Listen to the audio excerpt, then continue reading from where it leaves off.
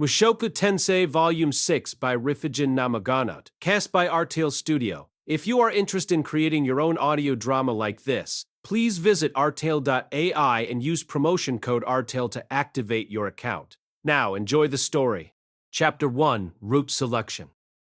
I was now 12. I only realized this when I looked down at my adventurer card and all of a sudden saw the number 12 in the age column.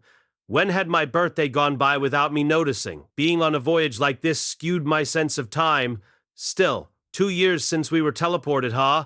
It had only taken 2 years to travel across both the Demon Continent and the Millis Continent. Or, if you looked at it the other way, 2 whole years had already passed. At any rate, the Asura Kingdom was almost before us. After what had transpired on the Millis Continent, it seemed unlikely we'd experience much hardship from here on out. We had money and the means to travel. The only thing I had to worry about was not knowing the whereabouts of the rest of my family, Zenith, Lilia, Aisha, and also Sylphie. Despite Paul's efforts, they still hadn't been found.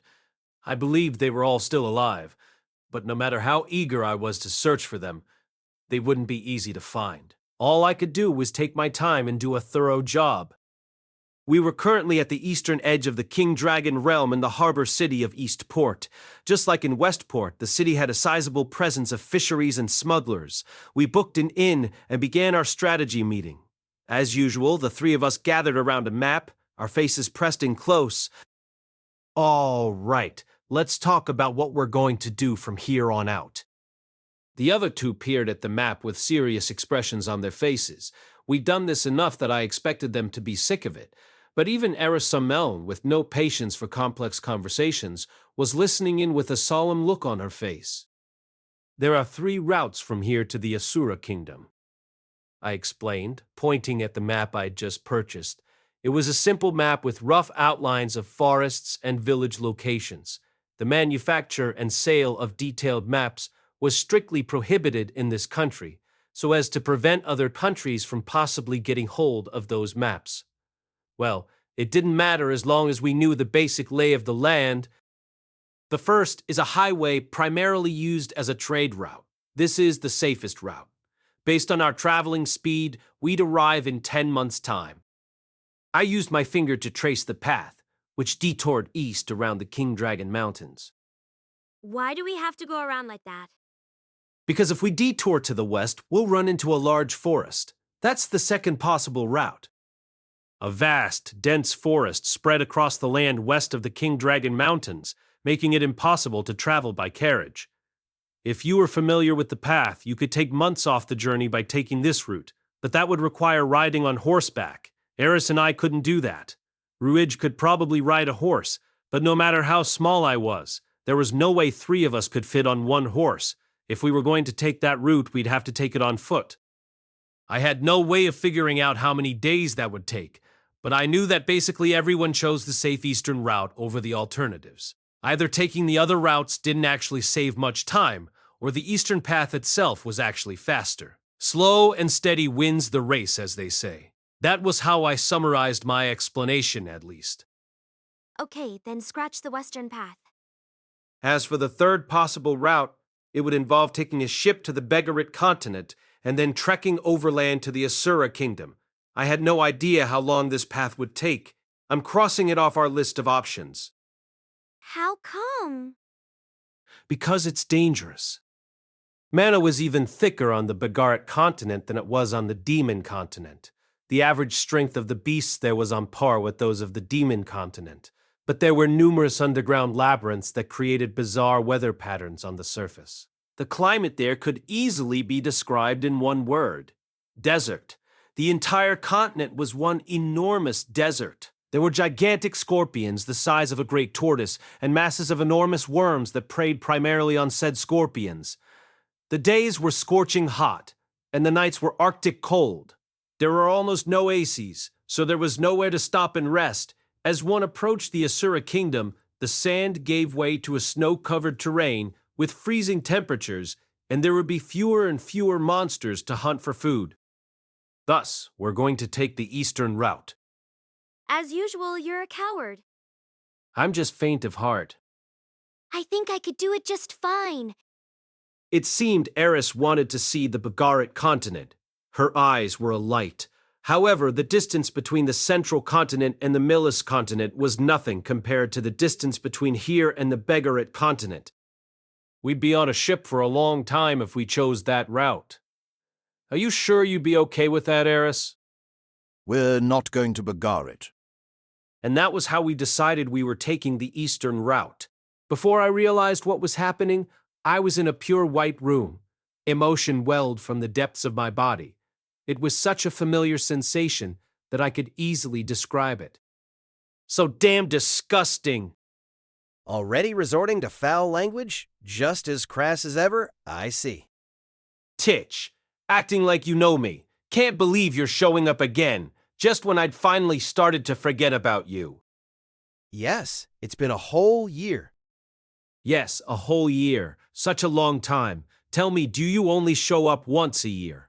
If so, that would put my heart at ease. No, that's not the case at all. I figured as much. After the first time you appeared, you showed yourself again just a week later. That aside, you're as cold to me as ever. It's all thanks to me that you got that demon eye, you know. Yeah, well, I'm grateful for that, but if you told me more, I wouldn't have ended up in that cell, and I wouldn't have missed important information that led to my fight with Paul. Ah, damn it, I bet you found the whole thing really entertaining. Paul and I butting heads because I didn't know my family was missing, me being all depressed afterward, and Eris cheering me up, even managing to make up with Paul in the end. Well, yes, that was entertaining. But are you sure about that? Sure about what? Sure that it's all my fault? Damn it. Being in this room takes me back to the past. Back to when I used to blame everything on other people. I've reflected on my mistakes. Reflected, damn it, I can't remember what kind of reflection I did. Why can't I, damn it! Well, that's part of your charm. But a little reflection won't be enough for you to move forward. Whatever, it's just that I can't remember right now. But I will when I wake up. I can recognize my mistakes. So, let's restart our conversation. I've decided to listen to you. Listen? Now this is different. You're honestly gonna listen to what I have to say? Yeah, that's right. But there's one thing I want you to tell me. What's that? I don't mind answering if it's something I have knowledge about. Tell me where my family is. I thought your family was in another world? Don't play games with me. Zenith, Lilia, and Aisha. If possible, Sylphie, Ghislaine, Philip, and Soros, too. What? I'm asking sincerely. I don't know if I should tell you. You're just a voyeur who spies on people's lives. Are you only going to tell me things that are convenient for you? You can arrange for me to meet up with the world's greatest demon emperor, but you can't tell me where my family is. Okay, I'm sorry. I got a little carried away. Good, as long as you know what you did. But are you sure? I might lie to you this time. What? Lie! So, you finally admit it. That's right, you are the type to lie, aren't you? I'm asking whether you can trust what I say. No, I can't trust you.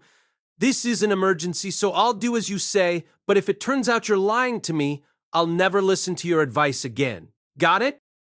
Then I want you to promise me something. Promise you what? If my advice allows you to reunite with your family, then I want you to trust me from now on. Are you telling me to be your little puppet? Be your yes man and obey your every command? No, I'm not asking you to go that far. But it's going to get exhausting if you're this hostile every time we talk, you know? It'll be exhausting even if I'm not. Do you even know what it's like? To be haunted by a past you want to forget? To feel like the memories of your repentance and growth have been erased? To be overwhelmed by self-loathing the moment you wake up in the morning? I see. I've wronged you. All right then. Why don't we decide on some rules, like me telling you ahead of time when I'll next drop in to give you advice? Yes, that's a wonderful idea. How about coming to see me again in 100 years? But you'll be dead by then, no? I'm telling you to never show your face again. Sigh. Well, I figured you'd say that. Are you sure you don't want any advice from me this time? No. Hold on a sec. I'm sorry. I'll compromise. If you can give me advice this time that will reunite me with a member of my family, then I'll stop being so hostile when we talk. And you'll trust me? Nope, I'm not willing to go that far. But I'll at least stop having these meaningless exchanges about whether or not I'm going to listen. Well, that's optimistic. So, you compromise too. Stop showing up out of nowhere like you did this time. Give me some prior warning. Or show up in someone else's dreams and use them to pass on a message to me. That would be difficult. There's actually a condition that must be met for me to be able to appear in someone's dreams. A condition? So that means you can't just show your face whenever you want? Exactly. In addition to that, I can only show up in the dreams of someone who is on the same wavelength as I am. There aren't many who can receive my advice with such fortuitous timing. You're quite lucky. I could weep for joy. Anyway, there's a condition. Huh? What is it? Who knows? I'm not even sure myself. All I know is that there'll be a sudden aha moment where I'm like, this guy's the one, today is the time. And that's when I'm able to link up. Yeah? So that means you can't completely control it either. Forget the prior warning then. Let's see. I'd like you to be more detailed in your advice. If all you say is go here or go there, it just leaves me confused as to what I'm supposed to do. It makes me feel like you're playing me. All right, more details. Got it. Okay, go ahead then. Well, this is my advice this time. A vision suddenly appeared in my demon eye, a back alley in some country somewhere. There's a lone girl, and someone violently grabs her hand. The person who seized her is a soldier. They're two soldiers. The other one is tearing a piece of paper he'd snatched from her into pieces. The girl watches him, screaming something. The vision suddenly ended there. Rudeus, listen to me closely. Her name is Aisha Greyrat. She is currently being detained in the Shirone kingdom. You'll be there when the events from your vision transpire, and you'll meet her and save her. You absolutely must not let your name be known. Call yourself the Kennel Master of Dead End and ask her for the details of her situation. Then send a letter to your acquaintance in the Shirone Royal Palace. If you do that, both Lilia and Aisha will be rescued from that place. Huh? Wait, what? No, wait, why? Acquaintance? A letter? Was that a little too much detail? If I tell you too much, it'll spoil my fun, so that'll have to do. Now then, I wonder which one you'll get along with. What? Lilia and Aisha are both in the Shirone kingdom? Why? If that's where they were, they should have been found by now. And what do you mean? Which one am I going to get along with? Does that mean I'm going to clash with the other? Good luck, Rudeus. Luck, luck, luck. As the word echoed in my mind, my consciousness faded. I woke with a start. Ugh! My head was pounding. The dizziness was overwhelming, and I felt nauseated. I climbed out of bed and half ran straight to the bathroom, where I started vomiting into the toilet bowl. I had a dreadful headache, and my feet were unsteady. When I left the bathroom, the trip back to my room felt much longer than it had when I raced in here. I pressed my hand against the wall and slowly slumped to the floor. In the darkness of the inn, I could hear someone panting. Startled, I looked around to find the source, only to realize that it was the sound of my own breathing. What's wrong? Are you okay? A white face floated in the pitch black of the hallway. It was Rudeus. He was peering at me with a worried look on his face. Yeah, I'm fine. What did you eat? Can you use detoxification magic? He pulled a cloth from his pocket and wiped the area around my mouth. At the whiff of my own vomit, the nausea flared up again. But I managed to keep from barfing again, even as the queasiness lingered in my chest. I'm okay. I somehow managed to wring the words out from the depths of my throat. Are you sure? I nodded. I was familiar with this headache. I'd felt it before when we were in Windport. Yeah, I was half asleep and failed to moderate my eye of foresight. That's why this happened. When I'd previously used the eye of foresight to look several seconds into the future, it had given me a headache just like this one. I had a good idea of why this had happened. The dream, that advice, and the vision he made me see. The man-god showed me the future, most likely using the eye of foresight. So that's why I mumbled to myself. Rudeus gave me a puzzled look. I remembered how I'd met the great demon emperor in the port city and obtained my demon eye. I remembered how sudden it was and how, for some reason, I picked this specific eye. I'd met Gallus right after that, but the eye contributed nothing to our journey across the sea. It was true that I'd eventually defeated Gallus using the eye, but I felt like I could have managed that on my own if I'd had to. To me, there was no greater meaning behind my acquisition of the demon eye, but perhaps there was to the man-god. Perhaps the whole reason he'd arranged for me to meet the great demon emperor was so he could use the eye to show me the future. It sure did feel like he was making careful preparations for something. My anxiety reared its ugly head, and for the first time I feared the man-god. I got the impression that this being, this creature with undefined form and incredible power, was trying to use me for something. It sent a chill through me. Rudeus, you look pale. Are you sure you're okay? I almost blurted out my anxieties. The truth is that ever since I met you, the man-god has been monitoring me. I've been following his advice and doing what he tells me, but in that moment, I realized something. Ever since I met you, that was it. The first time we came into contact was right before I met Rudeus. Back then, the god had also advised me to help Rudeus out. Now, that was strange. Why didn't he contact me before that? Why did he only contact me right after the displacement incident? Why advise me to help Rudeus rather than just rely on him? I felt like all of these things were connected. I had no proof of this, but despite that, a thought occurred to me. Maybe the man-god plans to make Rudeus do something. The man-god said he could only appear in my dreams if a certain condition were met. Perhaps he was bound by that condition so he couldn't manipulate Rudeus directly. So he triggered the displacement incident to transport me, someone who did fit that criteria, to the demon continent, and guided me to Rudeus, thereby getting him to accompany us to the central continent. But if that were the case, why help me acquire the demon eye or give me advice on how to save Aisha? I didn't know. I didn't know what he was thinking, nor was I sure if I should say anything to Rudeus. I wanted to confide in someone, but I didn't think it was right to put more on Rudeus' shoulders. Maybe telling him would even fulfill the man-god's unknown conditions, and the god would be able to talk directly to Rudeus. Honestly, Rudeus would probably be easily taken in by whatever the man-god said to him. I wasn't even entirely convinced he was telling me the truth, but at least my hostility made it difficult for him to deceive me. I wanted to believe that as long as I kept that up, nothing too terrible would happen. Mr. Rudeus, if you ever find yourself in a difficult situation and someone whispers honeyed words in your ear, don't ever believe what they say. Deceitful people strategically target you when you're the most vulnerable. In the end, I didn't tell him about the man-god. I have no idea what you're talking about, but I understand. I had mixed feelings, watching him look at me so earnestly and nod. Rudeus trusted me, and yet I was hiding things from him. It was largely because I determined keeping them secret was the best course of action, but that didn't alleviate the guilt. My headache and nausea had faded without my noticing.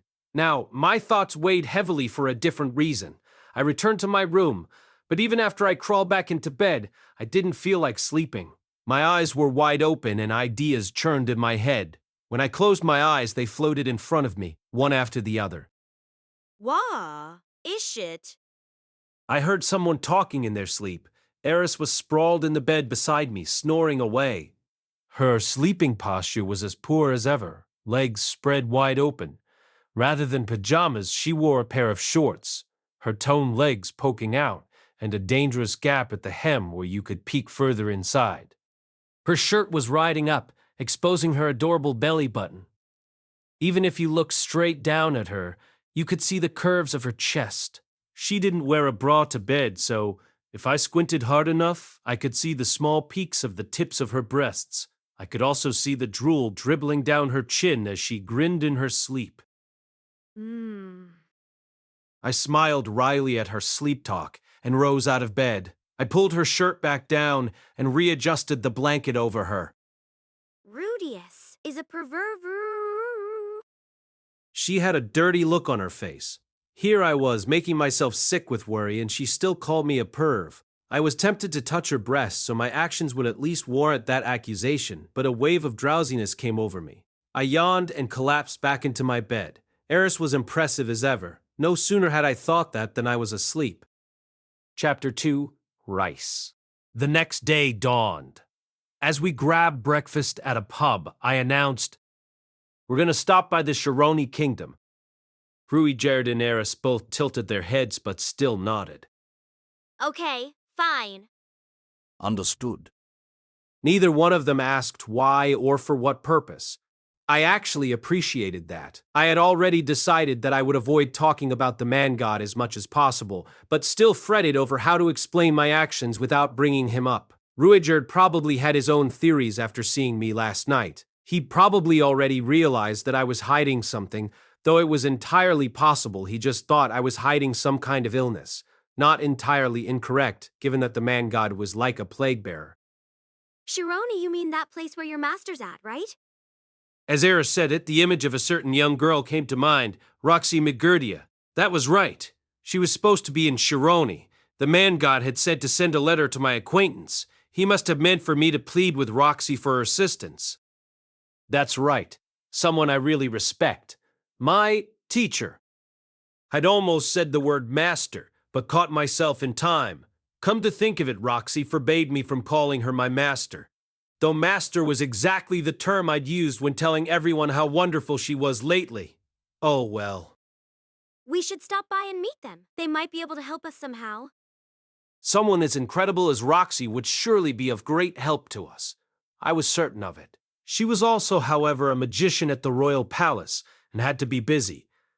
I didn't want to trouble her too much.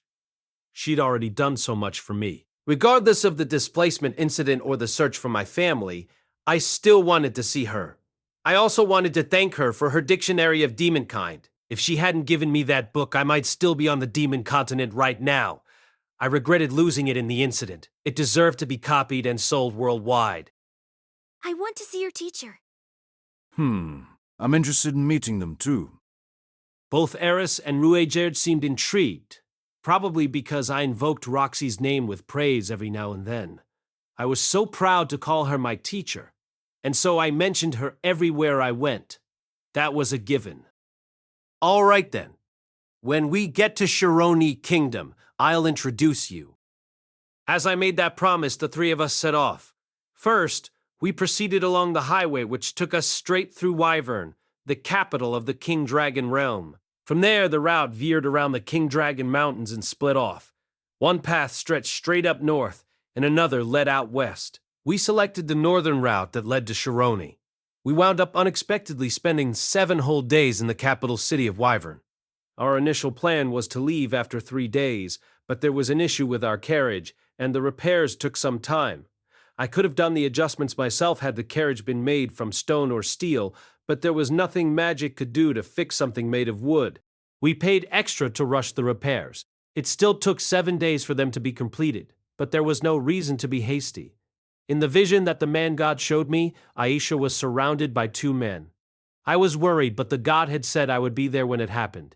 In that case, perhaps our carriage troubles were the work of fate. If fate was involved, then no matter how quickly I rushed to Shirone, I wouldn't meet her before it was time. I had to stay as calm as possible. With that in mind, I made my way around Wyvern. The King Dragon realm was the 3rd biggest country in this world, and the largest in the southern part of the central continent, with 4 vassal states under it. Once, this country had been just one of many in the south. That changed after it attacked the King Dragon Mountains in the northwest and slew their ruler, Kajak, the monarch of the King Dragons. This gave his conquerors access to a huge vein of minerals, instantaneously boosting their country's resources and power. It was also the origin of 48 magical swords that were now scattered about the world, as well as one of the places mentioned in a line of the Epic of the North God. Despite this storied past, the country didn't seem like it put too much emphasis on tradition. Instead, it felt like America, like a mix of different elements. There were many smithies and sword training halls, and the styles were diverse, but most of the techniques I saw belonged to the North God style or Water God style. I tried peeking into one of the training halls, but most of the people being taught were children. Even the masters of those halls were mostly only advanced tier sword fighters, so Eris took one look at them and said, with a snort of laughter, "They're nothing special." Even Rudeus expressed disapproval. At any rate, I decided to gather information on missing persons. I found one of Paul's underlings in the Adventurers Guild who told me there was no information to be found in this country. It wasn't going to be easy to find anyone who was still missing after all this time. Following that, I did my usual market research. Specialty goods from both the Millis continent and the Central continent were sold here. It was among the wide variety of food being sold in the marketplace that I made a discovery. Rice. Its color was a bit yellow, but it was definitely rice. Of course, I already knew there was rice in this country. I'd eaten white rice when I was in Eastport. I'd really been looking forward to eating this country's cuisine, but unfortunately the only things their pub served were easy-made soups, paella, and rice porridge. A bit different from what I was looking for. I wanted to eat pure white rice. The moment I saw the rice for sale, an electric shock ran through me. If I couldn't buy cooked white rice, then I just needed to make it myself. I bought the rice instantly. A few hours later, I was in the inn's garden preparing my food. I had 4.5 grams of rice, cooking utensils I'd carefully prepared with earth magic, an outdoor stove, a recipe that a pub owner taught me, eggs, and salt. I held the recipe in one hand while I washed the rice and started the fire in the stove. The heat of the fire was key to cooking rice properly. What are you doing? I had my game face on as Eris came over. An experiment. Hmm? She huffed in disinterest and started swinging her arms. Judging by the way she kept stealing glances at me, she was actually more curious than she let on. I turned over the hourglass I'd borrowed from the pub owner and powered up the fire. The pub owner said that the trick to cooking rice was slowly turning up the heat, so I was following his advice. After turning over the hourglass 3 times, I lowered the heat. Then I turned it over 2 more times. Finally, I extinguished the flames and turned it over another 2 times. It's done. Really? Eris stopped swinging her arms and stooped beside me. Her scent wafted toward me, but my hunger was currently stronger than my sex drive. She looked at the pot in anticipation. I was also filled with excitement as I lifted the lid. The wave of heat carried the smell of freshly cooked rice right to my nose. It smells really good. Good job, Rudeus. No, I need to taste it first, I said, pinching a bit of rice between my fingers and popping it into my mouth. I'd give it a 45 out of 100. It was nowhere near as good as the 2 types of Japanese rice that stood out in my memory, koshikari and sasanashiki. Even if I compared it to all the modern types of Japanese rice, it wouldn't even be C-ranked. It was dry, had a kind of bitterness to it, and was still faintly yellow in color. My poor cooking methods were partly to blame, but the ingredients themselves were inferior too, perhaps because rice wasn't a staple in this country. You couldn't even call this white rice.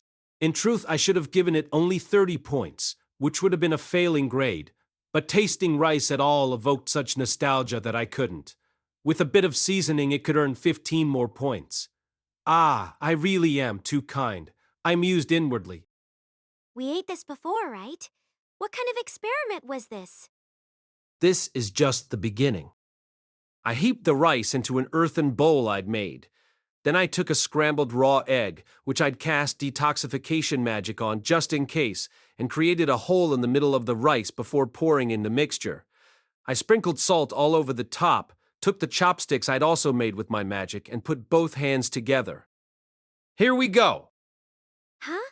But, Rudeus, that egg is raw. I opened my mouth wide and took a huge bite of the now brightly yellow-colored rice. It smelled questionable. The salt I'd added to it didn't seem to do anything. Now that I was trying it, I noticed the flavor of the egg was different too. It was a far cry from the fresh ones sold in Japan for raw consumption. I should probably cast detoxification again on myself afterward just to be safe. Also, it definitely needed soy sauce, without which the raw taste was all too apparent. I wondered if soy sauce existed in this world as well. If it didn't, then maybe I could find some kind of substitute. Does it taste good? Since Eris had asked, I used my earth magic to make another bowl. I spooned in some rice, added some salt, and offered it to her. I also passed her a spoon I'd made. This would be beginner-friendly, no chopsticks. Hey, is this really all there is to it? I nodded quietly. Though I wasn't proud of it, there had been a point in my former life when I subsisted solely on rice for meals and rice balls for snacks. Eris chewed slowly, mixed emotions on her face.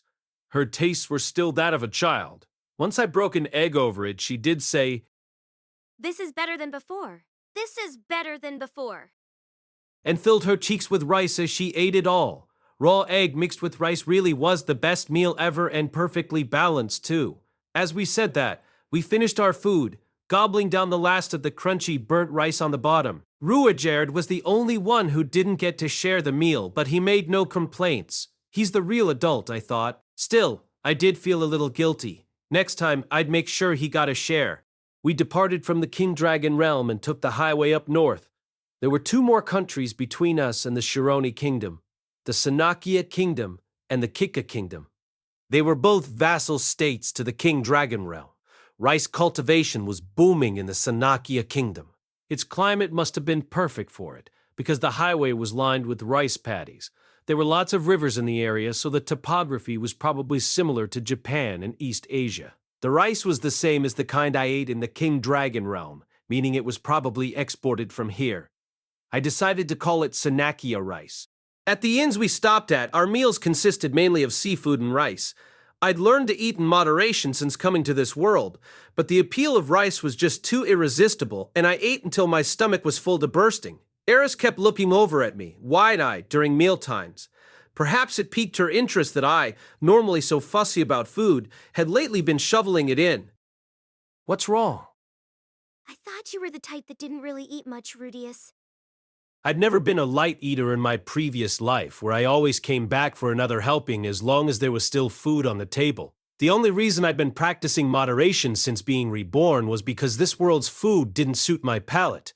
Leaving aside the tough meat that was a staple of most of our meals on the Demon Continent, even the bread-heavy meals of the Asura Kingdom felt a bit lacking to me. Zenith's cooking wasn't bad, but I couldn't help my longing for rice. Food wasn't the only thing I spent my time on. I popped in at the Adventurers Guild too. Unsurprisingly, given that this was the Central Continent, invoking the name Dead End didn't elicit the least bit of shock. Just because someone was famous in America, for example, didn't mean their popularity extended to Japan. Or how there were a lot of children who knew about Superman but didn't know who Captain America was. They were adventurers, so they'd probably heard the name Dead End before. But no one kicked up much of a fuss. Even if they knew what the Supered were, the Supered's most recognizable trait was their hair color. Just like a track team girl wasn't really a track team girl to a modern-day Japanese otaku, unless she had a black ponytail, Rudeus wasn't really a Supered without the green hair. That said, A-ranked adventurers seemed to be more observant than the rest. Hey, you guys. Never seen you before. You're a ranked, right? Did you just form a group recently? The man who approached us had an aura similar to Nokopara's. Considering how that had gone, I wasn't too keen on getting friendly with him. We started 2 years ago. Ooh, that's not something you hear around here. That's the name of some fiend from the Demon Continent, right? Yes, and we've traveled all the way from the Demon Continent to get here. He here saw that one coming. And let me guess, that guy over there is the fiend? Yes, but could you please refrain from calling him that? Why? That's what you're trying to pass yourselves off as, right? He laughed as if we were pulling his leg, but I kept a serious expression on my face. Eris looked slightly perturbed, and Rudeus looked uncomfortable. The man broke into a cold sweat when he saw our reactions. Wait, are you for real? If you don't believe me, would you like him to show you the gem on his forehead? No, that's fine. I just didn't think he was the real thing. I guess the Supered really do exist. Then... The fact that we'd reached the A rank on the Demon Continent lent more credibility to our claims of Rudeus being a Supered. Despite the harsh treatment demons faced on the Central Continent, people didn't seem as terrified of the Supered here, perhaps because the threat of them was so foreign. After all, people who claimed brown bears were harmless were generally people who had never encountered one in the mountains before. The name Dead End had lost most of its value, but it would be easier to restore Rudeus's reputation when people weren't terrified of him. That said, I still hadn't come up with a good plan for that. The Rudeus figure I'd made wouldn't be any good as long as we were in the domain of the Millis faith either. As I was preoccupied with those thoughts, Eris glared at the man who had spoken to us. Eris, please don't start a fight. Yeah, I know that already. Okay, good.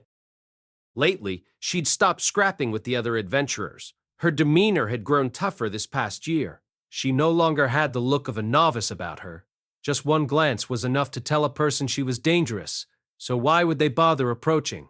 For her own part, Eris had also come to understand the adventurer's style of humor.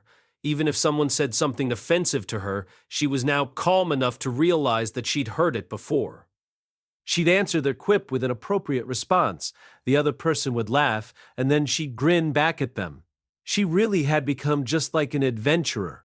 That said, she was always still game if someone wanted to pick a fight with her. Some people, most of them C-ranked and young themselves, would deliberately approach her after seeing that she was a rank despite her youth. They'd come up and say something like, "I bet you don't have any skills yourself.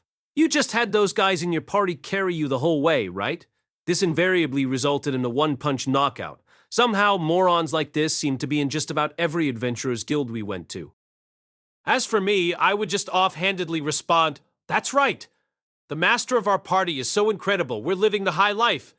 I had no pride. Besides, it was true that we'd relied on Rudeus a lot to advance to such a high rank.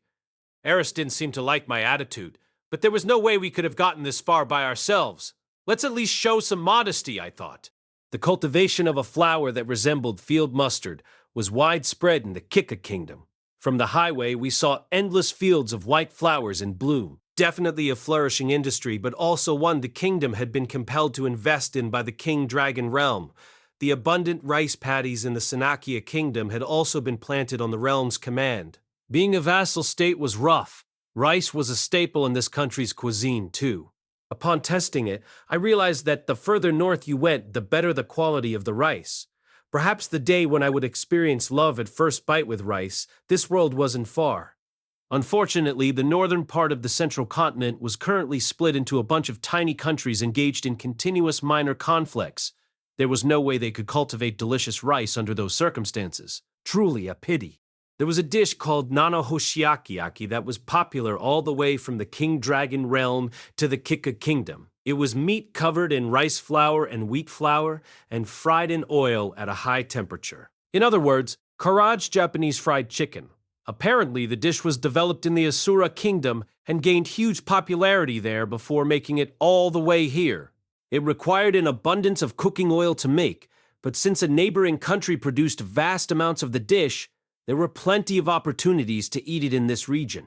Unfortunately, this fried chicken didn't taste so good either. The meat used was mostly sheep, pig, or horse. There was no set temperature for the frying, so sometimes the dish came out hard, and other times it came out gooey. It also wasn't properly seasoned, even though you could use salt, dried herbs, or the sauce that was unique to the area to change the flavor. The food we'd had in Eastport suddenly didn't seem so bad by comparison. Quite the opposite, in fact. Being a bit of a gourmand, I understood that the cooks in this country were trying their best. Still, what they delivered wasn't what I longed for. The lack of soy sauce was impossible to overlook. If I only had soy sauce, garlic, and ginger for seasoning, then I could make something salty and sweet. Lately, you get this troubled look on your face whenever we eat, Rudeus. He's picky about flavor. He's probably got some opinions about it. I think it's pretty good. We sat around a table, the two of them gulping down their food. They weren't picky at all. I hadn't come all this way to be a food critic and pass judgment on every meal, but I couldn't help but think how much better it would be with just a little bit of soy sauce. But the texture of the food is amazing. It's crunchy, and then when you bite into it, the juice just fills your mouth. Yeah, it's good. They both asked for seconds and cleaned their bowls in no time flat. How fortunate they were. They could find this kind of food delicious because it was the first time they'd ever had it. I, knowing there was better out there, couldn't be content. I couldn't help my cravings for white rice and fried chicken with soy sauce, or for tofu and miso soup with seaweed in it. My insatiable quest for good food continued alongside my search for missing persons, which of course yielded absolutely no information. That was how things went for 4 months. Then, finally, we reached the Shirone Kingdom. Chapter 3: The Shirone Kingdom. The Shirone Kingdom was a small but old country with a 200-year history. This was notable because all the human countries, except for the Asura Kingdom and the holy country of the southern part of the central continent, had been ripe with conflict until the King Dragon realm took control of the whole region some 300 years ago. Even now, the land to the north of here was a sprawling region of discord. The Shirone Kingdom was close to the conflict zone. Given its precarious location, how had this kingdom endured for 200 years? The answer lay in the alliance it formed with the King Dragon realm right after it was founded, an alliance in name only. Much like the other 2 countries we'd had to cross through to get here, the Shirone Kingdom was basically a vassal state to the King Dragon realm. That said, I had very little interest in national politics. The only thing I cared about was the fact that Roxy was in this country. I wondered if no, she wasn't actually young, was she? Anyway, I wondered if my adorable, clumsy master was still a court magician here. She'd said the prince was giving her trouble, but I was sure she could handle that. It had been so long. I wanted to see her. I wanted to see her and tell her I was all right. I wanted to tell her about how I visited her hometown. I wanted her to show me the king-tier magic that she'd said she could use now. My heart thrummed with anticipation as we made our way down the road toward the capital. Along the side of the highway were disjointed rice fields and grazing livestock. There were also inactive plots of land and pastures full of plants that looked like clover. I wasn't too well versed in agricultural practices, but the people of this world seemed to be putting some thought into how they grew their crops. Although supposedly a vassal state of the King Dragon realm, the Shirone Kingdom didn't really have the vibe of a colony, unlike the 2 countries we'd passed through before. Maybe it was because it was so far away, or because it was being used as a buffer between the conflict zone and other countries. At any rate, such was the landscape that accompanied us as we arrived at the capital, Latakia. In this world, most major cities were surrounded by protective ramparts, including Roa and Milashiam. Even the larger cities in the Kika Kingdom and Sanakia Kingdom had walls around them. The same was true of the Shirone Kingdom's capital, which had a sturdy, awe-inspiring wall lining its perimeter. In hindsight, it was the same way on the Demon Continent. In fact, because the continent had such a high concentration of powerful monsters, their defenses were more thorough. There wasn't a city out there that could match the huge natural walls that surrounded the city of Rikarisu. Each city on the continent utilized the special abilities of the tribes living nearby to erect strong walls to protect itself. Even small settlements conducted daily exterminations of beasts around the village's outskirts. In comparison, the ramparts on the central continent looked as if they were merely for show. We passed through those walls and made our way into the city, where we parked our carriage at a stable. There were many labyrinths in the vicinity of the city, so there were plenty of tough-looking adventurers around, many of whom engaged primarily in dungeon diving. That had been Paul and Ghislaine's life in the past, and even Roxy had done it for a while. I was pretty sure it was Paul who'd said dungeon divers were incredibly skilled. There were many labyrinths scattered throughout Shirone, and you could make a ridiculous amount of money just by exploring their topmost levels. There were probably a handful of S-ranked adventurers among the dungeon divers who were aiming for the most lucrative loot, and we mingled with that crowd as we traveled the main road and selected a random inn to stay at. As usual, it was one tailored to D-ranked adventurers. Even the low-ranked inns in this town were a bit pricey, perhaps because there were so many high-ranking adventurers around. Compared to the D-ranked accommodations on the Demon Continent, the quality of the lodgings on the Central Continent wasn't bad at all. It was actually good enough that we would have been fine with rooms aimed at lower-ranked adventurers, but we had enough money not to worry about that. Quite the opposite. In fact, we could have afforded even better accommodations if we wanted. I would like to stay in a better room, I thought to myself at one point, but even though we had the extra coin, it felt like a waste. Maybe I really was a penny pincher. All right, Now that we've arrived in the Shirone kingdom, let's conduct our strategy meeting. I announced to the two standing in front of me. Their apathetic applause told me they'd gotten quite used to this setup. Now, what should we start with? We're going to meet your teacher, right? Eris's question reminded me of what the man god had said. Her name is Aisha Greyrat. Currently, she is being detained in the Shirone kingdom. You'll be there when the events from your vision transpire, and you'll meet her and save her. Spower, you absolutely must not let your name be known. Call yourself the Kennel Master of Dead End and ask her for details on her situation. Then send a letter to your acquaintance in the Shirone Royal Palace. If you do that, both Lilia and Aisha will be saved from that palace. Something along those lines. If I trusted his advice in its entirety, then I just had to walk down the alleyway I saw in the vision to trigger that event. I figured I should probably take Eris and Rudeus along as well. After all, the man god said nothing about going alone this time. I continued to think. If I believed the man god, then Lilia and Aisha were being detained at the Shirone Royal Palace. But in my vision, I'd met Aisha outside. That meant she'd somehow managed to escape the palace. I remembered the look of the two men who came after her in my dream. I'd seen their getup numerous times in the city. It was a normal soldier's attire. In other words, Aisha would be pursued and then caught by palace soldiers. That was when I would come in. If I took the most obvious approach to save her, I'd risk making an enemy of the palace, which had to be why the man god had said not to use my name. It might be best if I hid my face too. While the knights were busy tracking my fake identity, I could send a letter to my acquaintance in the palace, Roxy, and ask her for help. If she was a court magician, then her words should hold some power. I already owed her so much. I didn't want to show up barefoot and dirty-souled at her doorstep, like a stray child, though. I would happily wash her feet if our positions were reversed. This was the man god we were talking about, though. It was possible he was up to something. If I tell you too much, it'll spoil my fun, he'd said. In other words, he was hoping for something interesting to happen, and there was probably nothing I could do to avoid it. However, he'd also said, I hope you'll trust me next time. Hopefully, even if there were unpleasant surprises lying in store for me, they wouldn't involve such things as serious injury or the death of someone close to me. But this was all assuming I trusted the jerk.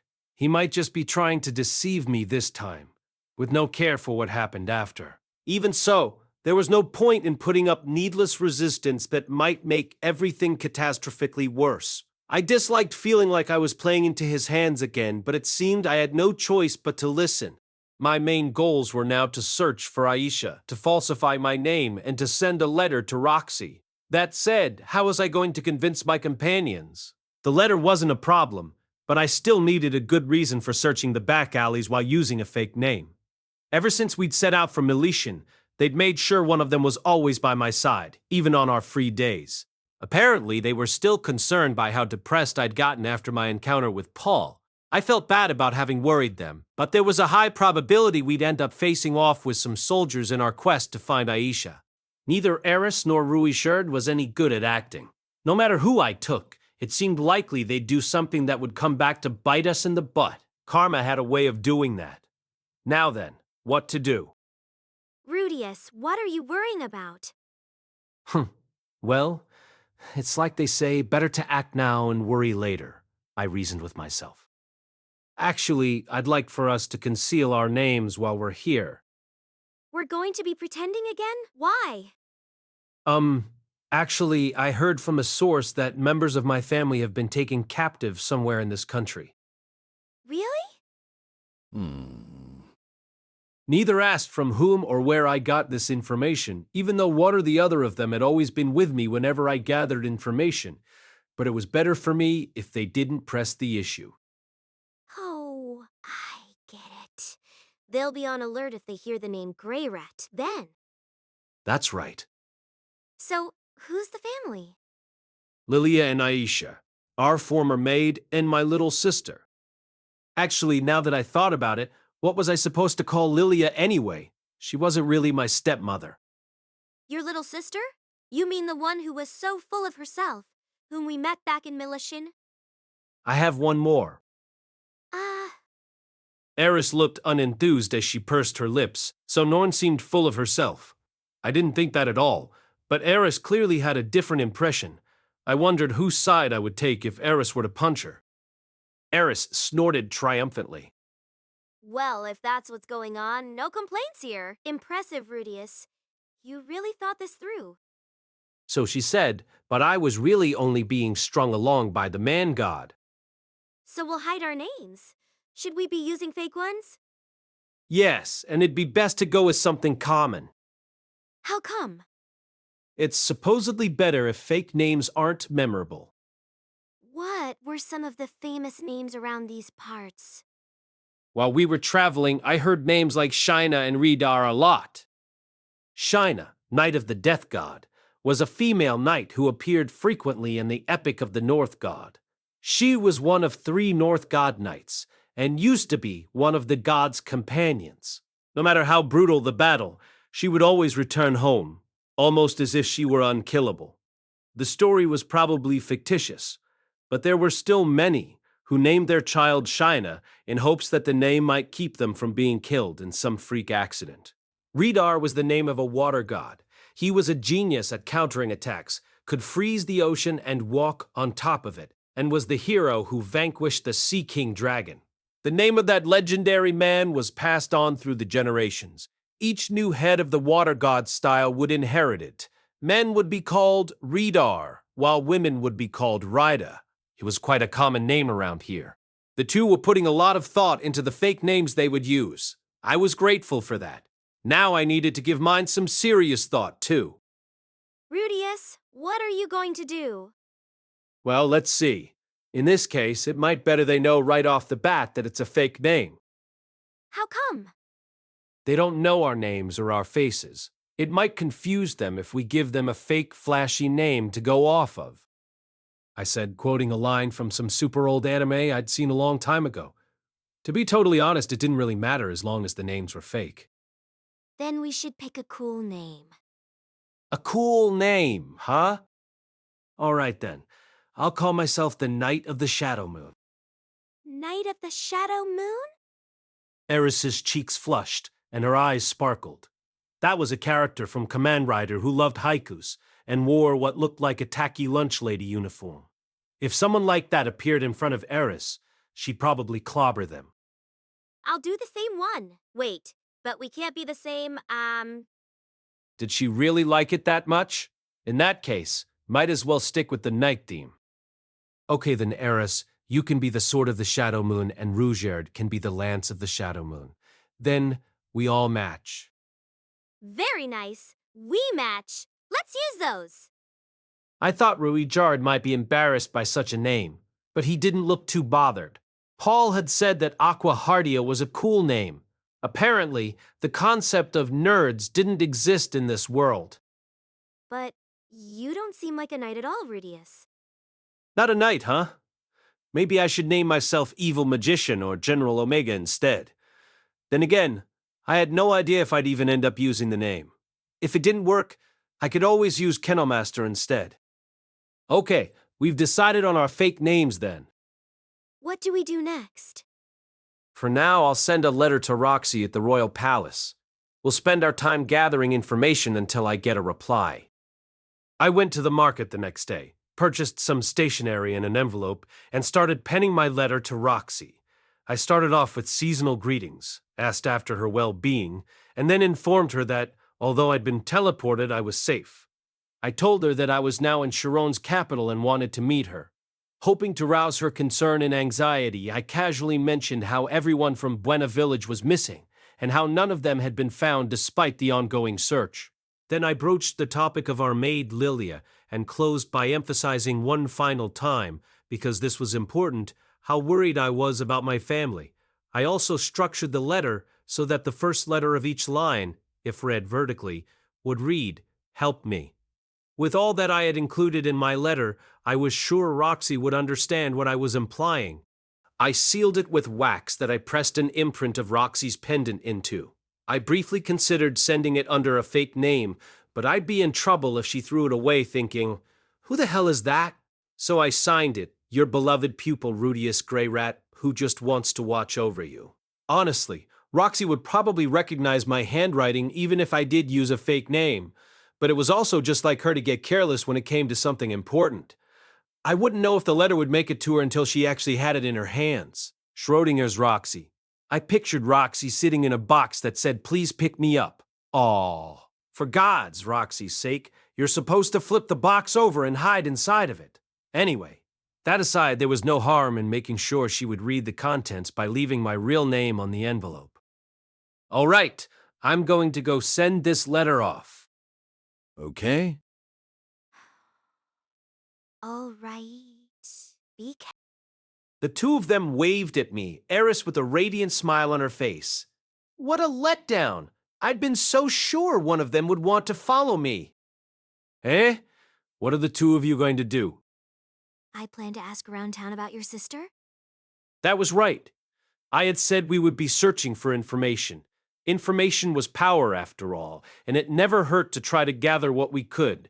I actually felt a little abashed at how lax I'd become trying to move on to the next step without doing that first. All right then, I'll make sure to hunt down some information too once I'm done sending this letter off. With that, I left the two of them behind. I went to the Adventurers Guild to post the letter. I intended to start searching for information afterward, but mere minutes later, I realized I was being tailed.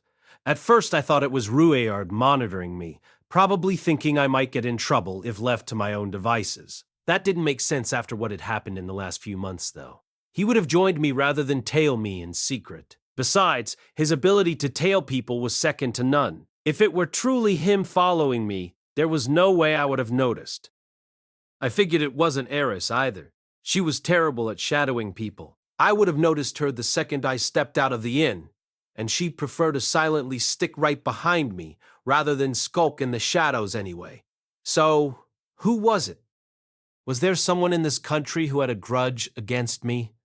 I couldn't think of a soul. Besides, I'd only just arrived yesterday. It was likely I would stir up trouble in the future, but I hadn't bothered anyone yet. Was this connected to something I did on the Demon Continent? Would someone really follow me all the way here for revenge? Unlikely, but maybe they were a survivor from the Zantport smuggling group who'd spotted me by chance. Maybe they were planning to seize the opportunity to finish me off. No, the most likely explanation was that they had absolutely no connection to me at all.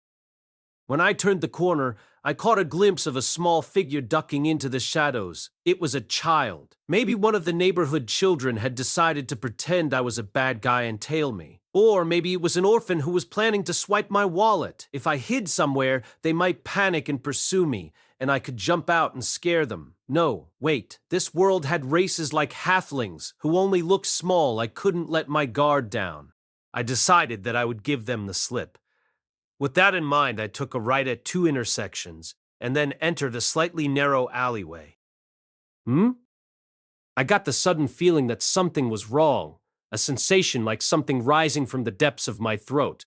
Brushing it aside, I used magic to create a wall of earth. A 3-meter wall rose up, sealing the alley behind me. I'd gone pretty deep into the winding alleyways to lose that kid. Now which way back to the main road? I felt a little like a lost child. Unlike the grid-like layout in Militian, even the major thoroughfares in this town didn't run straight.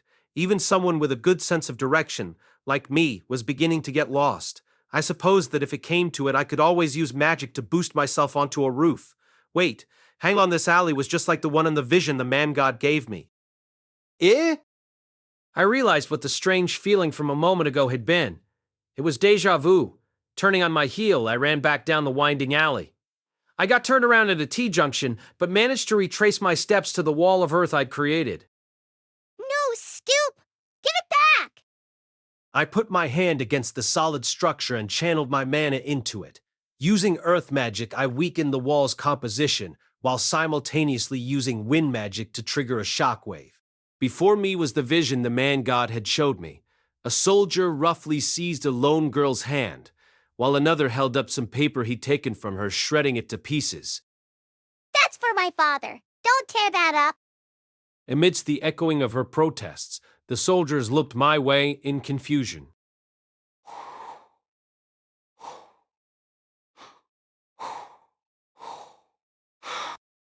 The girl had a face that resembled Lilia's, with Paul's brown hair pulled back into a ponytail. She was wearing a baggy maid's outfit. Her face, which would normally have been light-hearted and gleeful, was contorted with tears and streaming snot. The soldiers had been glaring at her with obscene looks on their faces. Wait, no, that wasn't right. They looked like they pitied her. Were they doing this out of duty rather than because they wanted to? Who are you? State your name. I'm that girl's, I am the Knight of the Shadow Moon. What part of you is a knight? You are obviously a magician. Ugh. Damn it.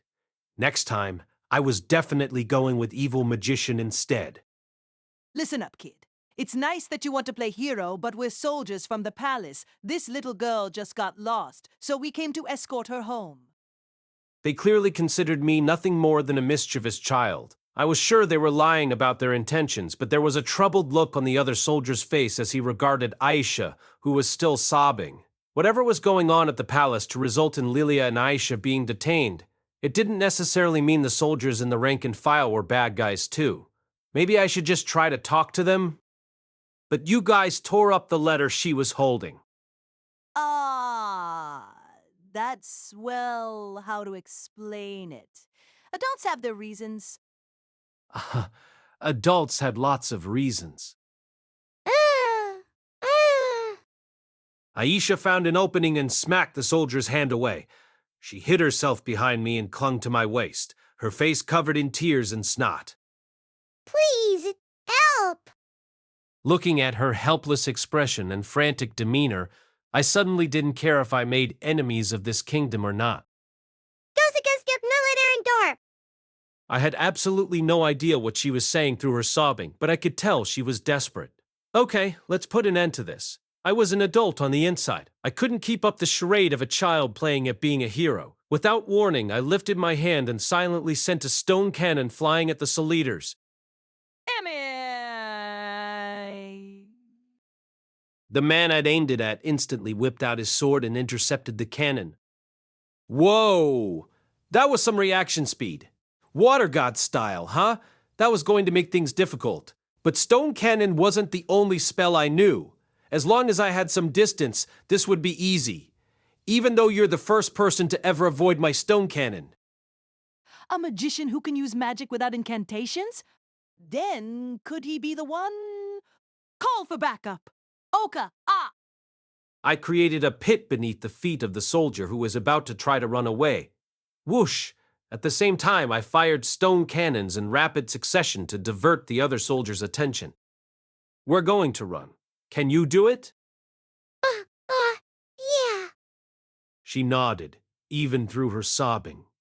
Very good, very good. All I had to do was knock this one unconscious, and we could make our escape. No sooner had I thought that than a high-pitched noise like a bird's cry echoed around me. It came from the hole I'd opened up. A whistle! That other soldier was blowing an alarm whistle. Each one sounded slightly different, probably to let people identify their exact locations. Once my opponent saw that I had stopped launching stone cannons at him, he yelled, We've created a blockade around this area. More soldiers will be here in a moment. Cease your futile struggle and hand over the girl. We won't hurt you. This area was about to be swarmed. However, I still had a card up my sleeve. Aisha, hold on tight. Don't let go, no matter what. Despite her confusion, Aisha wrapped her arms around my waist and squeezed. I grabbed her shirt with my left hand and channeled mana into my right. Then, I conjured an earth lance with a flattened tip at my feet and used it like a catapult to launch us into the sky.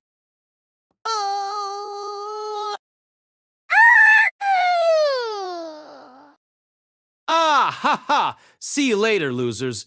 Incidentally, I broke both my legs when we landed. I was definitely never doing that again. Chapter 4. There is no God. Aisha cried for quite some time after we made our escape, big sobs that shook her whole body. She'd even peed herself. I understood how she felt. If a couple of scary men had grabbed my arm and threatened me, I'd probably be shaking too. Not enough to pee myself, though. Those two soldiers were probably more gentlemanly than most, but it had to have been a terrifying experience for a 5 or 6-year-old child. Age gaps felt more pronounced the younger you were. High schoolers could be as intimidating as adults to grade schoolers, and the soldiers actually had been adults. At least, I wanted to believe that was the reason she was crying and not the crack of both of my legs breaking when we landed. I quickly used healing magic to fix them up, but that definitely hurt. Currently, I was avoiding mention of her little accident, while silently washing her underwear. We were back at the inn. Eris and Rudeus were both gone when we made it back, and they'd said they were going out to hunt down information, so they probably wouldn't return until evening. Here I was, having yet another unusual experience. Just moments ago, Aisha had peeled off her small, baggy maid outfit. Once she shed her soaked underwear, I wiped down her undeveloped nethers with a moistened towel and gave her one of the shirts I normally wore. I was left with a wooden pail, some soap, and a young girl's panties, a young sobbing girl who peed herself in bed next to me, clad only in my baggy shirt after stripping naked, missing her underwear. My former self would have been incredibly turned on by this situation. Any dude who found himself in such a situation would be, right? Oh, why didn't I give her fresh underwear to put on? That's obvious. I didn't have any for her. I'd been instructed never to touch Eris's panties after all, and no matter how urgent the situation was, I couldn't break what was one of Dead End's cardinal rules. The thought alone was terrifying. Rudeus wouldn't save me if I broke that rule. I could use my demon eye to try and run, but Eris would be pissed for at least 3 days. If she did manage to punch me while I was defenseless, she'd deform my face so bad I wouldn't be able to taste food for 3 days. Granted, I'd heal myself well before 3 days passed. Anyway, back to the story. The situation was such that it wouldn't be surprising if my inner beast started howling. Yet my heart was as calm as the still surface of a lake. Forget being aroused, there wasn't even a ripple in the water. It was as polished and motionless as a mirror. That was odd. I was troubled by Aisha's endless sobbing, but I didn't feel the least bit aroused. Had I become some kind of holy man while I wasn't paying attention, or grown so terrified of rousing Eris's wrath that my pocket monster was now incapable of engaging in battle? Had I locked away my own memories to avoid facing my terror? No, that couldn't be it. You're okay down there, right, little buddy? Those troublesome thoughts preoccupied me as I washed and dried Aisha's plain linen panties, which weren't sexy in the least, and maid uniform, which seemed to be made of high-quality fabric. I handed them over to Aisha, who had finally stopped crying at some point, and she happily changed into them. Even watching her do that didn't arouse me at all. Come to think of it, I'd never been interested in Zenith's breasts either. I hadn't cared much about either gender or age in my previous incarnation, but apparently my current body's family were off limits in this one. Life sure was a mysterious thing. My name is Aisha Greyrat. Thank you very much. Dressed in her maid uniform, Aisha bowed to me. Her ponytail swayed with the motion. Ponytails really were amazing. Eris occasionally pulled hers back into one, but hers made her look like a girl in a sports club. Aisha, on the other hand, looked more like an incredibly adorable doll. Her eyes were bloodshot, though, so maybe more like a cursed doll? Sir Knight, if you hadn't saved me, they would have dragged me away back there. When she called me Sir Knight, I remembered that I had introduced myself as the Knight of the Shadow Moon. A tendril of sweat trickled down my back. Maybe I'd gotten too carried away in my conversation with Eris. When I thought about how that name could be used to make fun of me 10 years from now, I kind of regretted using it. Really? Thank you so much. She bowed deeply again. Just how old was she again? About 6. She was well-mannered for one so young. Since you saved me, I have but one selfish request to make of you. Please give me pen and paper so I can write a letter. Also, please tell me where the Adventurers Guild is. I appreciate your help. Once she finished speaking, Aisha bowed her head again. At least she knew how to say please when she asked for help. She was a clever little girl. Ah, that was right, Paul had mentioned something about Lilia giving Aisha an extra rigorous education, hadn't he? That's all you need? Do you have any money? I have no money. Weren't you taught that you need money to send letters and to buy pen and paper? It was critical to teach kids the importance of money from a young age. I doubted Lilia would skip something that important, even if there were some things children shouldn't be taught until they got older.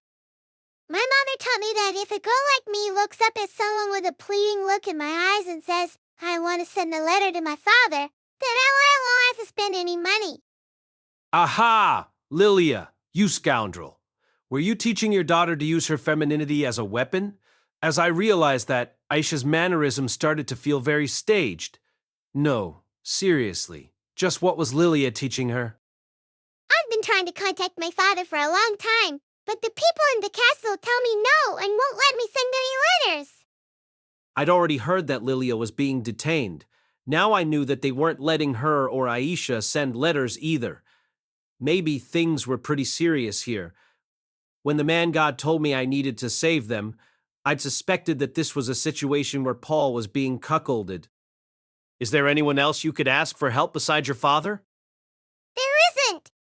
For instance, someone your mother knows, like a girl who's a little bit older than you and has blue hair, or, perhaps, a brother of yours that should be out there somewhere.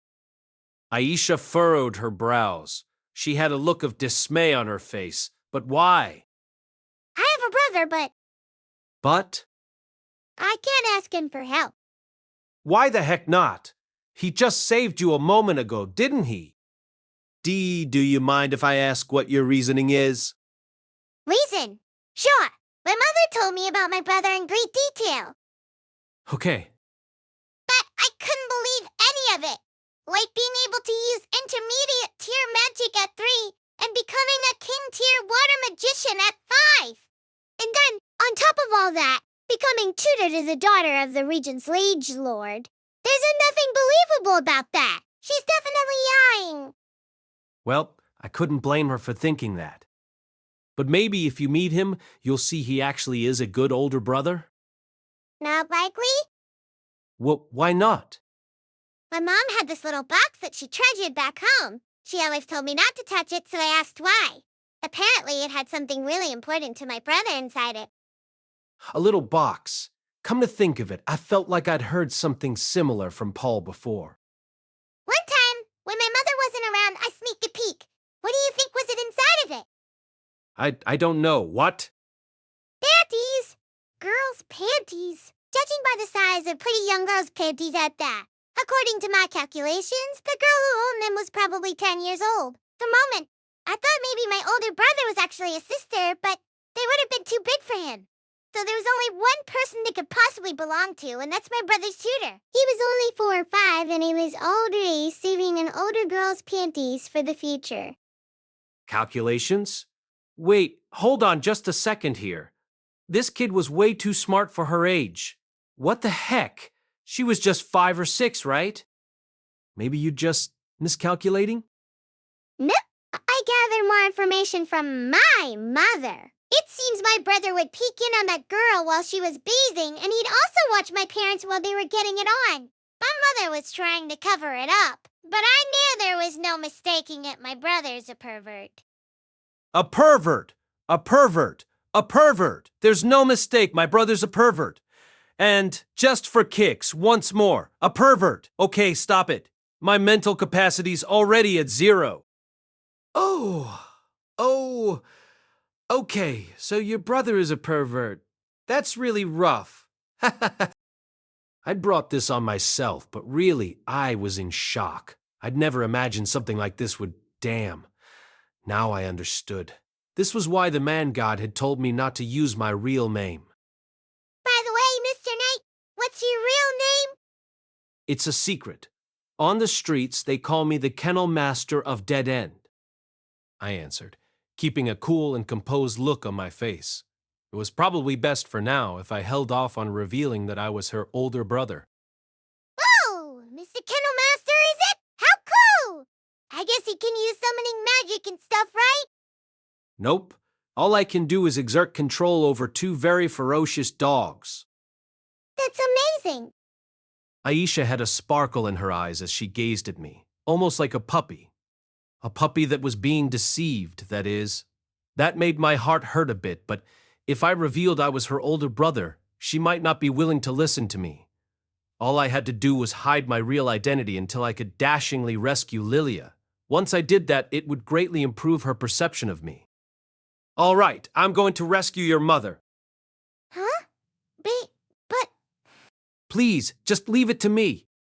And that was how Aisha and I met. She had the absolute worst impression of me, but not quite as bad as Norn's, considering I'd punched our father right in front of her eyes. Right now, she thought I was a pervert for holding on to Roxy's panties, but she'd eventually come to understand that sometimes people needed something to hold on to. That aside, why would she equate keeping panties with being a pervert anyway? She wasn't old enough to link underwear to sexual desire yet. She wasn't even old enough to understand what sexual desire was. Mushoku Tensei Volume 6 by Reincarnation na Maganade, cast by Artale Studio. If you are interested in creating your own audio drama like this, please visit artale.ai and use promotion code ARTALE to activate your account. Now, enjoy the story. Arousal was. If someone was teaching weird things to my little sister, they wouldn't go unpunished. By the way, Mr. Kennelmaster, Yes? how come you know my name? We'll leave out the part where I scrambled for an excuse until I finally spotted her name embroidered on the edge of her clothes. Aisha told me what had happened in the past 2 years. She struggled with the details, resulting in a poor explanation, but I got the gist of what she was saying. It seemed she and Lilia had been teleported to the Shirone Kingdom's royal palace. Their sudden appearance was suspicious, and they were both arrested. Lilia had tried to explain, but the powers that be decided to keep them both confined to the palace. Aisha didn't understand why, or what would happen next, but she did know that for some reason they wouldn't even let her send a letter. Apparently, they hadn't done anything bad to Lilia, or at least nothing that left visible marks. Who knew what might be going on at night while Aisha wasn't aware of it? Lilia was getting on in years, so hopefully the possibility of people going out of their way to violate her was low. It was strange that they were still being detained 2.5 years after they were teleported here. Had Lilia really failed to correct the misunderstanding in all that time? There had to be some other factors I wasn't aware of. In the midst of all this, Aisha was trying to send a letter to Paul asking for help. She'd gotten lost and figured that if she followed an adventurer, she'd eventually get to the guild. Apparently, that adventurer was me. Aisha hadn't mentioned Roxy. Was she really not trying to help Lilia? No. It was possible that things were only this bad because Roxy was helping from the shadows. Whatever the case, all I could do now was wait for Roxy's reply. The man god had told me to send her a letter. Now that I had done that, the rest of the puzzle pieces should fall into place. Whoa, so you came all the way from the Demon Continent, huh? Yeah. I was caught up in the displacement incident in Fito as well. And what did you do before that? I was a home tutor. I was teaching magic to a noble's daughter. Oh, really? Where at? Roa. That's the same place as my brother. The two of you might have passed each other at some point. Yeah. The possibilities as minute as a grain of salt, but it's there. That aside, it seemed Aisha had learned a lot from Lilia. General common sense, etiquette, wisdom that would help in her daily life, how to be a maid, etc. It seemed suspicious to me that she could understand all of that at her age, but at the very least, she knew it well enough to be able to explain it to me. Her powers of speech were advanced for her age too. Perhaps she was just pretending to act like an adult, but she was still a clever one. Ever since she was young, she'd had the ability to soak up whatever she was taught like a sponge. I wondered what she would be like as she got older. Could I really maintain my dignity as an older brother? If you were teaching a noble's daughter, maybe her family was in contact with my brother's employer. Have you heard anything? And nope. I'm afraid I have no knowledge of him. Oh, hurry. I was hoping to hear what your impressions were of my brother. The only thing I ever heard was that the young miss at the liege lord's manor was very violent and impossible to manage. Much as I was tempted to drop some more information, Aisha was eventually going to discover I was her brother. I didn't want her realizing that I'd deliberately talked about myself while pretending to be someone else. She asked me various things about the Demon Continent, and I answered in detail. I'd been worried I wouldn't know what to talk about with a child this young, but Aisha was so smart that we never ran out of topics. Strangely enough, I found myself genuinely enjoying what was basically my first real conversation with my little sister. A few hours later, perhaps exhausted, Aisha fell asleep. Eris and Rudeus returned after the sun had set looking weary. Apparently, they'd gone all the way to the slums to gather information, and a lot had happened, including a scuffle. They'd gotten in a fight yet again? They looked apologetic, but this was nothing new, and I wasn't going to ask for details. Everyone messed up sometimes, even me. As long as we had each other's backs, it was fine. I told them how I'd met Aisha, how Lilia was locked away in the castle, and how a lot of things about the situation seemed awfully suspicious. While I was at it, I told them I was concealing my name from her too. I impressed upon them the importance of keeping my real identity a secret. Why are you being so evasive about this? Apparently, someone has fed her some misguided information about me. I want to show her my good side so I can correct her perceptions of me. Well, I think you're cool just the way you are. Eris, I tried to give her a grin that read thanks for saying such sweet things about me, but when I did, Eris took a step back. Wow. Why do you get that creepy grin on your face when I compliment you? Apparently, my trademark look was a creepy one. That was a bit of a shock. Someone please give me a new face.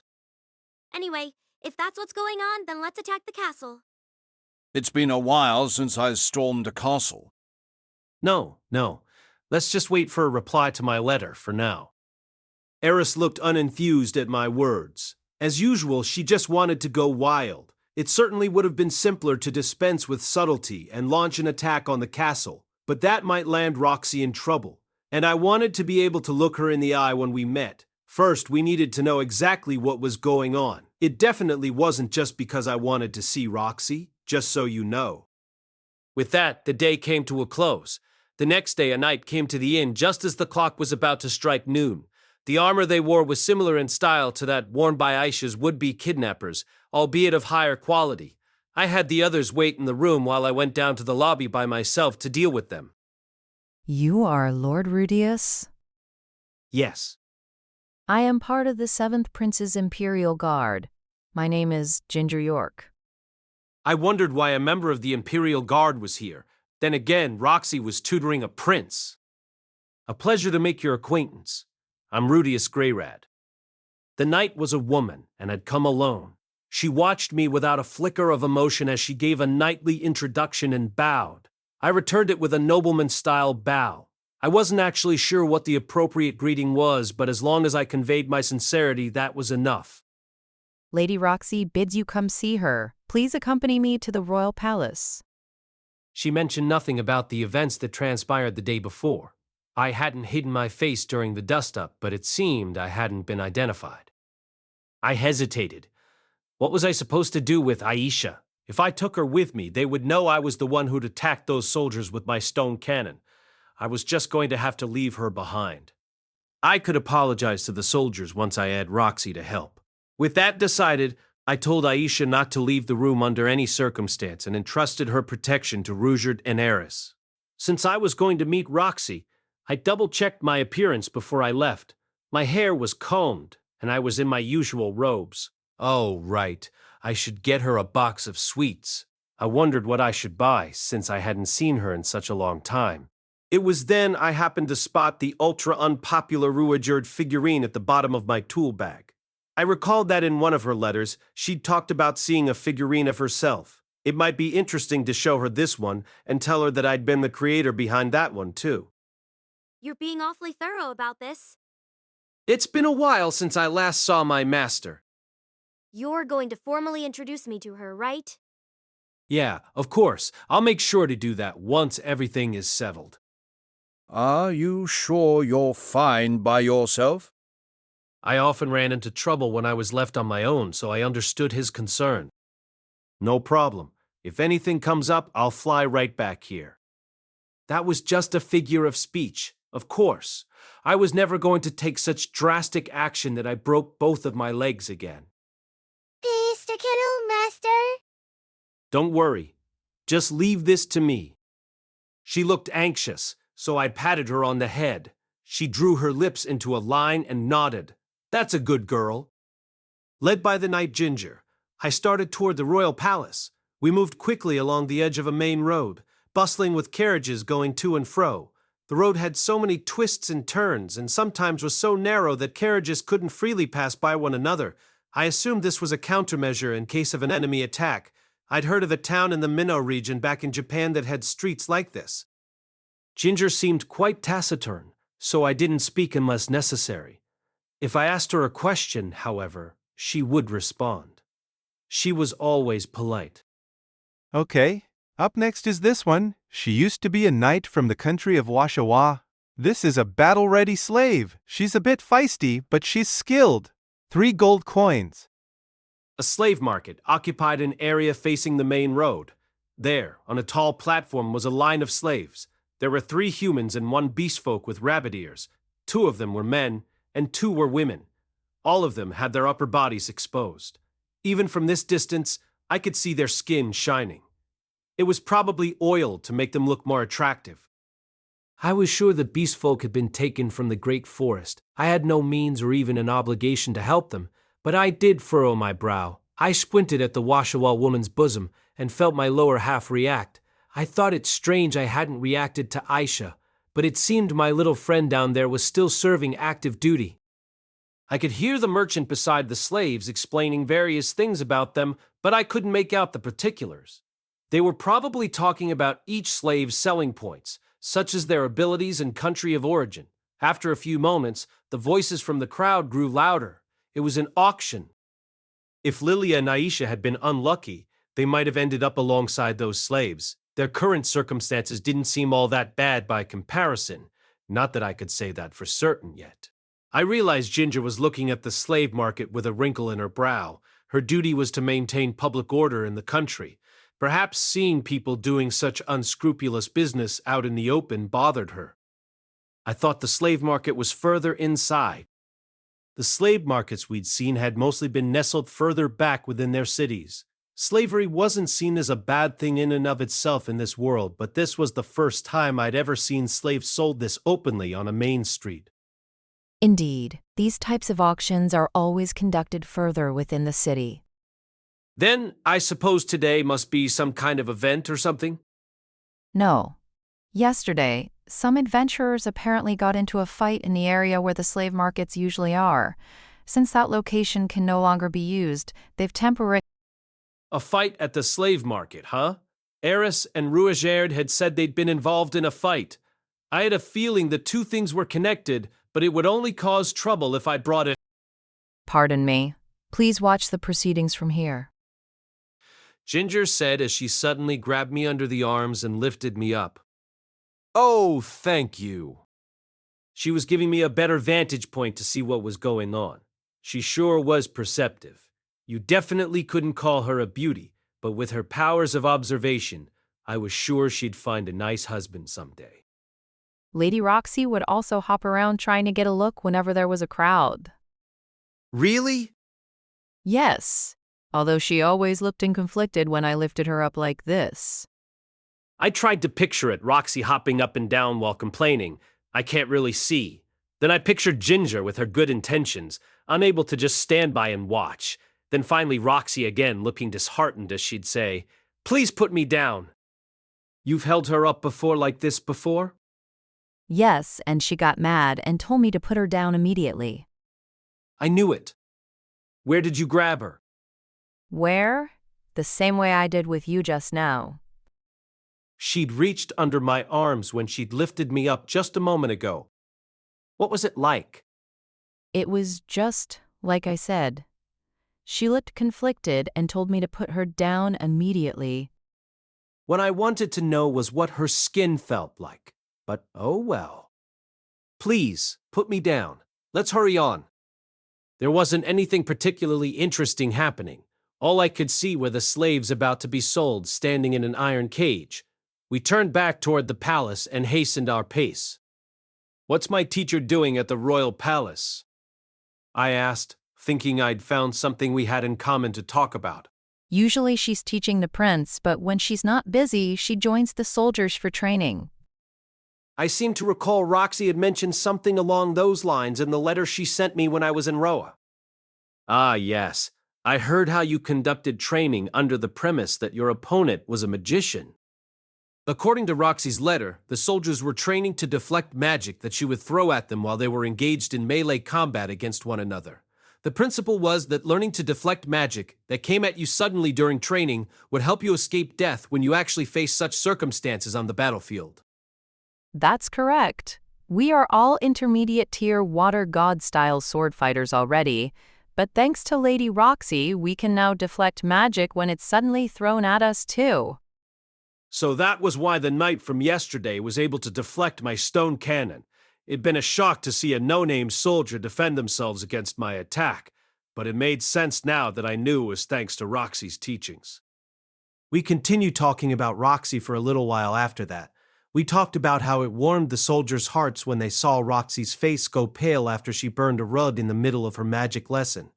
Then we talked about how her face turned pale again when a meal included bell peppers, and how she swallowed them whole without chewing once.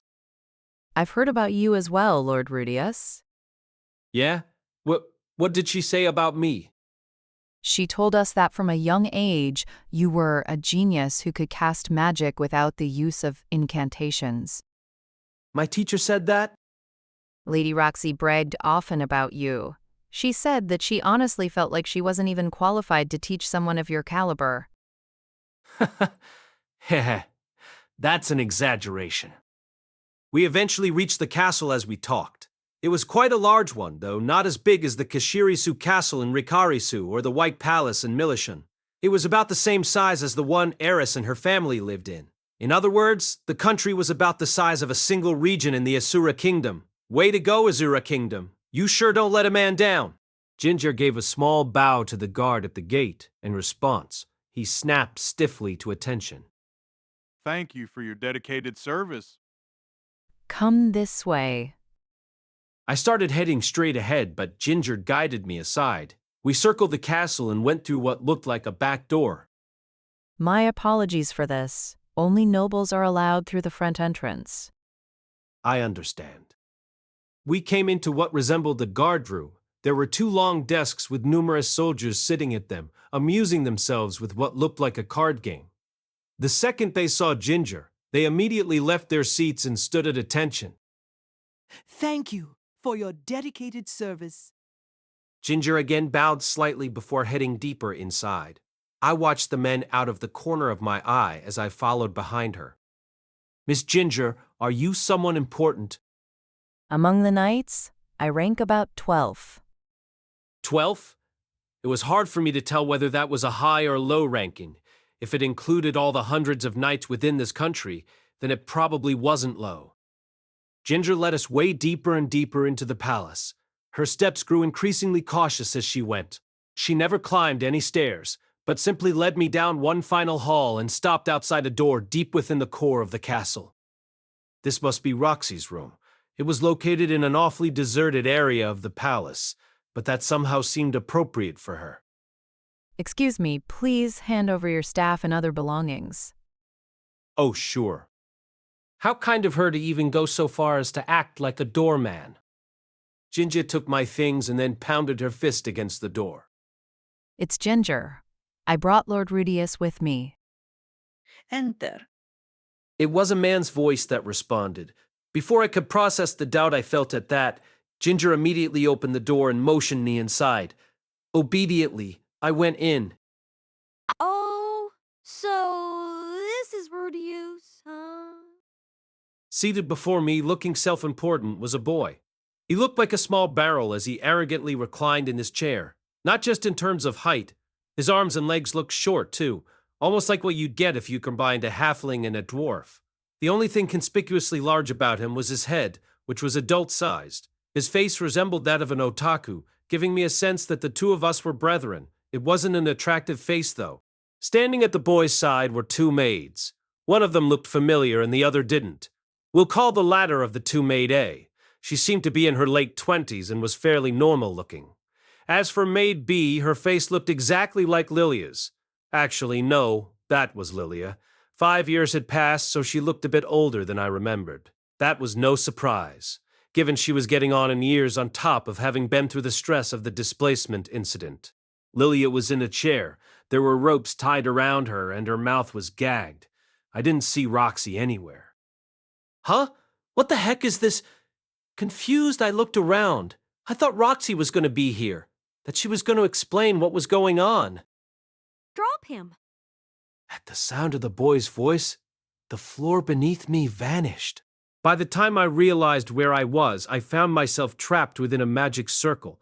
The moment the boy gave the signal, the ground beneath my feet fell away and I dropped through a hole in the floor. It took me several seconds to realize what had happened. I was in a small room now, about 6 tatami mats wide. There was a magic circle drawn on the floor, faint light radiating from it. I immediately tried to use an earth lance to lift me back up to the room above. But the magic never happened. I tried again, channeling a greater amount of mana into my feet in order to conjure an earthen pillar, but nothing happened. That was strange. I could definitely feel the mana leaving my body. This was probably the work of the magic circle that surrounded me. A barrier, huh? I reached out to the edge of the circle and found myself touching what felt like a wall. I tried punching it, but it didn't even shake. I wasn't getting out of here. Still, I didn't feel a sense of panic. Perhaps my mind didn't yet fully grasp the situation I was in. It's futile, I say. That's a king-tier barrier that I'd created so I could trap Roxy. Someone like you has no hope of breaking free of it. The rotund boy from a moment ago came waddling down the steps in the corner of the room. He stood in front of me. A great big grin stretched across his face as he triumphantly leaned back. And you are? My name is Pax. Pax Shirone! Pax? Oh, right, the 7th prince. What was he planning to do by trapping Roxy in a barrier where she couldn't use her magic? Wait, in her letter, Roxy had described him as being similar to me. I was a gentleman. So it only stood to reason that he was going to do something very gentlemanly. A gentlemanly act of violence. I like that look on your face, Rudeus Grey Rat. He chortled when he saw my frustration. I put on a poker face and took a deep breath. Calm down, I told myself. Just calm down. So I've fallen into a trap? I understand. I'll apologize formally for attacking those soldiers yesterday. But before that, please call Roxy here. I used to be her pupil. She can confirm my identity. Then I can call my lawyer and we can have a proper trial. Roxy wasn't there. What? I was even more shocked by his words than I thought I would be. Roxy wasn't here. That meant God wasn't here. There was no God. No, that couldn't be possible.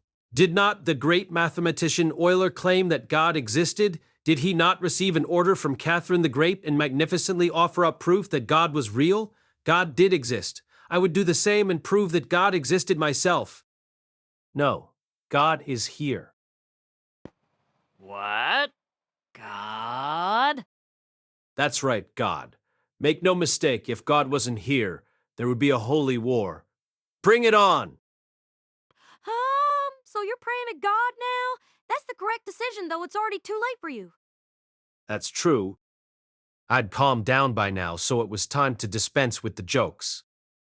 So judging by what you just said a moment ago, Roxy isn't in this country anymore? Correct. You're gonna be the bait that lures her back here. If you mean she's going to swallow me up, then that's been my lifelong dream. I responded offhandedly, trying to think. Roxy wasn't in this country, but this person wanted to get his hands on her. Why? Was he the reason she ran away? I was surprised when I read your letter. I never thought Roxy's lover would try coming to this country. What? Roxy has a lover? Seriously? I never wrote anything like that in my letter, though. Huh? You mean you're not? Don't be ridiculous. That's unthinkable. I'm an unworthy apprentice. There's no way such a relationship would develop between us. I was actually incredibly happy he'd made that assumption. Happy enough to make me want to wiggle with glee. I wanted to wiggle around like a certain rare reindeer. I wanted to wiggle around like a certain person living within a metal monster. But I forcefully restrained myself. Well, even if you're not her lover, she'll still come for her pupil. Will she really? She will. Lilia may have been too weak to use as bait, but for you, the pupil whose praises she wouldn't stop singing, she'll definitely come. Then when she does, it'll be the rest of her life as my sex slave. I'll make her give birth to 5 of my heirs. Excuse me, can I ask just one thing? Whoa! Ah, yes. I'll be sure to rape her the first time right before your eyes. Then I'll do it a second time after I cut off your head and see her face filled with despair. Boy, this kid had some wild delusions. Prior to coming here, I couldn't find any information about Lilia, so how is Roxy going to know that I've been taken captive? Pax froze. Well, she's incredibly capable. I'm sure she'll catch wind of it somewhere. Aha! So it'd be fine because Roxy was capable. Perhaps she'd be able to find information that I hadn't been able to, but the odds seemed unlikely. But don't you think it would be better to let that information out into the world? Not that I wanted to see Roxy get raped, but if he did that, word might get to Paul's ears. I'm not going to fall for that. You're under the patronage of one of Asura's high-ranking nobles, aren't you? I'd be making enemies of the Boreas family if they knew that I was holding you or Lily in captivity, wouldn't I? You would? Something seems strange here. Well, old man Sorrows might try to help if he heard I'd been taken captive. But what did that have to do with Lilia? Lilia also tried sending letters numerous times, as if I would allow her to call for help. Why in the world was he not letting her write for help if the whole point was reeling Roxy in? I get it. He's a moron. Besides, I can just hand that information straight to her. You can? I've been searching for her for the past 2 years, but I haven't found her yet. Still, one day I will. She stands out wherever she goes. Just because she stood out didn't mean he'd ever find her. She'd written in her letters that he was similar to me, that he had talent. Did that just mean her impression of me was this bad? It looks like you've given up. I don't care if you're a magician who can cast spells without voicing them. You stand no chance against me. There was no way I was going to lose to this guy. I glared at him. Oh, I like the look in your eyes. Makes me shiver. I hope you'll keep that look until the very end. I'm looking forward to it so much. Roxy, don't keep me waiting. He sounded like a little boy pining for attention as he mounted the stairs, disappearing through the hole in the ceiling. There's no way in hell she's coming. Hey, who said you could remove Lilia's gag? I'm sorry, but she seemed like she had something to say. Please, Your Highness, I don't care what you do to me, but please spare Lord Rudeus. Shut up! I don't need anything from an old hag like you. Ah! I heard a cry from the stairs above, accompanied by a dry slapping sound. Did he just slap Lilia? Anyway, have you still not found Aisha? Your Highness, we're still searching for her. What does the man who kidnapped her look like? I could hear the irritation in Pax's voice. Apparently they were talking about what happened yesterday. This wasn't good. I hadn't concealed my face, so I was sure they'd figure out it was me immediately. I'd put the location of the inn in my letter, too. But, oh well, so what if they found me out? Rudeus and Eris were at the inn. As long as Rudeus was there, I was sure he'd take care of things. Eris's offensive skills had established their own reputation, too. According to the report, he called himself the Knight of the Shadow Moon. He's a huge, brawny man who laughs loudly as he jumps from roof to roof like a pervert. If it's someone who stands out that much, why haven't you caught him yet? Damn it, you're all so useless. Yes, sir. My apologies. Hey, wait a minute. Excuse me, Mr. Soldier. Please report the facts properly. Just what part of my body was brawny and muscular? Wait, no, perhaps the inaccurate report had been given out of kindness. Maybe they were trying to help Aisha escape. They didn't seem like bad people when I met them, after all. Okay, good job, Mr. Soldier. According to the report, we did tear up the letter she wrote. And she can rewrite that letter as many times as she wants. A high-ranking noble isn't going to take action just because of a child's letter. Shouldn't we just forget about her? Ah, no. Search for her. Don't you care what happens to your family? I'll dispatch a search party immediately. Then came the sound of frantic footsteps. Judging by the conversation, did that mean Ginger's family had been taken hostage? Throw Lilia in her usual chambers. Yes, sir. Lord Rudeus, I swear I'll save you. Shut up! Hasn't been allow you to do that. Ah!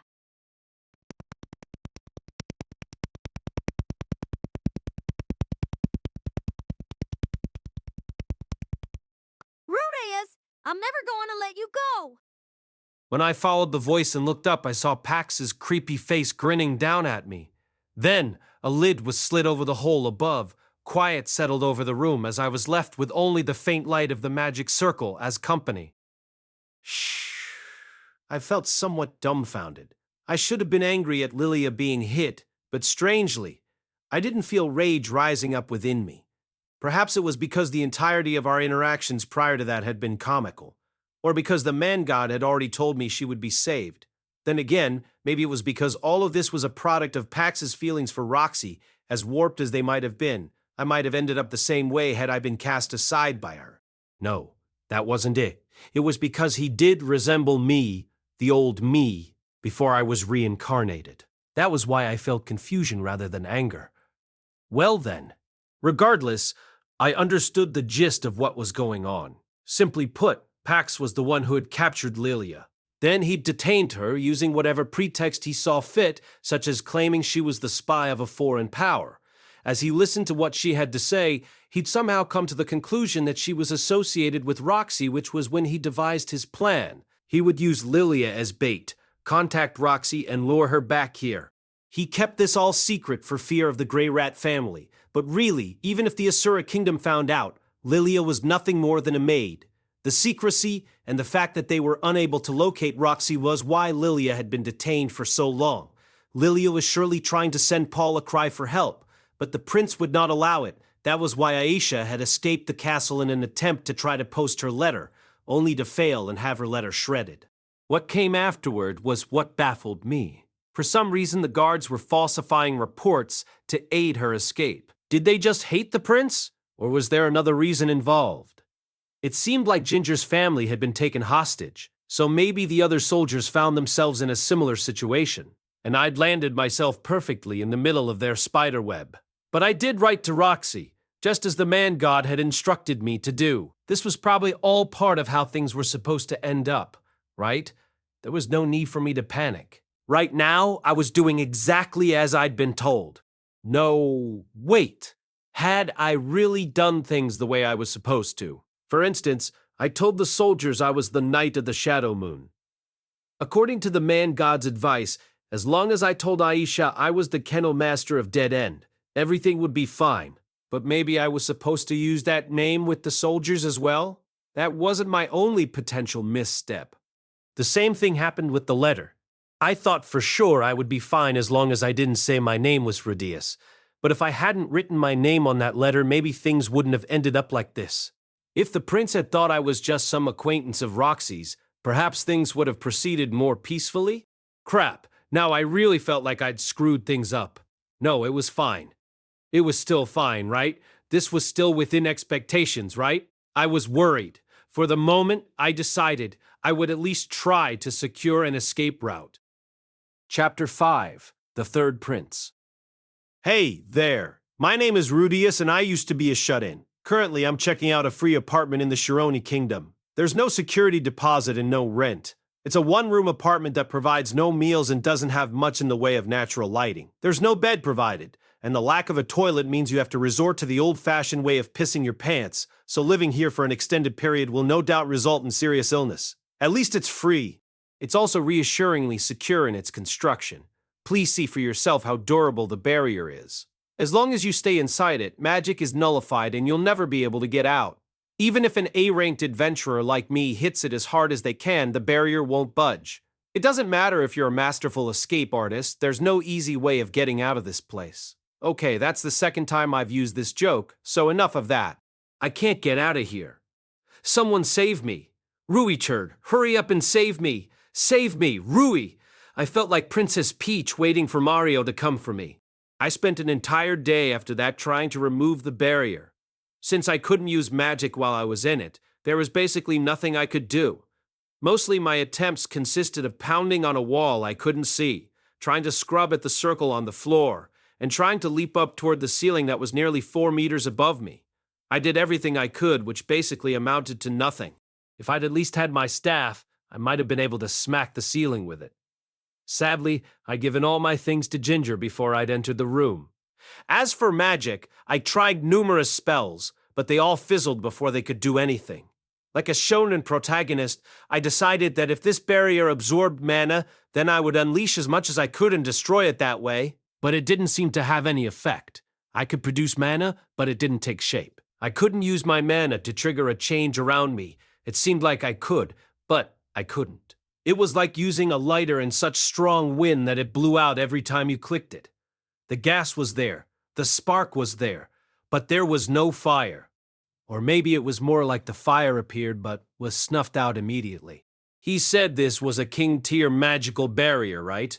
It was incredible. My impatience grew as I realized that I couldn't get out of here on my own. If the worst came to pass and Roxy actually came to help me, falling into Pax's trap in the process, there was nothing I could do to save her. All I would be able to do would be to scream for her to leave me behind. If Eris was the one that got caught instead, I could do nothing to help her either. Once again, I'd be screaming for them to leave me behind. And what if Pax changed his mind and decided that he had me, so he didn't need other hostages, and tried to have Lilia killed? I wanted to believe that everything would be okay, but I hadn't followed the man-god's advice perfectly.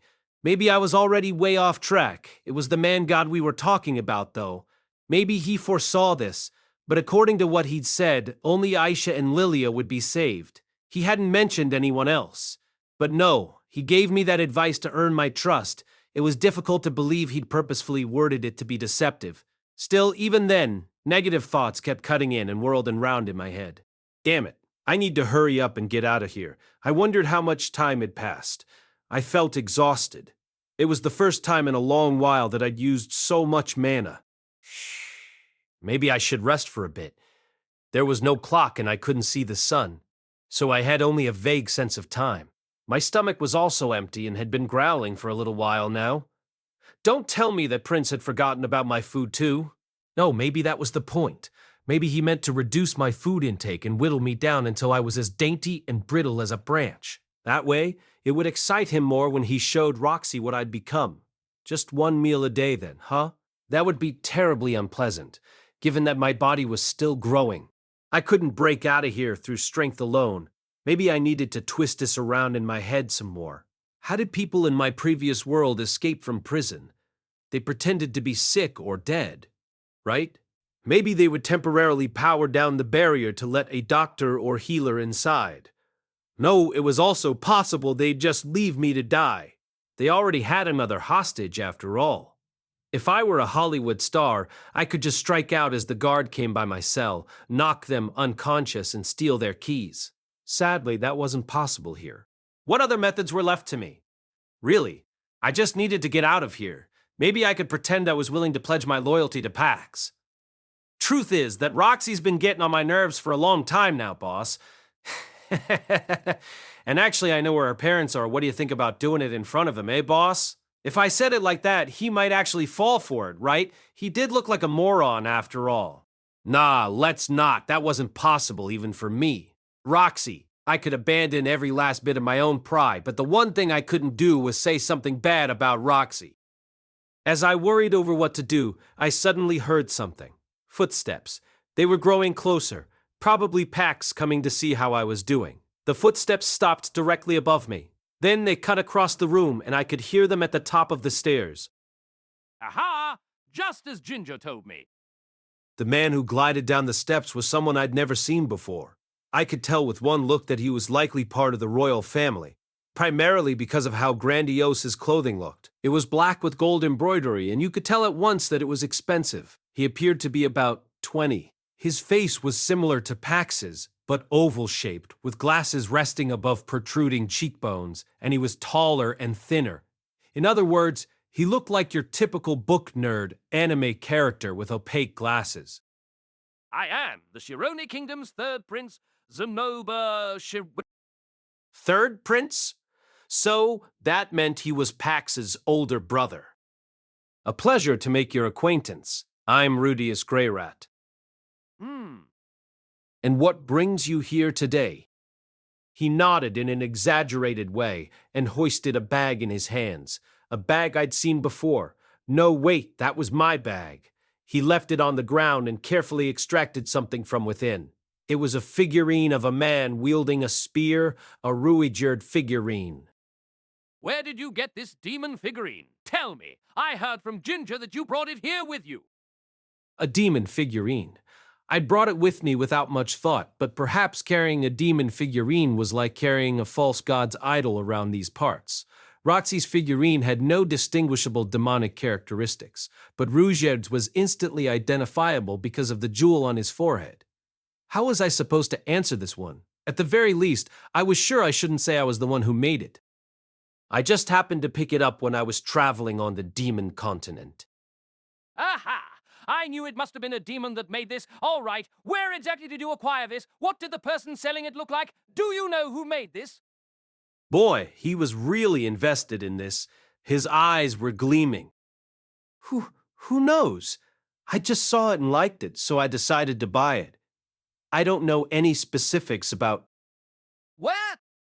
A dangerous glint of light reflected off his glasses. There was something seriously intimidating about him. He had the eyes of a person who had killed before. Oh yeah, the merchant told me something when he sold it to me. He said that if you have that figurine in your possession, you'll be safe even if a superd attacks you. Just show them that figurine and chant at them, Ruijerd loves children. Ruijerd loves children. And suddenly the superd will act like your old friends from 10 years ago. They'll sling their arm around you and say, hey bro, and stuff like that. Oh ho! Oh, yes, that's it. What else? What else did they say? You'll be blessed with perfect health and children. Oh. Also, you'll get really good at swordplay. No, not that. What you're telling me is that someone who is deeply involved with the super tribe created this? Yes. I wasn't sure those two things were related. The only superd I knew was Ruijerd. But as for being deeply involved, maybe? Many in this world didn't want anything to do with the super tribe, so in comparison, yes, I was deeply involved. Zanoba hummed thoughtfully to himself as he spun the figurine in his hand. Finally, he thumped it to the ground and reached back into the bag. The only other thing left inside should have been an emergency change of clothes. Then tell me, do you recognize this? What he produced from the bag this time was a Roxy figurine. He put it on the floor, then plunked himself down behind it. This demon figurine was discovered 5 years ago in the markets. He put his hand on his chin and gazed affectionately at the figurine. When I'd tried to use the Ruijerd figure to proselytize, I found out that demon figurines were forbidden due to the influence of the Milis religious organization. I assumed Zanoba was looking to condemn the person who'd created them, although he didn't seem very angry. It was my brother who discovered this one. When he saw it looked like Roxy, our court magician at the time, he purchased it directly from the merchant in the market. Your court magician at the time?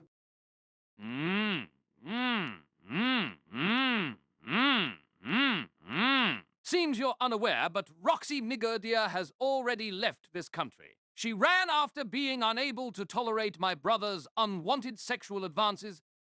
No, actually, I had already heard about that from Pax, but it made sense that she left after being sexually harassed.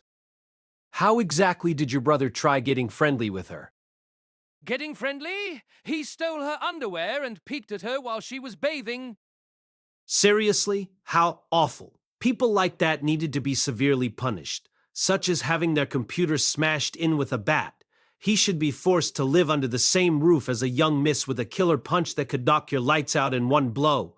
He should be stripped naked, thrown in a cell, and have cold water tossed on him. Shoot, I'd even be willing to conjure up an earth lance and slam it right into his ass, one thick and shaped like a traffic cone. Anyway, seriously, did he honestly think it was okay to steal Roxy's panties and all that? No, it was unacceptable. It was unforgivable. It didn't matter that he was a prince. He should still know right from wrong. It was no wonder she left. Wait, by that logic, could it be that Roxy had quit being my tutor because of the things I did?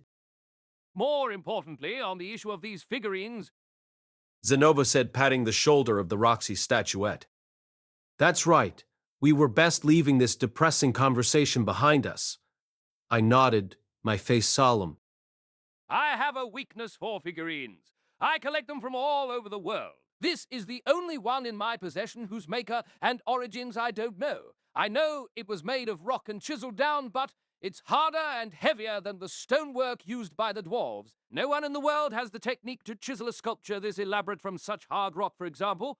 Look here, at the staff. Even for the most adept dwarf, carving something so precisely in stone is incredibly difficult. Complex pieces like the staff were easy to break. A lot of trial and error went into trying to compensate for that flaw. As a reward for my efforts, I managed to create something very tough and durable. I used the same material to make the spear on Rudeus's figurine. It required a fair amount of mana, concentration, and time to achieve more specifically, an entire day just for a centimeter of work. I dedicated a lot to perfecting my technique, so I was happy to hear it being praised. Something this incredible was being sold for a mere 5 Asura gold coins. I would have paid 100 coins for this. It bothers me that those living on the streets are so unrefined and boorish they can't appreciate its value. Granted, the price could be cheap, specifically because it's a figurine of a demon. If one of the Millis-faced temple knights knew you were in possession of this, you'd be put on trial for heresy, even if you were a prince of Shirone. Then they would execute you for being a demon god worshipper. There could be a number of reasons why this is being sold at such a low price. Executed? Well, the temple knights were full of fanatics, apparently. I've searched for the creator of this figurine before. I don't care to get involved with a demon god worshipper, but still, I want to speak to the person who created this. It was then that Lilia suddenly appeared at my door just one day after Roxy left. So they coincidentally just missed each other. Lilia was taken by the soldiers, and after things finally settled, Pax took possession of her. This was one of the things she had. She carried it with her like it was so precious. It struck me as odd. Look at it closely. Zanoba said as he reached into the bag again and produced a small box, one I had no recollection of seeing. It was fist-sized. He opened it so I could see inside. There was something tucked into the folds of a soft-looking fabric which he gently pulled away. Inside was a pendant carved of wood. I felt like I'd seen that sort of wood somewhere before. It was hand-carved, though you could tell it wasn't made by practiced hands. The pendant? The pendant is irrelevant. He pinched it between his fingers and placed it on top of the bag. His movements were so graceful. Still, what did he mean by irrelevant? That was when I recognized the cloth that had been wrapped around the pendant. Now then, about these panties. Zanoba pinched the fabric between his fingers and stretched it out. It was white and shaped like a home plate. I knew those belonged to God, Roxy, without a shadow of a doubt. Those panties were the object of my worship. Lilia said she tried to send these to you for your 10th birthday. So the pendant was just camouflage. Zanoba had already deduced that the real treasure was the cloth wrapped around them. Perhaps Lilia had tried to send them as is before, but realized it would look bizarre to send me underwear for my birthday, so she added the pendant. Unfortunately, my object of worship, Roxy's panties, had been washed. Roxy's extra virgin olive oil had been cleaned away, so they'd already lost their divinity. God was no longer nestled in that pair of underwear. In her place resided Lilia's sincerity. So what about the panties? Before we talk about the panties, let me explain this figurine to you. And so he began to speak. The words came like a flood, unending, and he had a look of ecstasy on his face the entire time. First, look at it from the front. A glance will tell you that it's just a normal magician wielding a staff. Look at the way the fabric wrinkles, the way she steps out with one leg, her staff clutched tightly in her hand and thrust out. The moment is captured so vividly. Then look at the hem and sleeves of her robe, her wrists and ankles, the slight exposure of her skin. It's ever so slight, and yet it somehow has a sense of eroticism to it. It's from what little you can see that you realize this girl is thin, that her lithe figure is hidden within the depths of these robes. Her clothing is so loose around her, but you can tell. Next, let's look at her from behind. Normally, you can't see the outline of the body in baggy clothing, but by putting the leg in front, the clothing is pulled tight so you can see just the slightest outline of her butt. A small butt. You probably wouldn't find it sexy at all if you saw it in real life, but the way it stands out in this baggy robe is exactly what makes it sexy. It's the way her butt is presented that makes you want to see more. And actually, you can do just that. If you unclasp the part that keeps the robe on here, you can see her innocent form clad in underwear. Not only that, but this girl isn't wearing a bra either. A good decision for someone like Roxy, since she has such a small chest. Now, if you turn the figurine back around, you see that her left arm is covering her breasts.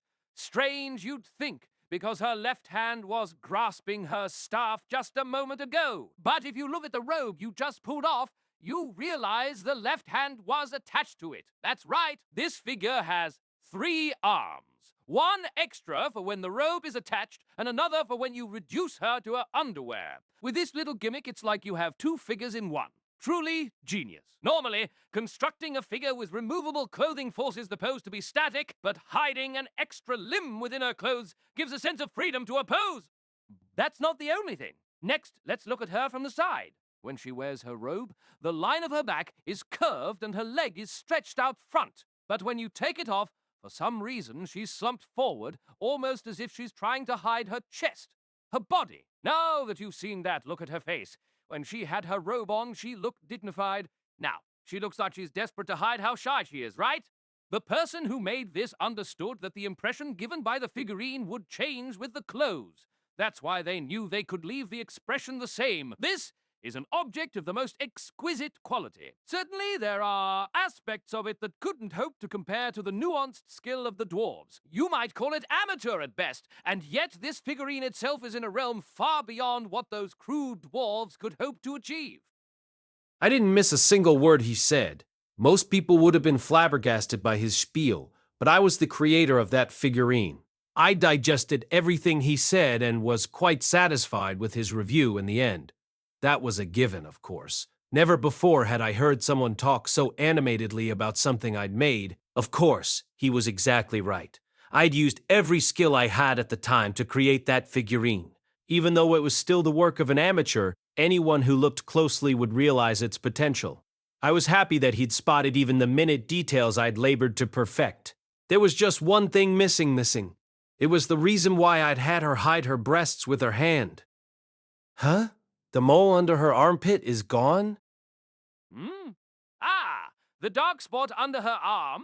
I thought it lowered the beauty of the figure, so I shaved it off. I froze at his words. My eyes widened and my body stilled. You shaved it off? Yes, and the fact that you know about that means that you do know something about this figurine, don't you? I ignored him. Turn the figurine around a little.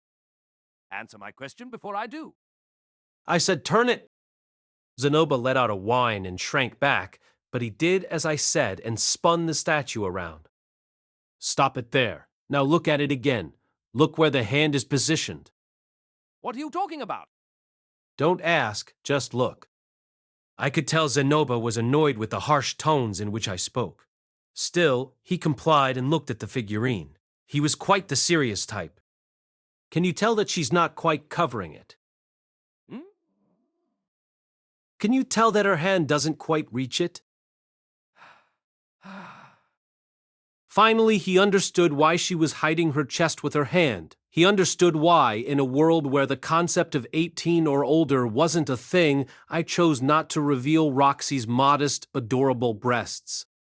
Do you understand now why she's hiding her breasts, but not hiding that mole? No way! It can't be! Zanoba was trembling all over. That was right.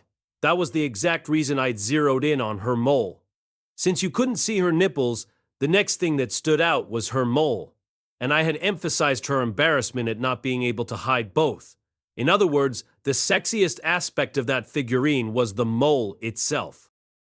I didn't understand at all. and I've defiled this creation. His eyes went blank and his body started to convulse. Foam was spouting from his mouth.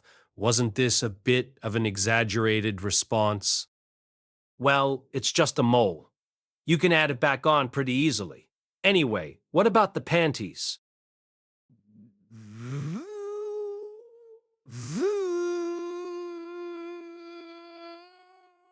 The same as the ones on the figurine. My gaze flitted between the fabric in his hands and the statuetta. The underwear on it was exactly the same as my former object of worship. That made sense. I'd used the underwear I was most familiar with as a reference when creating the figurine. On a related note, Roxy had 4 other pairs of underwear at the time, the details of which were all a bit different. She was quite fashion conscious. So that's what this is about. All right, so what do you want me to tell you about the figurine then? No use hiding it anymore. If he was treating the figurine with this much care, then he probably wasn't going to hand me over to the Temple Knights. Ah! So you, my lord, are the one who created this figurine. Zanoba's entire body suddenly fell to the floor, slapping against the ground. It shocked me. And now he was groveling before me? I had no idea what was going on. The only thing I did know was how magnificent Roxy was. I would expect no less from a pupil of the Water King magician Roxy. You made this figurine using magic, didn't you? How dare he use her name without a proper title? That's Miss Roxy to you. My lord, I look at your creation every day. Every time I see it, I discover something new, and my respect for you only grows stronger. Please, allow me to call you Master. He scurried across the floor like an insect as he spoke, trying to kiss my shoes, only be repelled with a loud cry as he smacked against the barrier instead. He looked like one of those obsessed fans vying for the newest release on the 3rd day of summer, Komakit. Ka! Why is this barrier here? Who dared to put this here? Master, please allow me to pay my respects to your godlike hands. Please! And that was how I obtained a slightly creepy disciple. I'd met people like this in my previous life.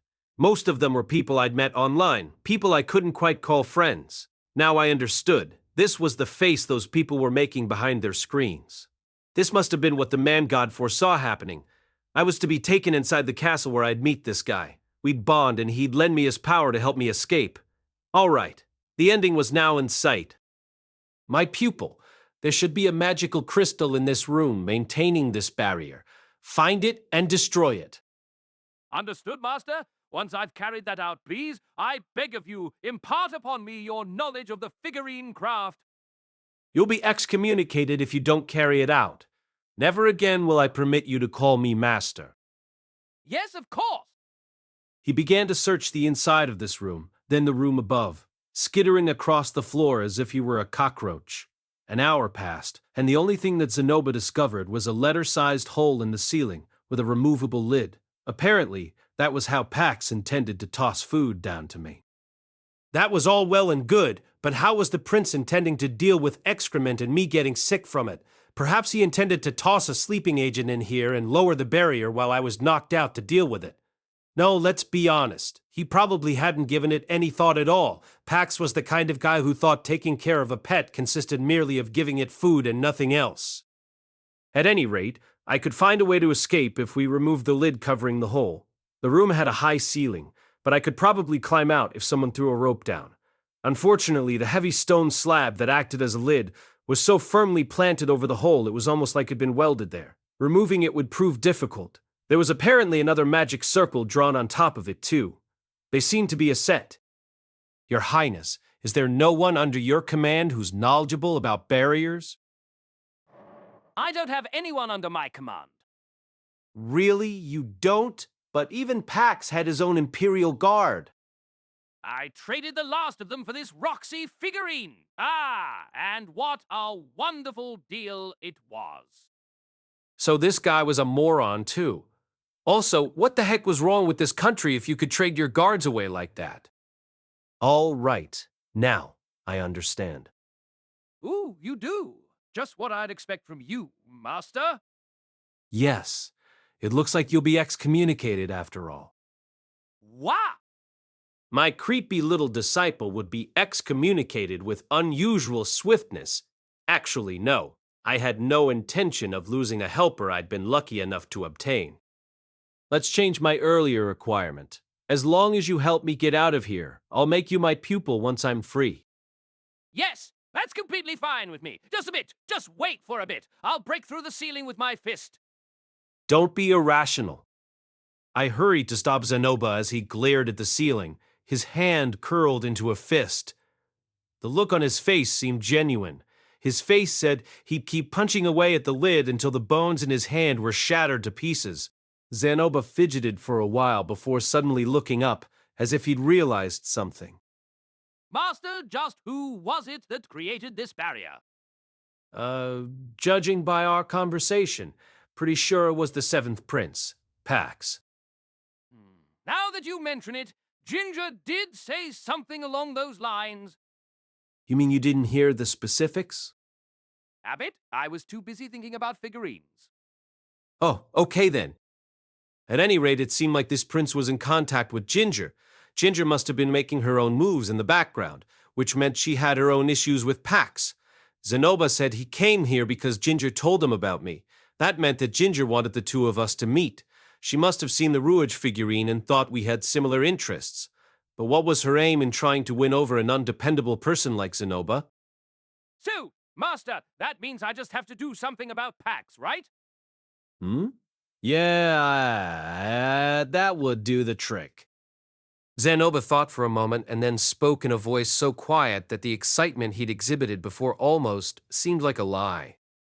Very well. Please be patient for a little while then. Before you do anything, please get someone's input first. Like Miss Ginger's, for instance. Or mine. Ha ha ha, Master! You really are a worrywart. Rest at ease, you can leave everything to me. Hey, wait a second. Where are you going? Listen to me. What are you planning to do? Zanoba just laughed as he climbed back up the stairs and left. Are you kidding me? I had the distinct feeling I'd really screwed something up. Forcing this prince, who apparently had no servants of his own, to make a move felt like the equivalent of shoving a stick in a hornet's nest. A keen sense of foreboding came over me. I should have just asked him to bring me some food instead. However, as I would soon learn, I was completely mistaken. I had totally misread the man known as Zanoba Shirone. Looking back on what had transpired, I would come to realize that the course of events was probably decided the moment Zanoba found out I was the creator of that figurine. Chapter 6, A Speedy Resolution. Before I talk about how things resolved themselves, there's one factor I'd like to discuss. There was a child born into this world with an abnormality. The word abnormality probably makes you think of a physical condition, but most children like this look normal by all accounts. The opposite was in fact true. The only thing normal about him was his appearance. This child possessed a unique ability when he was born. You see, there were children who could run abnormally fast, had superhuman strength, had enhanced hearing, had a body lighter than a feather, or were conversely incredibly heavy, could freeze anything they touched, could breathe fire, had poison-tipped fingers, could teleport short distances, could shoot laser beams from their eyes, could nullify any and every poison, could spend an entire day awake without feeling tired, or could have sex with hundreds of women at the same time, without going soft and leaven at the same time, without going soft and... Such a child who was possessed of superhuman abilities when they were born was called a blessed child. If they possessed an ability that wasn't particularly useful, or even unfavorable, then they were deemed a cursed child. But we'll leave that aside for now. Now that we have taken into account the existence of blessed children, let's talk about the Shirone royal palace. Currently, there were 7 princes in the palace. The oldest was 32, and the youngest was... Well, the youngest didn't really matter in this country. When a prince was born, he was put in command of a number of imperial guards. The guards under a prince's command would be his eyes and ears, so to speak, and would teach him how to influence people. If he played his cards right, the numbers of his guards would increase, and if he did something bad, they would decrease. When a king passed away, the prince with the most guards under his command would inherit the throne. That was the tradition in this country. The more guards you had under your command, the more power you wielded. Under this system, the person with the most guards under his command was the first prince. He was aware of his position as the oldest, and while he was a bit arrogant, he still conducted himself in a way that was appropriate for a member of the royal family. As a result, he had nearly 30 guards under his command. So who was it that had the fewest under their command then? Was it the one scorned by the soldiers, the 7th Prince Pax Shirone? It was true that he had few guards under his command. At the moment, he only had 3.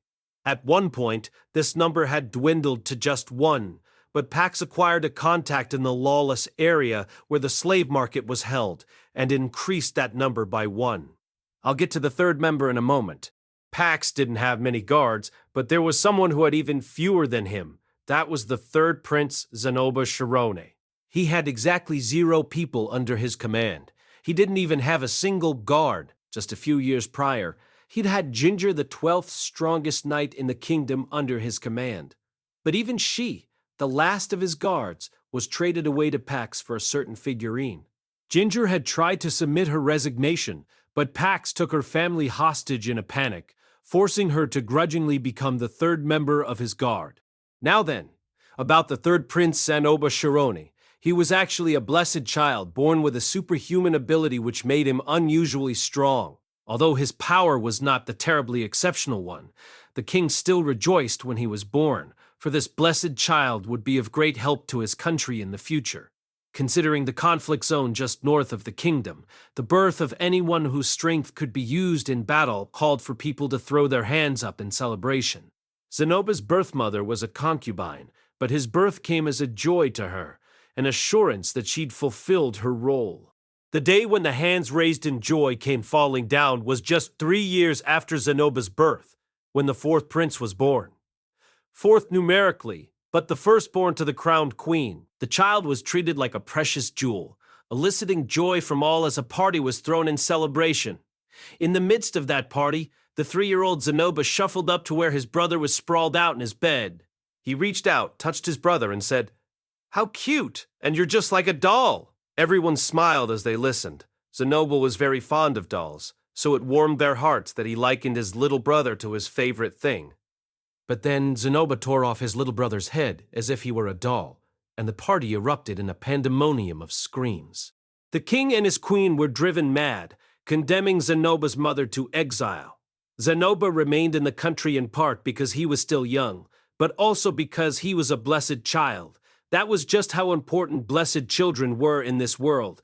But as a result of that incident, Zanoba's guards dwindled from 8 to just 3. On top of that, the king ordered that he was not allowed to have more than that number. The next incident occurred when he was 15.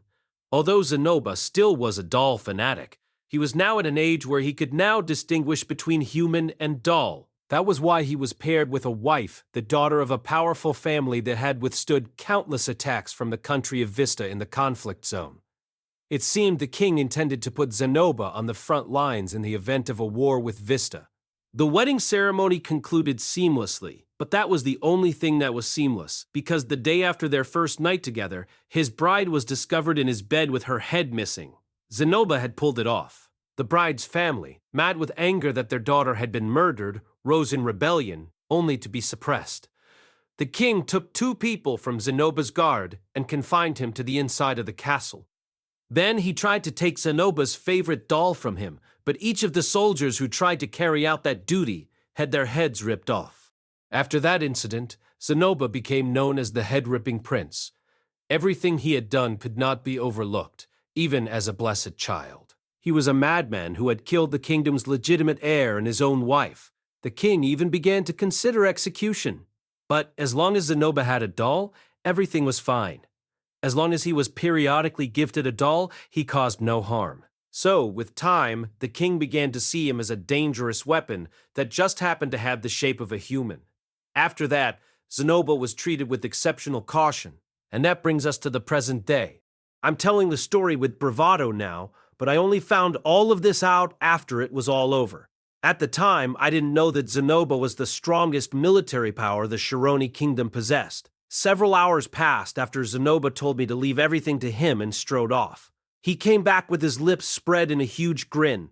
In comparison, my lips were probably stretched taut in a line. Zanoba just beamed at me as he held something in his hand. Master, how about this? Now will you make me your pupil? Stop it! Please, elder brother, stop! Shut it, Pax. The person he'd dragged in with him was his brother Pax Shirone. I could see blood dripping from where Zanoba grasped his head. It wasn't Pax's blood, though. It was Zanoba's body, which was entirely drenched in red. I lost the ability to speak. I didn't know what was going on. I thought we'd had a lighthearted conversation about him being my pupil or something, but somewhere along the line it had become a gawfest. A smiling, blood-covered face only had appeal when it was that of a beautiful woman.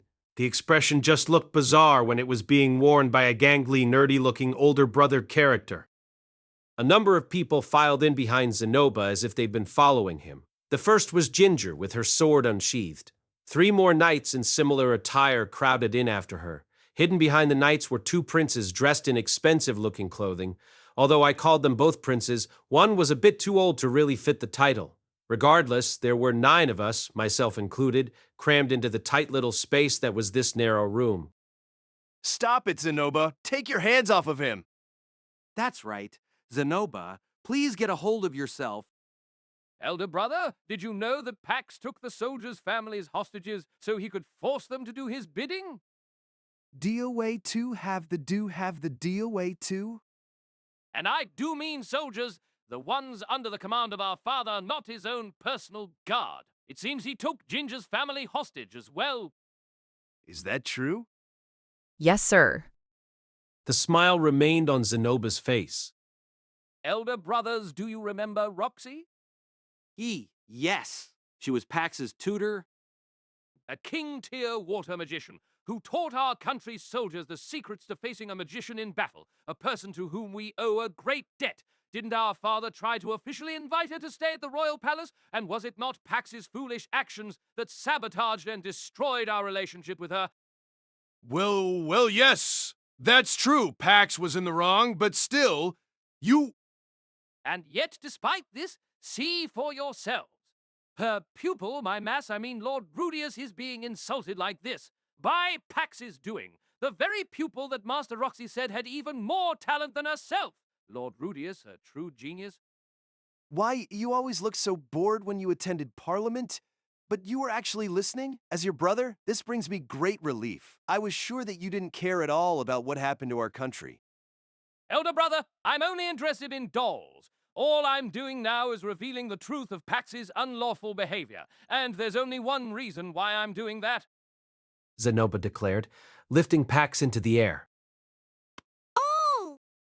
Lord Rudeus is a wonderfully skilled, unsurpassable figurine maker. I cannot forgive someone like that being used as a pawn in Pax's revenge scheme. My head's gonna split open! It's gonna split! Elder brother, if you decide to take Pax's side in this, I will... The 3 knights and 2 princes went deathly pale. I wanted to jump in and say, you're already doing the acting out part just fine. But the chill in the air told me that his definition of act out was on another level from what he'd already done. I'm not asking for anything difficult. I just want to save this figurine maker, and Pax's bad behavior is inhibiting my ability to do that. But without Pax, the slave market is... Elder brother, please don't make me say it again. Your younger brother's head is about to be torn off. I had no idea what was going on. I was just confused, wondering if the words torn off were a metaphor. The one thing I did know was that the person in command of this situation was Zanoba. Go on, my pupil. You can do it, even though you're still scary as hell.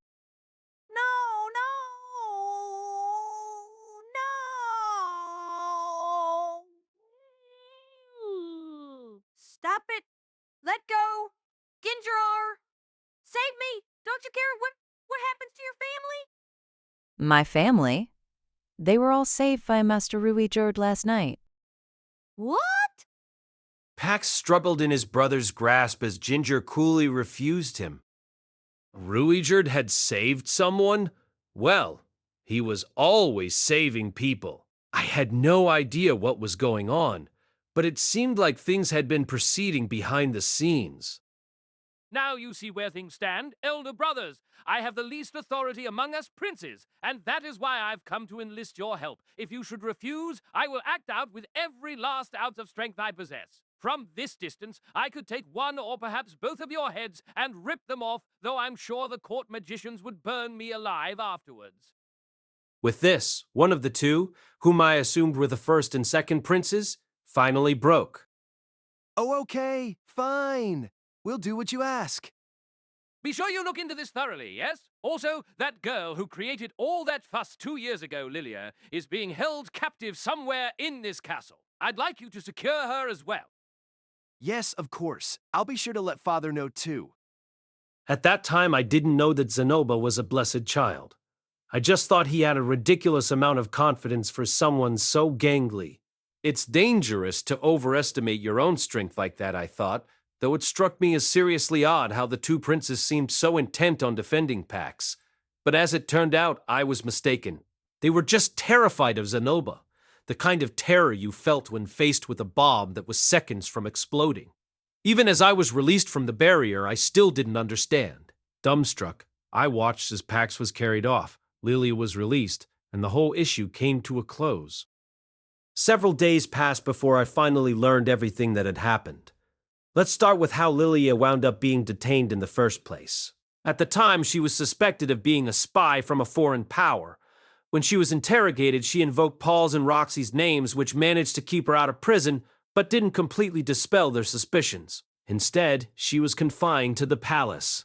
When information about the displacement incident finally reached the Shirone kingdom, and it seemed like she might be released, Pax interfered and began manipulating the flow of information, which meant Lilia and Aisha were forced to remain inside the castle. When Roxy fled, Pax established contacts in the slave market. Through them, he hired his own private army, then took some of his father's soldiers' families hostage to force their obedience. Those soldiers searched the slums in secret and found where the hostages were being kept, but rescuing them proved difficult because they were heavily guarded. Frustratingly, they had to wait, and the days slipped by. It was during that time that Aisha made her escape, and the prince gave orders to pursue her. Reluctantly, the soldiers did as they were told and managed to track her down. That was when I appeared and made a magnificent show of carrying her off. Once the soldiers saw how I was trying to help Aisha, plus how I could cast spells without chanting, they realized I was Roxy's pupil. That was when they began to devise their plan. First, they started a fight in the slave market to throw it into chaos. Then, they used the fact that Aisha had been kidnapped by a mysterious man to get Pax's private army moving. After that, they'd planned to explain their circumstances to me and ask for my assistance in rescuing the hostages. I would help them attack the place where the hostages were being held, now that its security was weakened, and in return, they would find a way to save Leah for me. But before any of that could happen, I sent my letter to the palace, mistakenly thinking Roxy was still in the country, and was then lured in and confined by Pax. If I had just waited another day before sending my letter, I could have listened to the soldier's story and been the one to lure Pax into a trap instead. Perhaps the man God had intended for me to save Aisha and then write my letter, not the other way around. My capture should have been a setback for the soldiers, but when they went to the inn to find me, they found Rudeus instead. He listened to what they had to say, got all riled up, and soon enough, he'd rescued all the hostages. Once the hostages were safely returned to their families, Rudeus intended to charge the castle. The soldiers tried to tell him they would do it themselves, but he wouldn't listen. Ginger, meanwhile, wasn't made aware of any of this. The soldiers had left her out of it because they worried it would be dangerous to involve someone under Pax's command.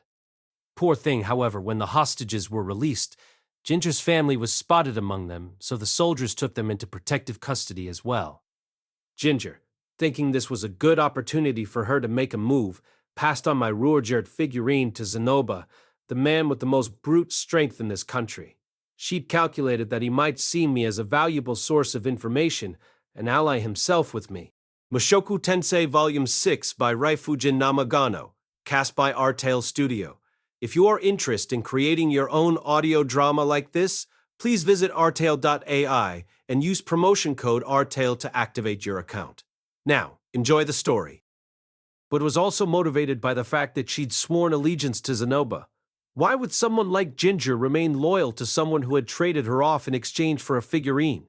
There had to be a story there. Anyway, the very next day, Zanoba killed 2 of Pax's Imperial guards before taking Pax hostage.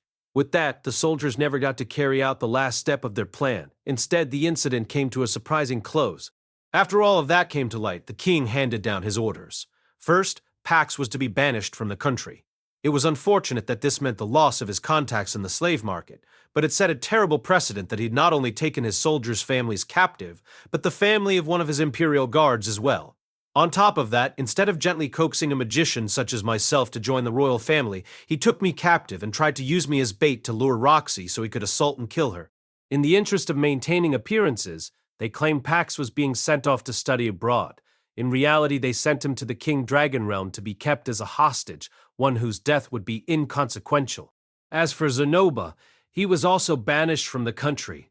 Again, they officially claimed he was studying abroad. His banishment was proposed by the first and second princes, who claimed the situation was partially his fault. In all honesty, they were probably just terrified of having such a nuclear warhead nearby, not knowing when he would explode or if they would be caught in the blast. The king seemed reluctant to let Zanoba go, but it seemed the dolls could no longer reliably rein him in, and he was tired of all the problems Zanoba had caused thus far.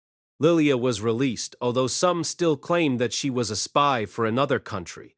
To curry favor with Pax, she'd apparently been gathering information for him behind the scenes. It just went to show how amazing our Lilia was, that she could do something like that even in captivity. In order to silence those claims, she was to be escorted all the way to Paul, not to the Asura kingdom, but to Paul. It did make sense given that even if they did send her off to the Asura kingdom, no one there could verify her identity. Paul currently had stronger ties to the holy country of Milis, and it was probably better to stay there than arouse unnecessary suspicion by returning home. I was worried they might kill her on the way to keep her from talking, but Ginger volunteered to go along with her for protection. Zanoba had apparently commanded her to protect his master's family. Some of the soldiers whom Rugert had saved also offered to accompany them, so that put my mind at ease. As for myself, the king personally invited me to stay in the region, offering to prepare a place for me as a court magician. Given his tone of voice and the way he sighed as he spoke, I could tell he knew he was asking the impossible, and of course I refused. When I did, the king sighed again and told me I could leave. That was all. There was no apology. The offenders were a royal family, after all. They weren't the type to apologize. The beast folk had been more honorable in that respect. Once everything was over and I tried to leave the royal palace, Zanoba clung to me in tears. Master, are you truly going to leave? Are you truly going to leave your pupil behind? I'm sorry, but I have to hurry along on my journey.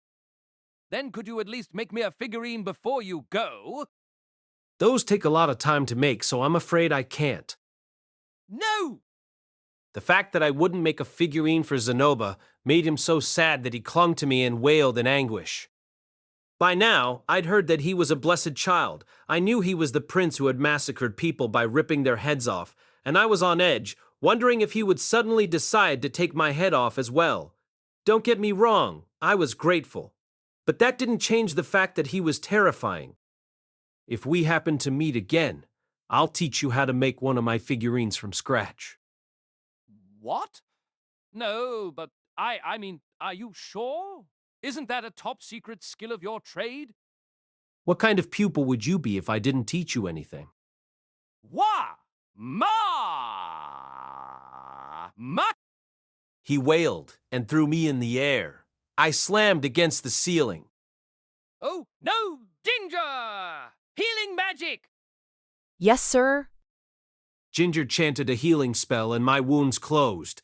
Zanoba, who had nearly killed me, was now pale and flustered. He looked relieved when I rose back up, healthy again. I seriously considered excommunicating him right then and there, then reconsidered quickly. I didn't want him to rip my head off. All right, Master. Stay safe. I don't know where I'll be shipped off to, but I have a feeling I'll eventually run into you again. Yeah, you too. Zanoba continued sobbing as he nodded, watching me go. Ginger watched the two of us with tears running down her cheeks as well. And that was how matters in the Shirone kingdom came to a close. Lilia and Aisha had been saved and sent off to Paul. Pax was banished from the country. I gained a pupil in the form of Zanoba. Some parts didn't go as smoothly as they could have, since I didn't follow the man god's advice perfectly. Still, everything ended in the best way possible. It still felt like I was dancing right into the palm of the god's hand. It felt like I was watching a terrible play unfold. And yet, everything seemed to be going in the right direction. Lilia and Aisha were both in good health. I didn't know what to think about Zanoba, but at least he didn't harbor any ill feelings toward me. I was sure Pax still hated me, but he'd been booted out of the country without any pawns to manipulate. Leaving the ugly details aside, everything had turned out in a way beneficial to me. Come to think of it, none of the paths the man god had directed me on had led to disadvantageous results. Perhaps it was best to put more trust in him. No, a con artist only started duping people after they'd proven themselves successful once. I needed to exercise caution until I could be certain he was trustworthy. That said, a promise was a promise. I wouldn't take a hostile attitude with him the next time. Chapter 7, The Birth of My Little Sister, the Maid. We were at an inn in a small town within the Shirone kingdom. It was here that the road forked, one path leading to the holy country of Milis, and the other to the Asura kingdom. This was where I was going to part with Lilia and the others. Lilia and I sat at a table together, facing each other. That's right! The Kennel Master is really incredible. If he gets serious, he can make rain flood over the forest and then freeze it solid. You're talking about magic, right? That's amazing! Of course! I have even more astonishing stories than that one. Want to hear? Yeah, please tell me about them. Eris and Aisha's voices flooded in from the outside window. Eris was boasting about the Kennel Master's accomplishments. I smiled bitterly and turned my attention to Lilia. The two of us had talked a bit here and there in the past, but how was I supposed to approach her now? While I was thinking, Lilia took the opportunity to strike up conversation first. Let me thank you once again, Lord Rudeus. I can't even begin to express how grateful I am that you've saved my life not just once but twice now. Please don't worry about it. I didn't do anything this time. No. I heard how you caught a whisper of information about us and went out of your way to come to the Shirone kingdom. Lilia said as she bowed her head low. Self-deprecating, all I did was follow the man god's directions, and then needlessly got myself stuck in a trap and needed help to escape it. If I still had the nerve to demand gratitude after all that, I should have been able to use that same nerve to accomplish more in my previous life. Please direct that gratitude to Rudeus and Eris instead. They're the ones who acted appropriately and led everything to a peaceful conclusion. I spoke with them a bit, but they told me it was all part of your strategy. That was not my strategy. Lilia went quiet, then said, "If that's how you feel." She looked displeased, but it wasn't like I was asking her to call something black when it was really white. We fell into silence for a bit after that. Does Aisha sometimes say things that are offensive? Of course not. She's an exceptional kid. No normal child could put that much forethought into their actions at 6. But she's not as great as you. I tried to teach her as much as I could these past few years, but even now my daughter's too stupid to understand how amazing you are, Lord Rudeus. Calling her stupid is going a bit overboard. Besides, I'd had an advantage in the form of the memories from my previous life. I had considered the possibility that Aisha might be the same as me, but when I tried asking her about the existence of things like television and cell phones, she just stared blankly at me. The girl was just an ordinary genius. Paul's genes, as it turned out, were actually pretty incredible. What do you think of Aisha? Huh? I told you, she's exceptional. I don't mean that. I mean, her appearance. I think she's cute. She's my daughter. Do you think her bosom will develop as she grows? What? I had no interest in my little sister's chest. Besides, what the heck were we talking about here? Lord Rudeus, if you intend to travel to Asura, please take Aisha along with you. I have to return to the master's side, but Aisha can go along with you, can't she? Can you tell me why you're asking this? I've told her every single day that she would one day serve you. So it would seem. I've taught her every single thing I know. She's still young. But give her a few years and she'll have a body that all the boys will love. A body all the boys will love, huh? Wait just a second. She's my little sister, you realize? I know that you're a womanizer. She did? Huh, okay then. Still, unlike my former self, it seemed I felt no desire for those related to me by blood, which was why it made me uncomfortable when Lilia presented Aisha to me as if she were a gourmet meal prepared for my consumption. Those were my true feelings, at least. She's still only 6, isn't she? She's at an age where she needs to be with her parents. If that's how you truly feel. Lilia looked disappointed, but I said nothing wrong. Aisha was still young. It was best for her to be with her parents, right? It was my feeling as someone who was born Japanese, that it was best for a child to be with both of their parents while they were little. At least one, if not both, but definitely not neither. I understand. It's true that Aisha is still immature. I can't send her off with you when she's still so inexperienced. Please don't teach her anything too weird, okay? Like, about me being a pervert. I've only ever told her how wonderful you are, and because of that, she seems to be rebelling. Indeed, Though only for the moment. Lilia said with a quiet laugh, lifting her face. Her expression was bright and sunny. I couldn't take Aisha with me, but I'd already received some precious things from Lilia. One of those things was hanging around my neck on a leather cord. The other was tucked away in a box for safekeeping. I wasn't going to part with it ever again. Thank you for the pendant. It was no problem. I know how precious those are to you. There was a hidden meaning in her words, of course, since she really meant the panties. I owed her a lot for everything she'd done for me. So, guess carrying these around really does make people think I'm a pervert. A pervert? Is that something Aisha said to you? Lilia suddenly leaped out of her chair. I had to make a grand show of getting her to sit back down, where she let out a small sigh. She was relatively free to move about the castle, so someone must have put strange things in her head. Strange things, yes. Very strange indeed. If underwear is enough to call someone a pervert, then what would happen if she went to work at the Asura Royal Palace? The Asura Royal Palace? Come to think of it, you said you used to work in the Inner Palace, right? Yes. Compared to what I saw there, you and the master couldn't even begin to be described as perverts. Oh, really? Apparently, the Asura Royal Palace was where the real gentlemen gathered. It made sense considering there was a certain noble family that I already knew loved furries. Nah, it wasn't just the Grey Rats that had such proclivities. The Shirone royal family was pretty terrible too. One of them enjoyed women's vaginal. Nope, I don't need a detailed picture, thanks. I didn't need to go any further than that. Anyway, there are many among the royal and noble families whose preferences run toward the perverse. Compared to that, having an interest in the underwear of someone you look up to is rather normal. Lilia gazed off into the distance as she spoke. She was probably reliving an unpleasant memory. Please give Father my regards. Understood. I'll give you some money to cover the trip, but if it seems like it won't be enough, just stop at an adventurers guild and seek out one of Father's subordinates. Understood. I'm sure these soldiers escorting you can be trusted, but just in case, exercise extreme caution. They're still strangers.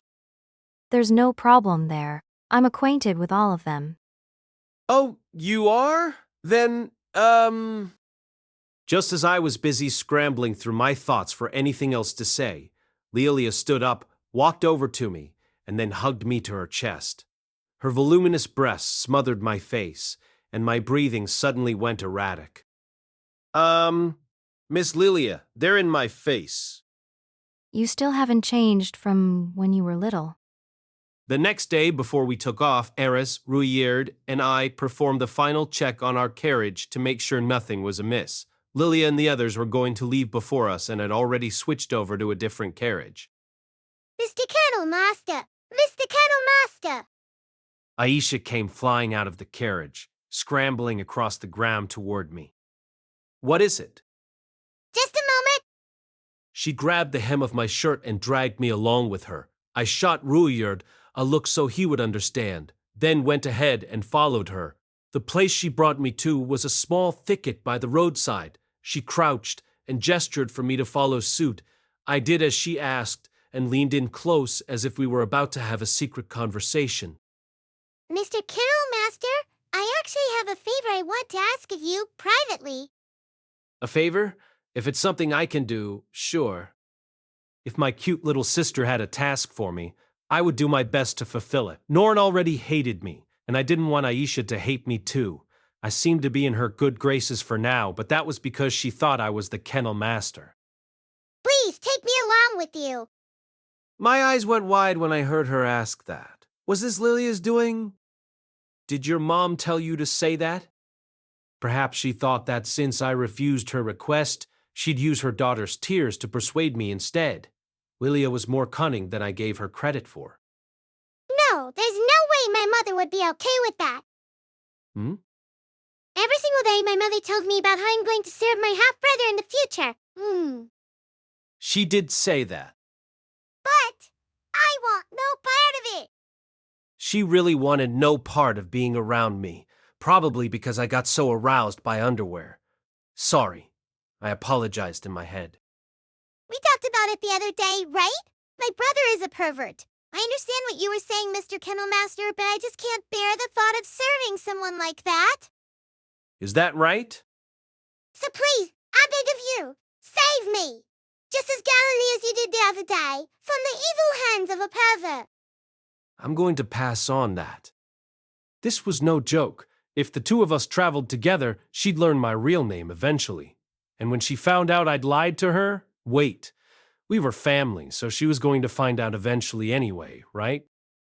Why not? He's a pervert. That's just your imagination, not the facts.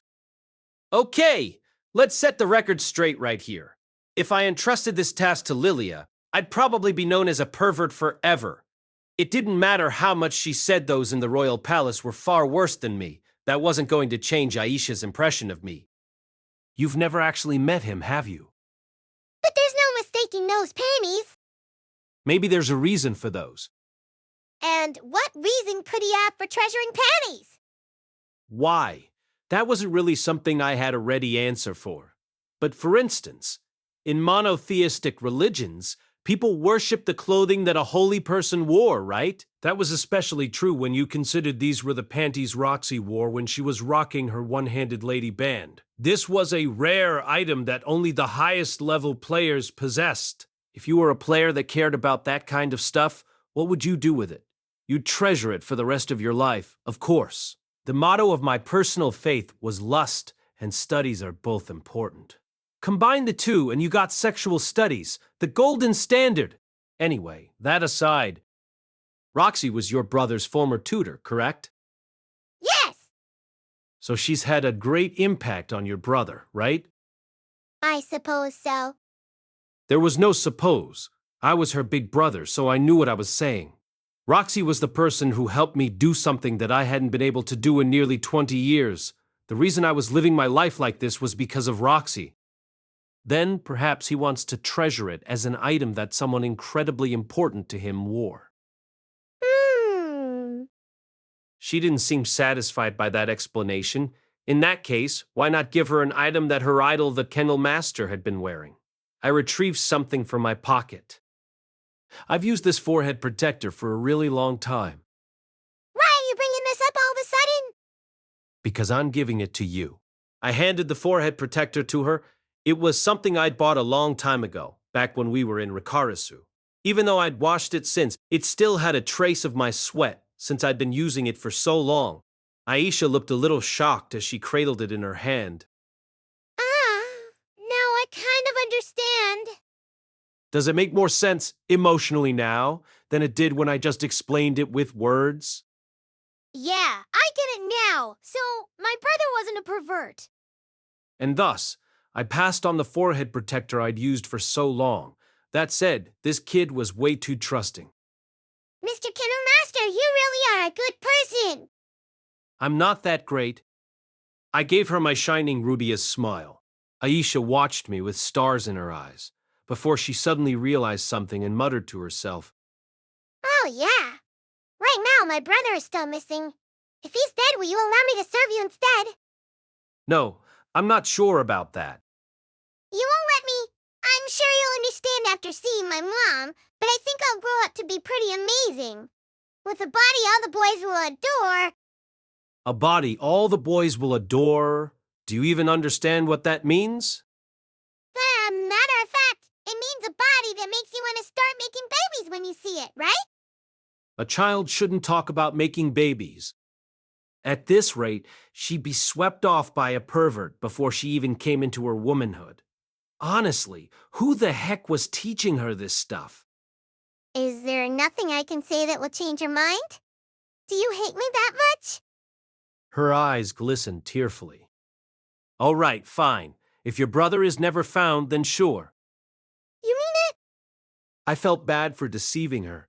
By the time she was older, my journey would be over and we'd probably all be living together again as a happy family. Then you're not mad at me for calling you a pervert? No. Of course no, huh? Wait, what did she just say? Thanks, big brother! With that, Aisha shot back up and ran off to the carriage. I sat there dumbfounded as she leaped up into it. When the carriage rolled into motion, Aisha turned back to wave at me, and Lilia bowed. See you, big brother. Let's meet again. It's a promise. And off they went. What the hell? She completely saw right through you. How? Ruichard gave the horse's reins a tug, and the carriage jerked into motion. In retrospect, there were many opportunities for her to realize the truth. I called her by her name when we first met, and when I was speaking to Eris and Ruichard after that, I'm pretty sure they let my name slip too. So why did she pretend not to know? Think, I told myself, and the answer came quickly. She was probably trying to determine for herself if her brother was someone who could be trusted. If I'd kept up the charade of being the kennel master and tried to drag her along with me, I had no doubt she would have turned her back on me. Once I realized that, I laughed. She truly was a brilliant, clever little girl. I looked forward to seeing her once she was older. Chapter 8. An Adult. We left Shirone Kingdom and traveled far, far westward. Our destination was the Asura Kingdom. The road leading to said country was flat, and the weather just warm enough to make you drowsy. On either side of the highway were fields of grass as far as the eye could see, and directly ahead was the faint outline of the Red Worm Mountains. Above them you could see slowly circling shadows. It was tranquil. On occasion, bandits who totally couldn't read the situation would approach and demand we drop our coin and leave. Eris would kindly grant them their wish by offering her iron fist, sending them scuttling off into the distance. Rudeus wanted to slaughter them all at first, but once we heard how they were simply hurting for food, he decided to let them go for now, but just this once. Even though this was the central continent, the highway around these parts wasn't particularly safe. I wish they would take notes from the demon continent. Bandits never went out there, although in exchange, monsters showed up in 10 times the number. The fact that people could do as they pleased here was proof of how peaceful this region was. If we traveled just a bit farther to the north, there was a jumble of small countries duking it out. In fact, that conflict was probably the root cause for the rising number of bandits here. Now, let me explain the geographical features around these parts for a bit. The Red Worm Mountains were a huge mountain range that stretched across the central continent, splitting it in 3 parts, with red worms residing within them. Red worms were said to be the strongest monsters on the central continent. Their strength was fearsome enough one-on-one, but they typically gathered in hordes of several hundred. Of special note was their detection ability. They never missed anything that encroached on their territory, even animals as small as a dog. And it didn't matter how fierce the opponent was, the worms would swarm together and devour it, bones and all. If you trespassed on their turf, you died. That was common knowledge in this world. There were a number of different dragon species in this world. Every single one of them was A-ranked or higher. Among them, the red worm was the most ferocious and dangerous. A single one was a low S rank, but they always came in groups and they always held vast territories. And since the mountain range was the place these creatures called home, it came to be known as the Red Worm Mountains, an impassable mountain range that was a symbol of death. The red worms were dangerous beasts, But they actually had one weakness. They had excellent combat abilities but were terrible flyers, and couldn't take flight from flat terrain. To fly, they needed to leap off tall cliffs or run down a long slope. Although the central continent had tall mountains, the land was mostly occupied by rolling plains and forests. Therefore, it was rare for those living on the plains to be attacked by a red worm. Granted, there was the occasional idiot amongst the horde that would get caught by a turbulent wind or something and fall to the plains. The High King that falls from the heavens loses its power, or so the saying went, but these guys didn't lose their power. Those that fell close to a human village wreaked havoc, bringing devastation to the area. When this happened, the villagers would call in soldiers or adventurers to deal with the disturbance. Even though these extermination requests were S-ranked, parties of about 10 people were formed to lure the creature into a trap, making them relatively easy to hunt. As it stood, dragon meat and bones were top-quality materials to make armor with, and their skin was highly valued as a work of art. Of course, it wasn't just those parts which had value. The entire body of a worm could be utilized for something or other.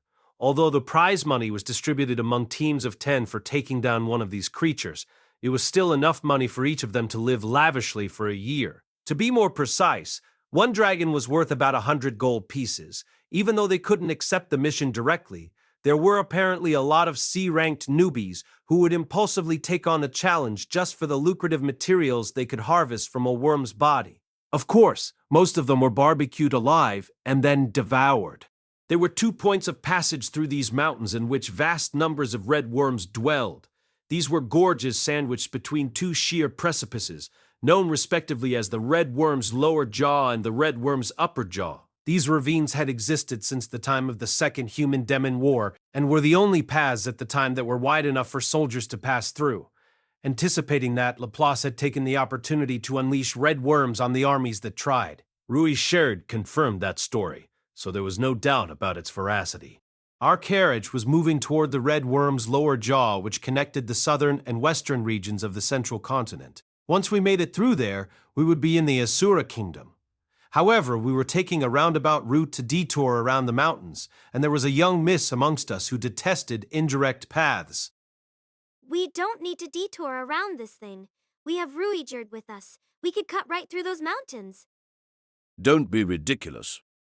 I had considered that we might be able to cross the mountains with Ruijerd in our party, but even he found that idea impossible. In that case, I didn't stand a chance. After all, I couldn't defeat Ruijerd. But Rudeus could definitely do it. No, there's no way. What are you talking about? Ghislaine said that she slew a red worm straggler before. She did? I'd never heard that conversation. Maybe it wasn't one of the stories from her time as an adventurer. If it had been, Paul would have surely boasted about it. From what I heard, she battled one before she became a sword saint. Oh? All by herself? Well, there were about 5 others who were advanced tier sword fighters with her, she said. And how many of them died? 2. You moron. That meant their group took a 40% loss. What in the world made her think I could defeat one of those creatures? Besides, there's a difference in strength between stragglers and the ones here in these mountains. After all, these ones are in the air, you know? Flight gave worms a huge advantage against humans. This wasn't a video game where having a flying trait made you weak to bows and arrows. Plus, they moved in swarms. It was one thing to face off against the king dragons, whose groups consisted of only a few worms, or the black worms which didn't form flocks at all. With the way red worms swarmed in the hundreds, there was no way you could hope to pick them off one by one. Am I right, Mr. Ruijerd? Yes, you don't have a hope of standing against a red worm horde. If there was anyone that could, they would be the mightiest champion amongst the 7 great powers.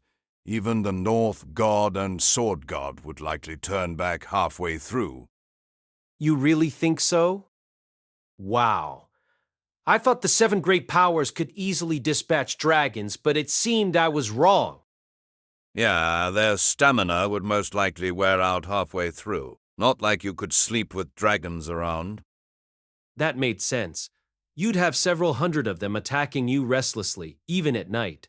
Combat strength aside, They'd overwhelm you with sheer numbers. That said, Laplace subjugated the king of the Red Worms, so those ranked at the top of the 7 great powers could probably pass through without issue. Though if we're speaking of the 7 great powers of old, even the god in last place could have passed through the Red Worm's territory undisturbed, I'm sure. But I'd still like to hunt one of them someday. Once again, Eris was voicing her usual dangerous ideas. I was sure I'd be enlisted to help her when that someday came. Another tranquil day. Just a few more, and we'd arrive at the Red Worm's lower jaw. I was thinking about the man god while I prepped a meal for the party, more specifically about what happened in the Shirone kingdom a few days ago. To be perfectly honest, it felt like things were going a little too well for me. Perhaps the man god, his premonition notwithstanding, also had the power to change the future. No. Even if I hadn't been carrying that figurine with me, I had a feeling Ginger would have lured Zanoba into meeting me anyway, and he would still have brought his Roxy figurine, still have given the same speech, and I would have still pointed out the mole he'd removed. What if I had actually used my real name with Aisha, alone at an inn with her perverted brother? If I were her, I'd have feared for my chastity. Aisha was a clever girl. She was trying to get a letter sent, so she might have stolen my money and made a run for it. I was sure I would have searched for her if that had happened. As soon as I knew she was missing, I would lose all composure and, without any thought for the consequences, blast my magic into the air to make contact with Rudeus. I'd tell him that I'd found my sister, but she ran away and he'd help me search for her. He was kind to children. I was sure she'd trust him. The more I considered it, the more I started to think that the man god's advice was meant to ensure things turned out more or less the same way no matter what I did. It was probably happening right now. Even if we hadn't decided to accept Ruichurd's help, he would somehow have ended up traveling with us anyway. No matter which eye I selected from Kishirika's arsenal when I met her, I would have still been captured by the Doldia tribe in the Great Forest. The man god was taking a lot into consideration as he gave me advice. Perhaps I could trust him. However, just as before, I couldn't fathom his motives. If I could just figure out what he wanted, then I could be more honest with him. As I mulled over my conversations with the man god, Eris and Ruijard were sparring together as usual. Lately, Eris had gotten so strong it was a real eye-opener. Just a year ago, I could have beaten her easily by using my demon eye.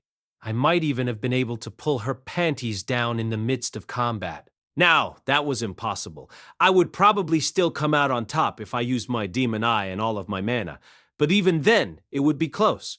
I'd certainly win if we started the battle with some distance between us, but a long-distance battle would rob me of the possibility of physical contact during the heat of battle, so you couldn't really call that a... Back to the conversation about talent. I thought I worked pretty hard, but Eris went above and beyond. The quality and quantity of her hard work put mine to shame. My body just couldn't keep up. My stamina was pretty average by Japanese standards, but by the standards of this world, I was mediocre. As I was preoccupied with those thoughts, the day's training came to an end. We're done. Huh. Yeah. Lately, Ruijard had stopped asking Eris if she understood their training or not. It didn't need to be said anymore. Eris was naturally soaking it up. Eris. What? Eris took the wet rag I'd wrung out and handed to her. She slipped it inside her clothes, wiping away at the sweat. She used to strip down to just her bra and wipe it off, but I got too turned on by that, so now she kept her clothes on, even though it probably felt gross having all that sweat on her body. Sorry, I apologized internally. From this day on, you can call yourself a warrior. A warrior, huh? Not a sword fighter, but a warrior? Why was he... I finally understood what he meant. Eris slipped her hand under her armpit to wipe away the sweat, then stopped. Does that mean? You're an adult now. Eris' movements went jerky as she tossed the rag back to me. I used water magic to rinse it, then twisted it tight and smacked it in the air to wring it out. Eris took a seat beside me. I'd seen this expression on her face before. It was the kind where she was so happy that a big grin was threatening to spread across her face, but she was trying to hold it back, thinking she needed to act more reserved. But, Ruijard, I still haven't defeated you at all. That's not a problem. You already have a sufficient amount of strength as a warrior. Perhaps this was his way of giving Eris his approval. Just as Ghislaine had when she permitted Eris to use the title of Advanced Swordswoman, Ruiherd was now doing the same by telling Eris she could call herself a warrior. Congratulations, Eris. Rudeus, this isn't a dream, is it? Could you pinch me? You won't punch me if I do? I won't punch you. Since I had her word, I reached out and pinched her nipple between my fingers. Gently, of course. Or maybe sexily is more the word in this case. Eris's fist, on the other hand, was not gentle. Where the hell are you pinching? Sorry, but it's not a dream. If it was, this wouldn't hurt so bad, I said, face turning pale as I clutched my jaw. In contrast, Eris's face was bright red as she covered her chest with her arms. That's right. A warrior? She looked down at the palm of her hand as if she could finally feel the power that was held there. But don't get a big head. That means I'm not going to treat you like a child anymore. Got it? Yeah. Eris wore a meek look as she responded, although her cheeks were twitching, threatening to give away her grin. Our meal today looked even more delicious than usual. That night, just as Eris was settling down to sleep, something was bothering me. I called to Rudeus, who was on lookout with his eyes closed. Why did you say that to Eris? He cracked his eyes open slightly and looked at me. Because no matter how much time passes, you keep treating her like she's a child. Okay, let's think about this. Was Eris a child or not? She was 20 years younger than I'd been when I died in my previous life. I'd also been her incredibly patient tutor since she was little, even as she'd used me as her personal punching bag. What was wrong with me seeing her as a child? Sure, Eris had grown more and more mature of late, and not just in terms of how her body had developed. Slowly but surely, she had started to learn right from wrong. She rarely ever went on a rampage without thought for the consequences anymore. Her wild instincts hadn't completely gone away, but the frequency of her outbursts had decreased. You could say she was in the process of going from a child to adult, or so I like to think, as if I were better than her. Not that you could call me a shining example of an adult, even as a form of flattery. Rudeus quietly shut his eyes. Ah, well, it's all right if you don't understand. For some reason, I had a bad feeling about this. This felt an awful lot like the kinds of final conversations characters on TV had before they got killed off. Mr. Rudeus? What? Please put this gold coin in your breast pocket, I said, slipping one out of my own to toss toward him. He looked bewildered. He didn't have a pocket in his vest after all. Still, he managed to successfully tuck it into a seam close to his breast. All right. And what's this for? A good luck charm. Satisfied, I went to sleep. A few days later, we finally reached the entrance to the Asura Kingdom, the Red Worm's lower jaw. 4 months had passed since we set out from the Shirone Kingdom. When things happened, they happened quickly. Specifically, bad things happen when you least expected them. In my old life, my parents had died suddenly. My siblings coming at me had been sudden too. Paul had shipped me off to be a tutor without warning. Being transported to the demon continent had also been abrupt. There was something else I had yet to realize, and it was how harsh this world really was. How easily people died. No matter who a person was, death could come in an instant. There were no exceptions to that. It would take me a long time, but eventually I would come to understand death as a phenomenon that abruptly robbed me of those closest to me. If I'd known this back then, I wouldn't need to lament so deeply now. If only I'd been more serious about getting strong enough that I wouldn't be defeated by anyone. After what happened, I couldn't but be consumed by regrets, wishing I'd walked a slightly different path. There was one thing I could say, though. Eris never failed to impress me. Chapter 9. The Second Turning Point. The Red Worm's lower jaw was a ravine with a path that cut directly through the mountains. The road wasn't as straight as the Holy Sword Highway, but didn't split or fork either. It was a territory between country borders that was claimed by no one. Once we got through it, we'd be in the Asura Kingdom. We were in high spirits, sensing the end of our long journey. We were a bit concerned because we didn't know how much our home had changed, but we were also starting to feel a sense of accomplishment. You could say that we let our guard down. It was along that path that they came, walking steadily from the opposite direction. They weren't riding horses, they weren't sitting in a carriage, they were just walking. There was a man with silver hair and golden eyes who wore no real armor to speak of, only an unassuming white coat made out of some kind of leather. My impression of him was simply that he had a dangerous look in his eyes, and that was about it. His irises were small enough that you could see the whites all around them. My eyes were more drawn to the other person, a young girl with black hair who followed behind him. Upon closer inspection, her hair was more of a dark brown shade, a slightly ashen color. I didn't usually remember people by their hair color, but it shouldn't have been hard to remember someone with pure black hair. Except I couldn't recall anyone like that. There was another reason this girl caught my eye. She had a mask pulled over her face. It was pure white with nothing drawn on it. A mask with absolutely no decoration. There was nothing particularly memorable about it, and yet if you saw it once, you'd never forget it. If I were to liken it to anything, it would be one of the peel-off face masks from the world of my last life. Since it stood out so horribly, I doubted it was a fashion statement. Since I was so captivated by this girl's appearance, well, not that captivated I didn't notice Rudeus sitting in the driver's seat, his face white as a sheet. Eris was the same way. With each step the man took, bringing him closer, her face hardened, and her grip on the hilt of her sword grew so tight that her hands turned white. Could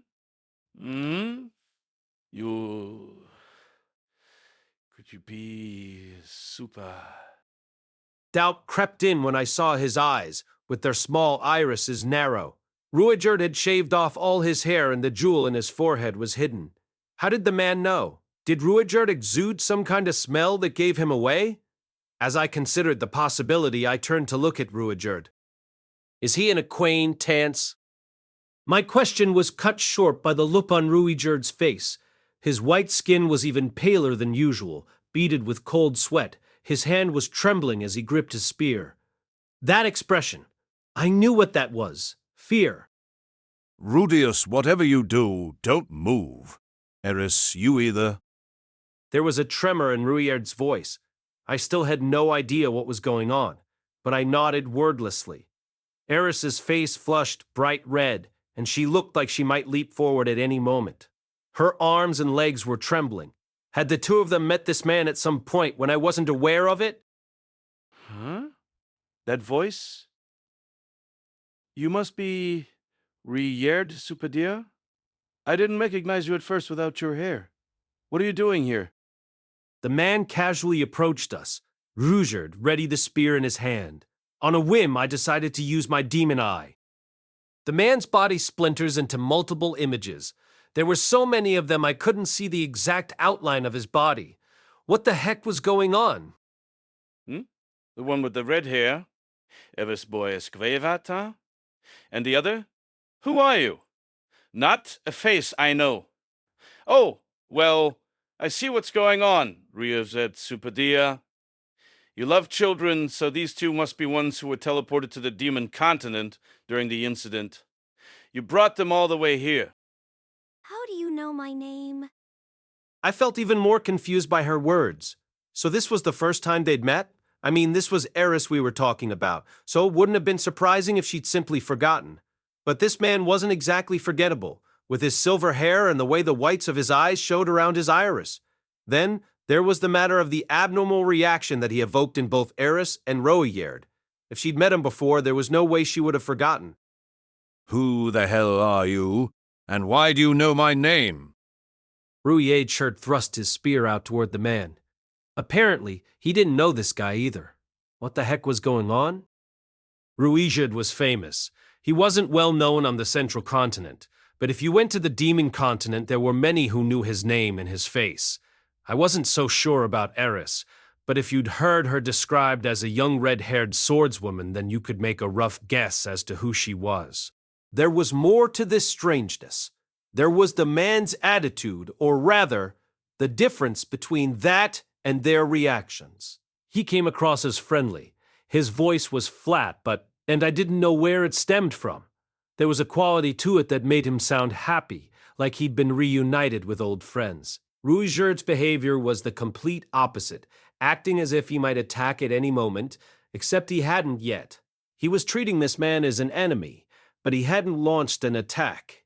Even Eris, who was always the first one to attack, hadn't moved. And it wasn't just because Rudeus had told her not to.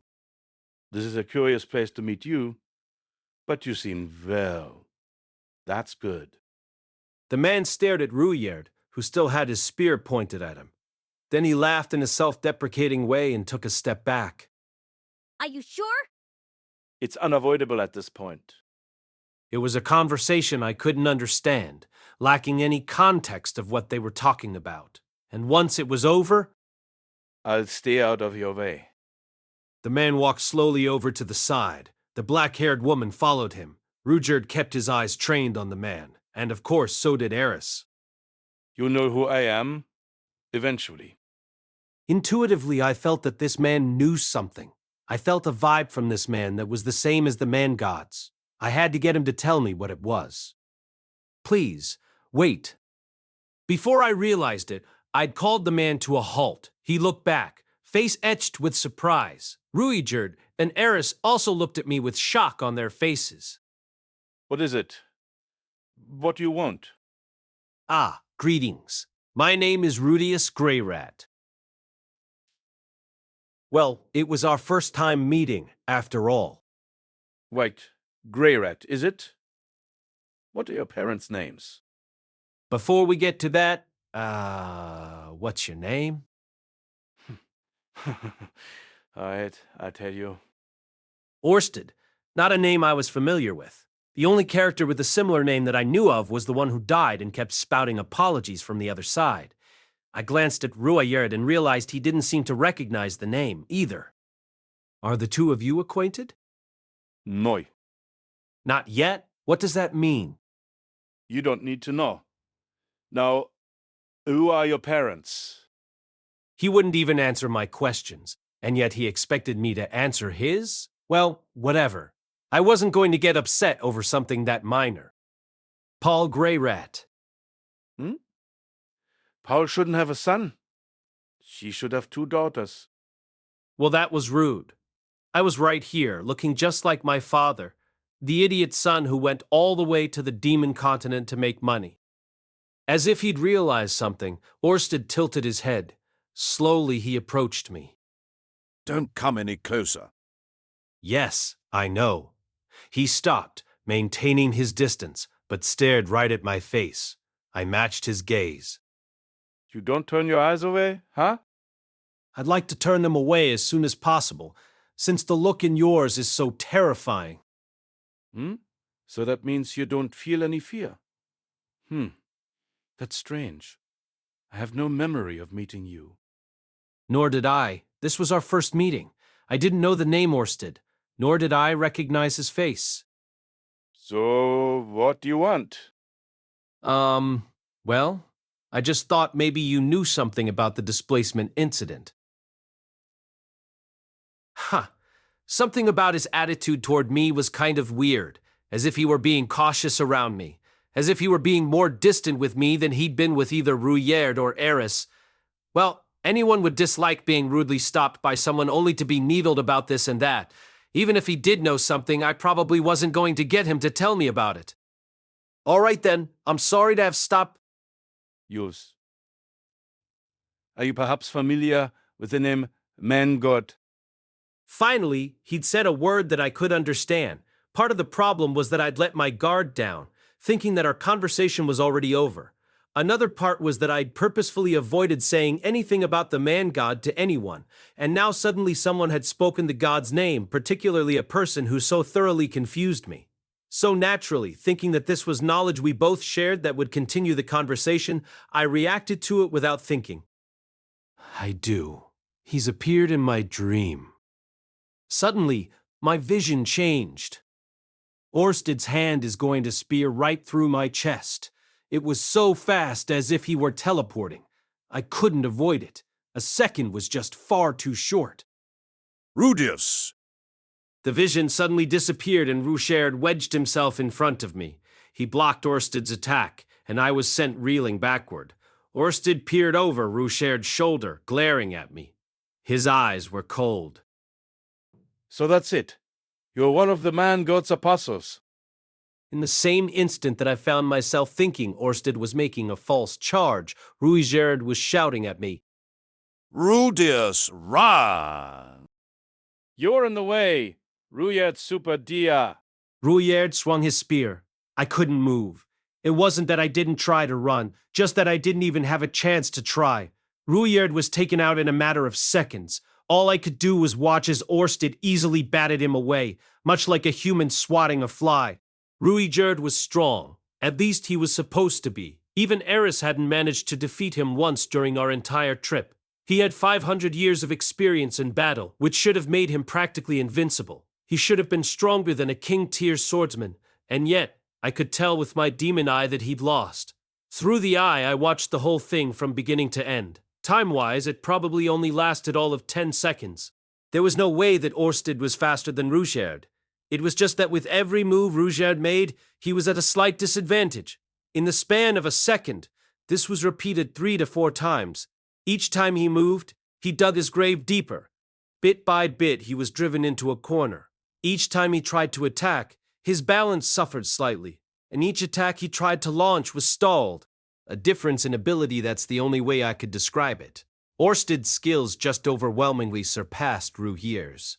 Enough that I could see it clearly with my eye. Orsted was clearly drawing Ruigerd into a trap. He was moving as little as possible, and yet at the fastest speed possible, rendering Ruigerd powerless. If a perfect combat strategy were made a reality, this was probably what it would look like. Orsted picked the perfect intervals to move in, putting himself at just the right distance for Ruigerd's spear to effectively reach him. It was as if Orsted were mocking Ruigerd, purposefully putting himself in a position to invite powerful consecutive attacks, only to throw him off balance, cause him to stagger, creating openings in his defense and forcing Ruigerd to guard himself against heavy counterattacks.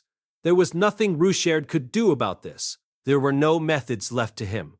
He took a fist to his solar plexus, then a second that grazed the tip of his chin. The third, which robbed him of his consciousness, was a fist that bore right down on his temple. Ruigerd rolled twice across the ground before he stopped moving entirely. Orsted could probably have killed Ruigerd on the third punch if he'd wanted to, but he didn't. Even with someone as remarkable as Ruigerd as his opponent, Orsted was able to hold back.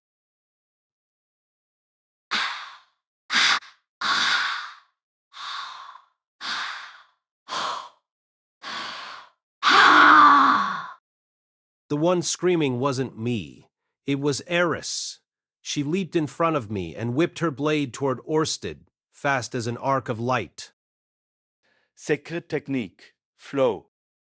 Orsted wasted no time against Eris. All he did was gently stop her sword with the palm of his hand. At least that was how it appeared to me. And yet, that was enough to send her spinning through the air. She flew as though she'd been hit with a saint's ultimate technique.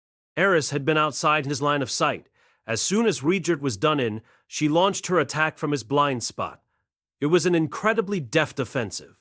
As far as I could tell, she wasted no time thinking of defense, but jumped in to attack with everything she had. In return, Orsted had used only one technique of his own to disable her. Wait, I'd seen something similar before. Paul had shown me something like that. It was a water god style technique, though Orsted's execution was even more polished than Paul's had been. Eris crashed into a cliff face. Rocks crumbled from the impact, and she landed with a thud. She was incredibly tough, so I didn't think she was dead, but she might have broken a bone. Eris Boreas Grevat, you've honed your skills quite well. I believe you have potential, but you're still unpolished.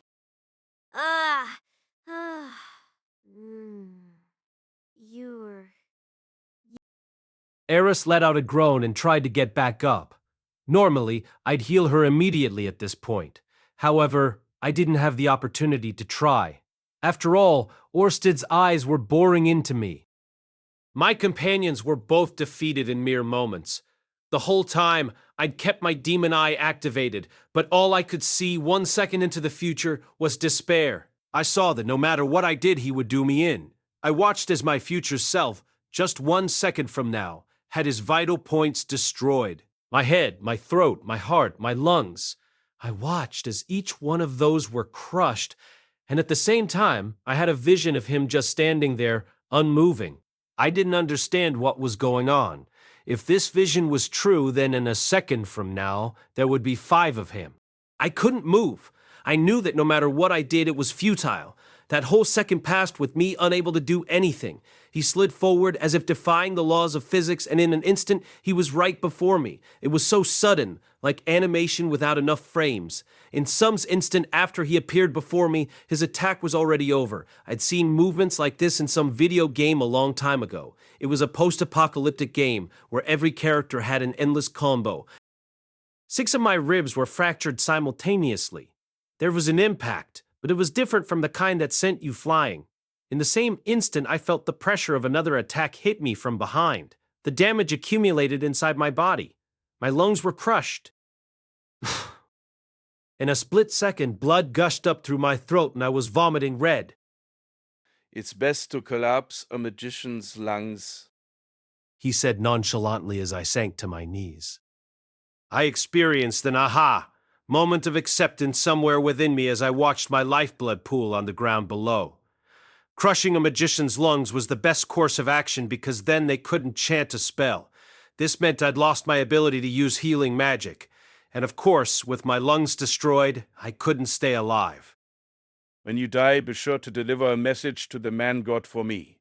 Tell him that the dragon god Orsted will be the one to kill him. The dragon god? Number 2 on the list of the 7 great powers. Orsted gave me a glance as I curled up on the ground, hands at my chest, and turned on his heel to leave. I realized he'd let his guard down. Since I'd already received a fatal wound, I hadn't just been defeated, I was at death's door. I didn't know why. Even in that state, I was still thinking about trying to fight back. Perhaps it was because on the edge of my vision, I could see Eris trying to stand up.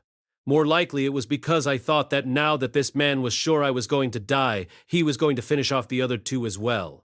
Regardless, I launched a stone cannon at him. Why didn't I use more powerful magic? After all, I had advanced tier magic at my disposal if I wanted to use it. Even later, I never figured out the answer. In that moment, I was most likely just using the magic I was most familiar with. I launched the hardest rock I could at the fastest speed with the quickest spin. That stone cannon was so powerful, even I was surprised. The rock burned red hot as it flew the short distance from me to him. Orsted is going to look back and smash my stone cannon with his fist. And so he did. With the sound of clinking metal, it crumbled and fell to the ground in pieces. That was a stone cannon just now, wasn't it? That had some incredible power to it. For you to be able to injure me with such magic is impressive. The skin of his fist was peeled slightly. I'd barely grazed him. It was no good. I couldn't damage him with my stone cannon. You are sure I crushed your lungs. So you must be using voiceless magic? Is that a power you gained from the man god? What else did he give you? Orsted stared at me. He could have just finished me off, but instead, he was watching me as if I were a grasshopper whose legs had been plucked off. I conjured wind magic to force air into my lungs. I choked violently. I knew there was no point to it, but I forced the air in anyway, filling my lungs before I stopped breathing. An amusing use of magic. What purpose does that have right now? Why not use voiceless magic to heal your lungs? Orsted put his hand to his chin, watching me as if he enjoyed seeing me suffer. Even as my consciousness dimmed, I formed a ball of fire in my right hand. With fire magic, the more mana you poured in, the stronger the heat and the bigger it got. If my stone cannon's speed and hardness didn't work, then I would try heat and explosive power. That's enough. My feeble thoughts of resistance were easily blown away. The moment Orsted aimed his right hand at me, the mana that was beginning to take shape at the tip of mine was swept away. No matter how much I tried to channel mana into my hand, it took no form and dissipated. Even though I was half conscious, I understood. There was interference with the mana in my hand that disrupted it and rendered my magic ineffective. He had sealed my right hand, but I still had my left. So I lifted it and conjured magic between Orsted and myself, unleashing a shockwave. An explosive boom resounded as Orsted flew backward. I was also thrown away from the blast. You nullified my disturbed magic? No, that's not it. You're using multiple schools of magic simultaneously. Quite skilled to be able to do that voicelessly. Like this, was it? The man snapped his fingers on his left hand. When he did, a small, square, 50-centimeter window formed in the air. It was a beautiful window, adorned with gorgeous dragon-shaped ornaments. I ignored the window and focused on launching the fiercest fire attack against him that I could manage. What I'd pictured in my mind was an enormous flame, a mushroom cloud, a nuclear explosion. I channeled my magic as simply and straightforwardly as possible, as if powering up for a punch. I didn't even think about the fact that Eris and Rudeus might be caught up in it. I'd already lost the ability to think. Open, front, room gate? As Orsted spat out the words, the window opened up. In the same instant, the mana coalescent in my left hand was swallowed. The window frame cracked and splintered. An explosion was simultaneously triggered close to Orsted. It was far less powerful than I'd expected, and he easily avoided it. What incredible mana capacity. A front room gate at this size couldn't contain it. It's almost as if you're on the same level as the plus. Well, you are the man god's apostle, after all. Why have you still not healed your lungs? Are you trying to lull me into letting my guard down? That was right before my consciousness cut out completely. I didn't have the ability to discern what was happening anymore. The man was still observing me. Our eyes met. Is that it? In a split second, he closed in on me. There was nothing left I could do. You can't do anything besides magic? My magic was sealed, and my legs were frozen, so I couldn't move. I was helpless in the face of his overwhelming murderous intent. In the edge of my vision, I could see the window pane dissipating, but there was nothing I could do. I tried to use the roar I'd learned in the Dolia village, the one that didn't resemble theirs in the least. Orsted readied himself, but of course, all I was able to do was spit out blood to no effect. Just mana? What are you trying to do? There was already nothing I could do. My magic was sealed, and nothing indicated I could beat him with physical attacks. The only thing I could do now was prostrate myself, but Orsted wouldn't even allow me to do that. Well, no matter. Die! Ah! His hand speared right through my body at super speed, straight through my heart, an absolutely fatal wound. One my healing magic would never be effective on. How disappointing, man good. Now you're using pawns that can't even coat themselves in a battle hour. Just what are you planning? His hand was coated thickly in my blood when he extracted it. I tried to stand, but my body wouldn't listen. It betrayed me by crumbling to the ground. At the edge of my vision, I could see Eris lifting her head, could see the stunned look on her face as she gazed over at me. Our eyes met. Ah. Ah. Ah. No. Ah. Ah. Ah. Ah, this sucks. I don't want to die. I still hadn't fulfilled my promise to Eris. Just 2 more years. I just wanted to hold on 2 more years. If I could do that, then I could die without reservations. Let me just gather my mana. It's just 1 wound. I'll heal it, I told myself. I couldn't chant the words because there was a hole in my lungs. Still, I could do it. I just needed to slowly focus the mana. It would heal. It would heal.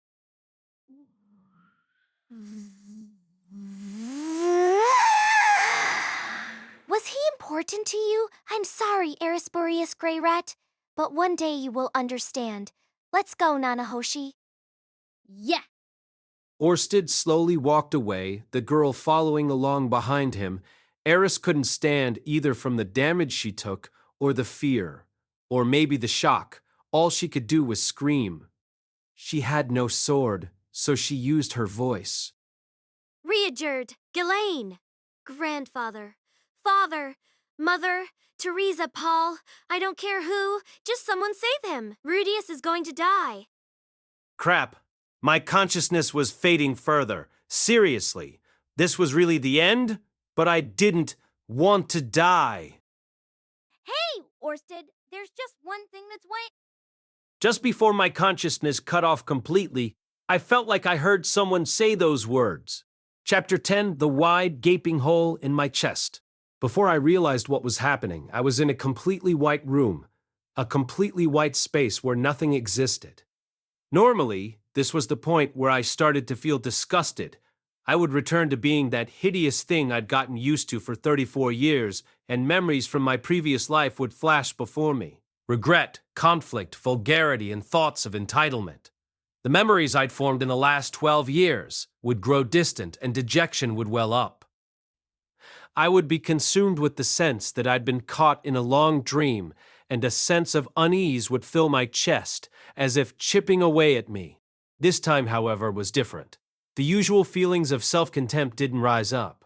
Instead, I experienced a sense of loss, as if I had a gaping hole in my chest. I looked down to find there was indeed a large opening there. Ah, I knew it. I really did die. Well? The man god was standing there all of a sudden. I hadn't noticed him before. He had his usual irritating smile on his face, but for some reason it didn't annoy me today.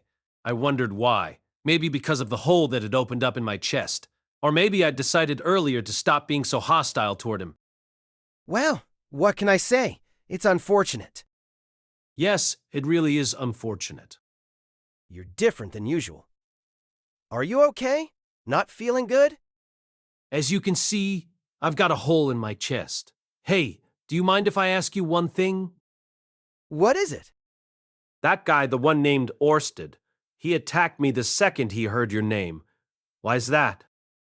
Because he's a terrible dragon god. Despite how virtuous I am, he holds great enmity toward me. Virtuous, huh? Well, you are an easy one to hold enmity toward. But if that were the case, shouldn't you have told me this beforehand? You can see all kinds of things, can't you? You knew that I was going to run into Orsted then, right? If you had at least said something to me about not mentioning you if Orsted asked, I would have... No, sorry. The truth is, I can't see anything that has to do with the dragon god, not the future or the present. I had no idea you were going to run into him. Oh, so that's it, but why... He's got a curse on him that makes me unable to see him. Curse? So those actually do exist? Yes, you didn't have them in your world? Someone who was born possessing an unusual power thanks to an abnormality triggered by mana? We don't even have the concept of magic in the world I'm from. There were some who said they had the ability to sense the supernatural, but to be honest, they lacked any credibility. Aha, I see then. Well, we have them here, cursed children. We call them odd ones. Orsted is one such example.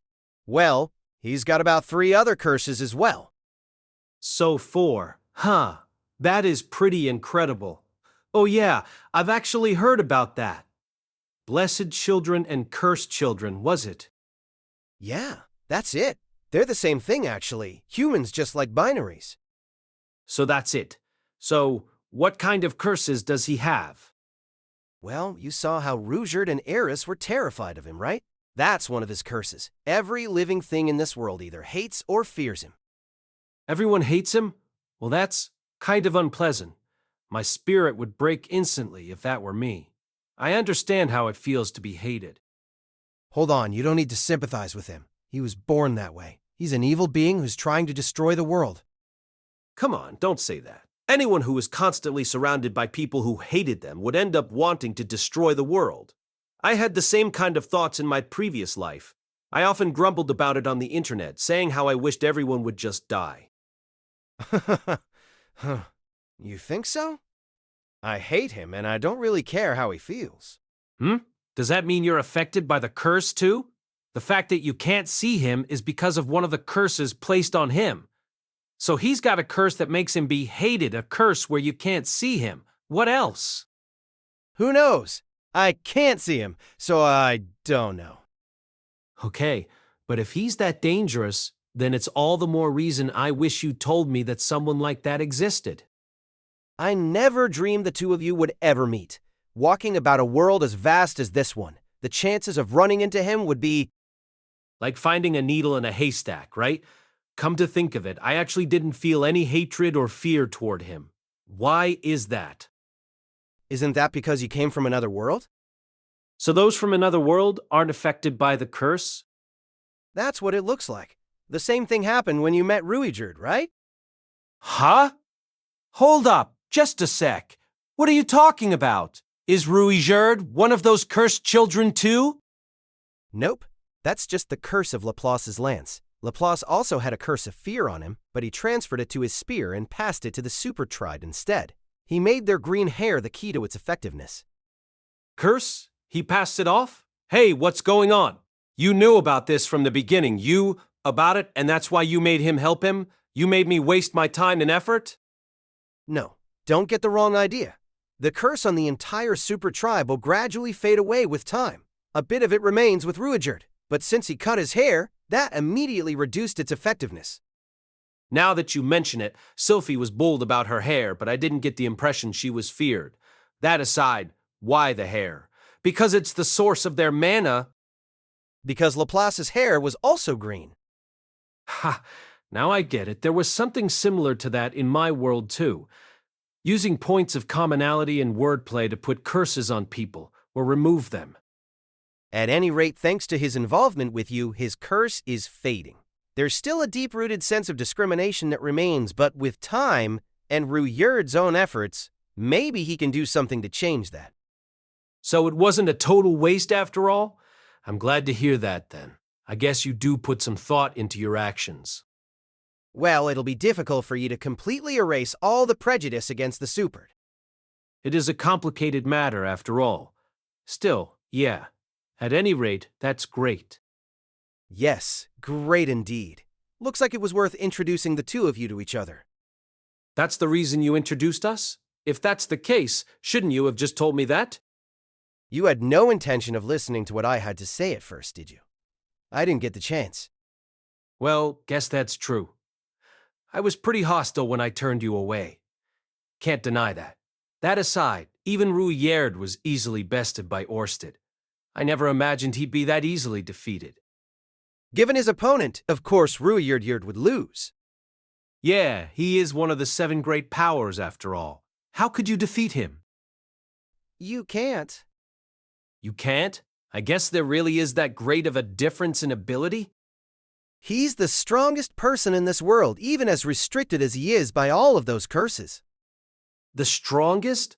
But the Dragon God is only second on the 7 great powers list? What about first? The Technique God is strong too, but if Orsted actually went all out, he'd be the victor. Orsted can use all of the skills and techniques that currently exist in this world. And on top of that, he can also use his own unique magic that's specific to the Dragon God. All of the skills and techniques, huh? Sounds like a certain post-apocalyptic savior I know. Oh? You have someone like that in your world too? They can copy all of the techniques of every opponent they've ever fought, although they're plenty strong even without that ability. Enough to destroy their opponent with the tip of one finger. With just the tip of one finger? That is incredible. But so is Orsted. If he got serious, he could destroy this entire world. Just calling him strong seems a bit vague. How strong are we talking?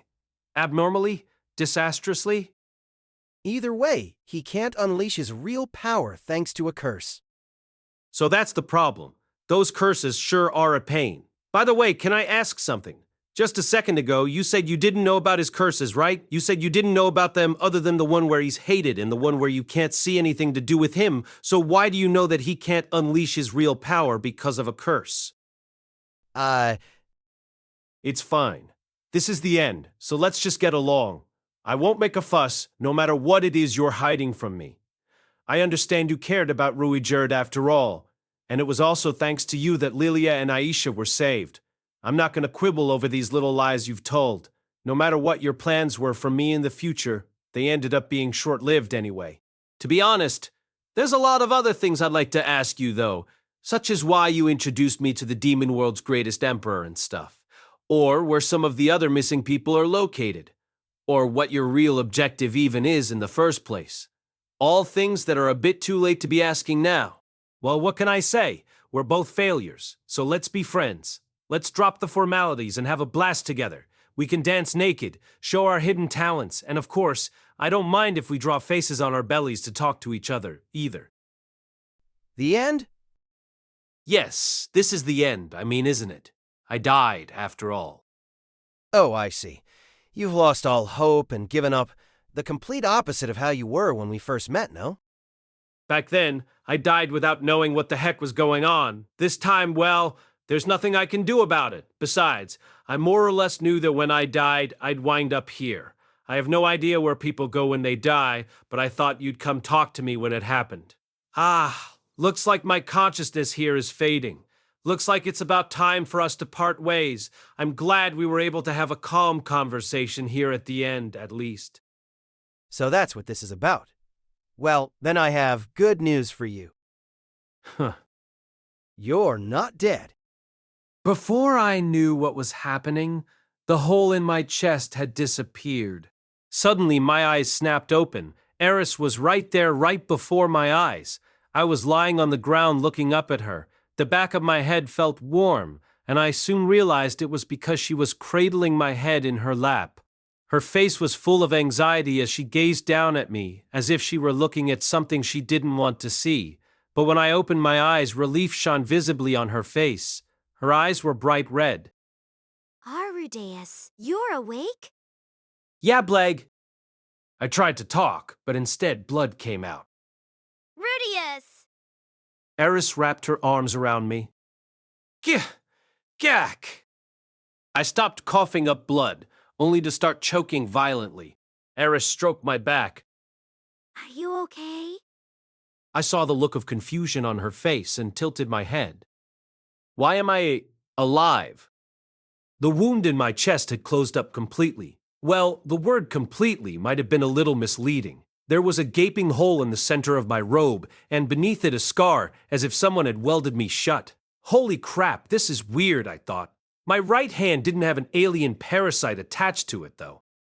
Just a moment ago when that girl said something, Orsted or whatever his name was, used magic to heal you. Girl? He called her Nanahoshi. Nanahoshi. That girl from before. Yes, I recall that's what Orsted called her. But hold on, Nanahoshi. I felt like I'd heard that somewhere before. Sometime in the last year, no less. Where was it, though? I couldn't recall. So he went out of his way to heal the person he'd just killed? What was he thinking? I was sure he'd pierced my heart. Severe damage to an internal organ couldn't be fixed with intermediate healing magic. That meant he must have used advanced tier magic, or something even more powerful. Orsted must have possessed healing magic of such power that it could instantly save someone who had sustained a fatal injury. It seemed the man-god hadn't quite been lying when he said that Orsted could use any skill or technique in the world. I was utterly defeated. Even if he was on a completely different level from me, it was still an accurate statement. He ranked second among the world's 7 great powers. According to the man-god, he was actually the strongest. Clearly, the title wasn't just for show. What about Rudeus? He hasn't woken up yet. Upon further inspection, I realized Rudeus was sleeping on the edge of the road. The carriage had also been pulled aside, and a fire was crackling. Had Eris done all of that by herself? This is the first time I've seen Rudeus lying on his side like that. Rudeus, you shouldn't talk yet. You were just choking up blood. I'm fine now.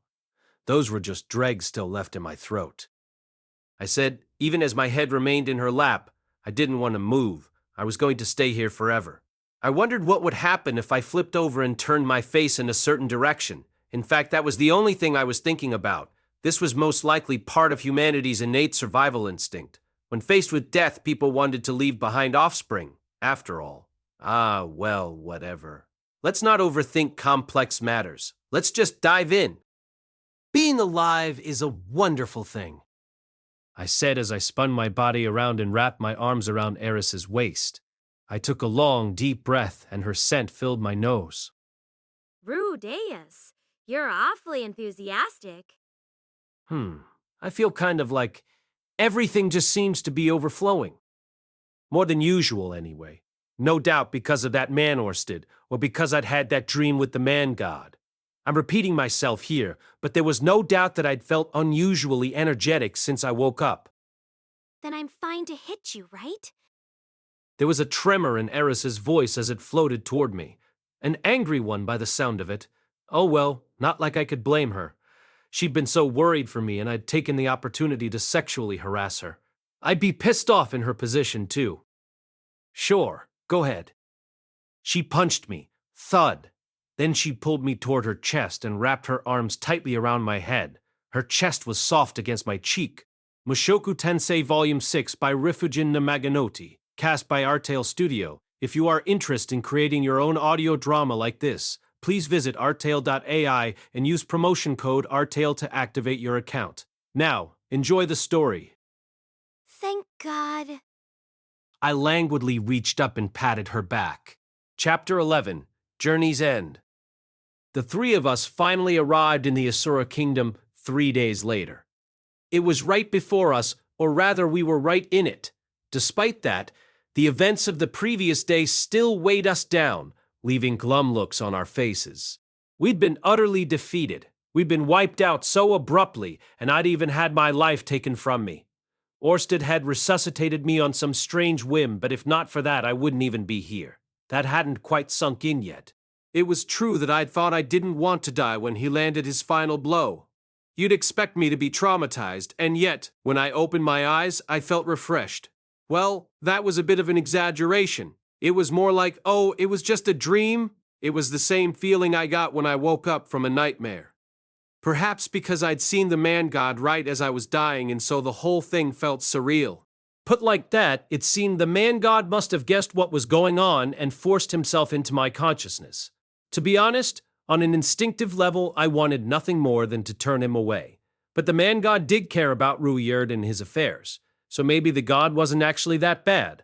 That aside, ever since I nearly died, Eris has been sticking really close to me while we were inside the carriage.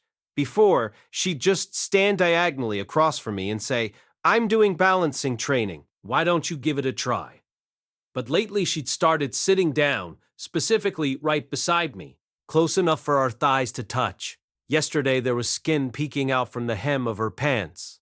It's only human instinct to want to touch something you can see, so I reached out with my right hand, just a bit, and stroked it. In return, Eris just glared at me, her face bright red. She didn't punch me. Eris, the one who was always punching people, had suddenly stopped. Even when I did something that I totally deserved to be punched for, she didn't. Her face would flush and she'd just glower at me instead. And she'd just keep doing that, staring me down. Not just that, but she'd keep sitting right next to me. In the past, she'd move away when I did things like that, but now she remained close. To be completely honest, it was getting to the point where I wanted to thrust my hand into her pants next, so I wished she would put some distance between us. I knew there were some things you could pass off with a laugh and some things you couldn't. I was holding myself back, but whether she knew of my internal conflict or not, Eris stayed close to me all the same. If I left my hands unoccupied, they would wander off in Eris's direction. So currently I was creating magic with my left hand and using my right to disturb the mana flowing out of it. This was the magic that Orsted had used. I believe he'd called it disturb magic. Just before the mana could take shape as it gathered in my hand, I used different mana to disrupt and disperse it. It was simple and didn't cost much mana, yet it was an incredible technique. In retrospect, this method of nullification was similar to the king-tier barrier I'd gotten trapped in back in the Shirone kingdom. It was simple to explain, but actually performing it was quite difficult. Perhaps because I was using my non-dominant hand to conjure with. For the most part, the magic still took shape, albeit imperfectly. It was extremely difficult to completely nullify it the way Orsted had done, but it could still be used as a restraint, even in its imperfection. He'd actually taught me something pretty useful. Hey, Rudeus, what have you been doing this whole time? I'm trying to mimic the magic that Orsted used. Eris stared intently at my hands. In my left, I'd crafted a small, misshapen stone cannon that fell to the floor with a small thud. Another failure. I almost felt like I was playing rock, paper, scissors with my hands. No matter how I tried, I kept letting my left hand win. This wasn't going to work if I was being sloppy about it. In other words, there were some rules involved in disrupting magic. Did that mean that if I could unleash magic in accordance with those rules, I could actually nullify his disturbed magic. The possibilities were growing. What kind of magic is it? The kind that nullifies magic. You can do that? I'm practicing it right now. Why are you doing something like that? There's been a number of times lately that I've had my magic sealed and couldn't do anything. I guess you could say I'm researching. At the very least, if we ever meet Orsted again and it turns into a fight, I want to be able to get away from him. Make sense? Eris went quiet. For a short time, the only sound was of stone cannons thudding against the floor. Hey, Rudeus. How come you're so strong? Was I really strong? I think you're stronger than I am. That's not true at all. The conversation died out. Eris looked like she had something she wanted to ask, but said nothing. I wondered what was on her mind, but I hadn't the faintest idea. No, that wasn't entirely true. Are you worried about the fact that you were so easily defeated the other day? Yeah. It wasn't her fault. According to the man god, Orsted was the dragon god, the strongest being in this world. He'd even easily dispensed with Ruayard. It wasn't a fair fight. He existed on a plane you couldn't reach through effort alone. In my previous life, I'd put in a lot of effort in some areas and managed to scale some heights, but I'd never once ranked among the very top in anything. Even with the games I was engrossed in, where I thought there was no way I'd lose, there were always people better than I was. Orsted had curses restricting him, and despite that, his physical fighting abilities surpassed Rudeus's. He defeated Eris with one hand and rendered me completely powerless. On top of that, he fought in such a precise way that he exerted no more effort than necessary to take you from full HP to 0, which meant he still had energy to spare. I had no idea how strong he would really be if he went all out. He's an unfair opponent to have. It's not your fault. But I could understand why Eris was troubled. She'd been done in by one attack. He'd taken her sword attack straight on and sent her flying. You're still young. As long as you work hard, you'll get stronger. You really think so? Yeah, even Ghislaine and Rudeus said the same thing, didn't they? Eris suddenly lifted her head and looked straight at me. You know you almost died, right? How can you say that so easily? Well, because it felt surreal to me. I wasn't thinking about trying to fight him in the future either. The next time I saw his face, I was going to jet off like a rocket. Or maybe hide in the shadows like a rat. If I couldn't find a way to run, maybe I'd beg him to spare my life. I prayed that wasn't a sight that Eris had to see. 'Cause I don't want to die next time. True, you don't want to die, do you? Please don't worry. I'm going to work hard so that if we ever wind up in another dangerous situation like that, I'll be able to pick you up and make a run for it. Eris had a complicated look on her face as she leaned her head against my shoulder. I might have gained more affection points with her if I'd used the opportunity to reach over and stroke her head, but I was in the middle of casting Disturb Magic with my right hand. Well, no matter what happens, we've got to get a little stronger. Just a little bit more. There was no way we were going to become the strongest in this world. The ceiling here was way too high. But I wanted to at least get strong enough that we could get away if we were attacked by some weirdo. As I thought that, I pressed my face into Eris's hair and inhaled her scent. Once night fell and Eris was asleep, I spoke to Rudeus. We'd spoken even less than usual since that incident. Rudeus wasn't much of a chatterbox to begin with, but since then he'd become morosely quiet. He probably blamed himself for what happened, because despite his promise to deliver us safely home, he hadn't been able to protect us. But at least I was still alive, regardless of how much luck played a part in that. That man, Orsted, he's apparently the dragon god, number 2 of the 7 great powers. I opened the conversation with that remark, starting on the idea that since our opponent was too strong, it was only natural that we lost. That's who he was. No wonder he was so... strong, right? After you were knocked out, there was nothing I could do to oppose him. This is the first time since Laplace that I took just one glance at someone and felt like I couldn't defeat them. Rudeus didn't know about the curses restricting Orsted's power. He didn't know he'd been beaten in physical combat by an opponent that was holding back. If he knew the truth, it might shock him. Even I don't think I can stand against the elite of the seven great powers. Those people are monsters beyond comprehension. It was bad luck that we ran into someone like that on the road. It can only be considered good luck that we managed to survive. The words made it sound like he was making excuses, but it also felt like there was a tinge of self-reproach in Rudeus's tone. Perhaps he acknowledged that there was nothing he could do, but saw that as a separate matter from him being unable to fulfill his duty. Rudeus, if we ever meet someone like that again, you absolutely must not pick a fight with them. Don't even meet their eyes. If you don't want things to happen again like they did this time, that is. Yeah. Well, next time I'll probably just avert my eyes and move on. He was angry with me.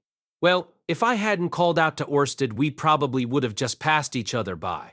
I would admit to that mistake, although he didn't look that dangerous at first. No, after Rudeus and Eris reacted the way they did toward him, I should have been more cautious.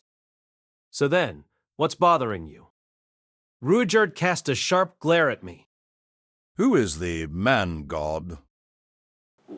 Oh, so that's what this was about. At first, it seemed he intended to let us go.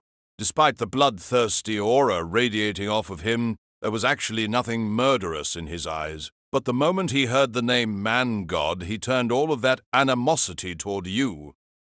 I closed my eyes. Should I tell him or not? It was a decision I thought I'd already made before. But as unsavory as he looked, the man-god wasn't that bad a person. And after what had happened to us, I didn't like keeping things hidden. Actually, the man-god is...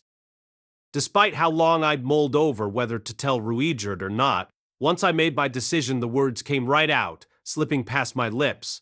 I told him how, since the time of the displacement incident, a mysterious being who called himself the man-god had occasionally appeared in my dreams, that he'd advised me to help Rudeus, that he'd given me advice at other times as well, that my suspicious behavior was because I was following that advice.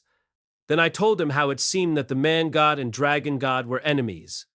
I told him that my conversations with the man-god were vague, and I was probably forgetting a lot of details, but I narrated it all as broadly as I could. The man-god and the dragon-god, the seven gods of old. It's all so sudden it's hard to believe. I bet. But there are parts that make sense.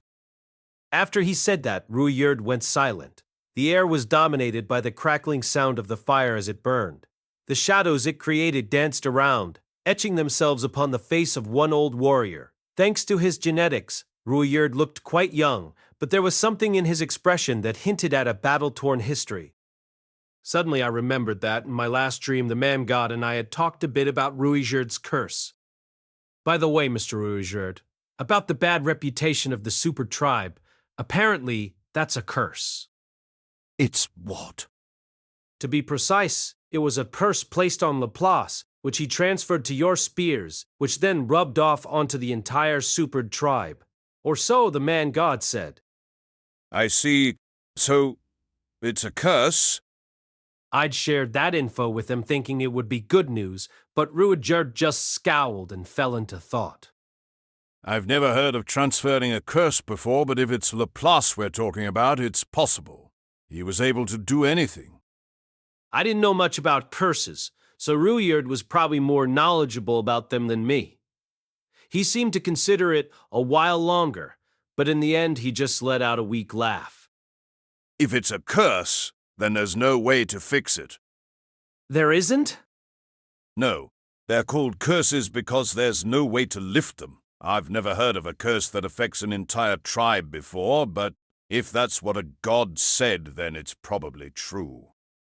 He let out a laugh of self-derision, as if to say everything he'd done up until now had been for naught. It might have been just the lighting, but it seemed like there were tears at the edges of his eyes. But... What is it? The man-god said that unlike ordinary curses, this one is fading as time passes. What? He also said that it still remains in you, Mr. Rudeus, but you severely reduced it by cutting your hair.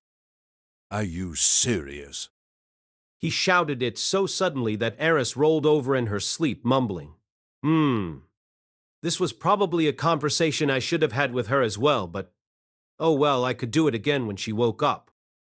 Yeah, he said that right now what remains is just traces of the curse and the initial prejudices that it created.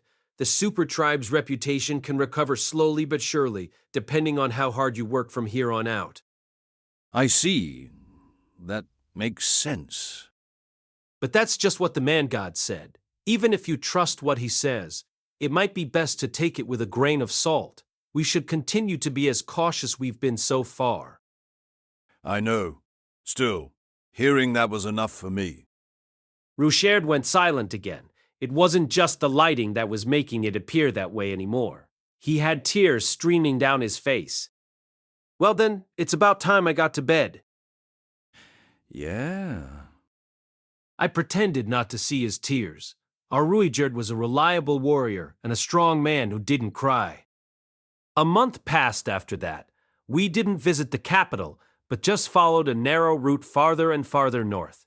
We passed through many small farming villages and saw wheat fields spread out before us and water mills off to the side as we continued on our way. We didn't gather information. We just headed north with as much speed as we could muster.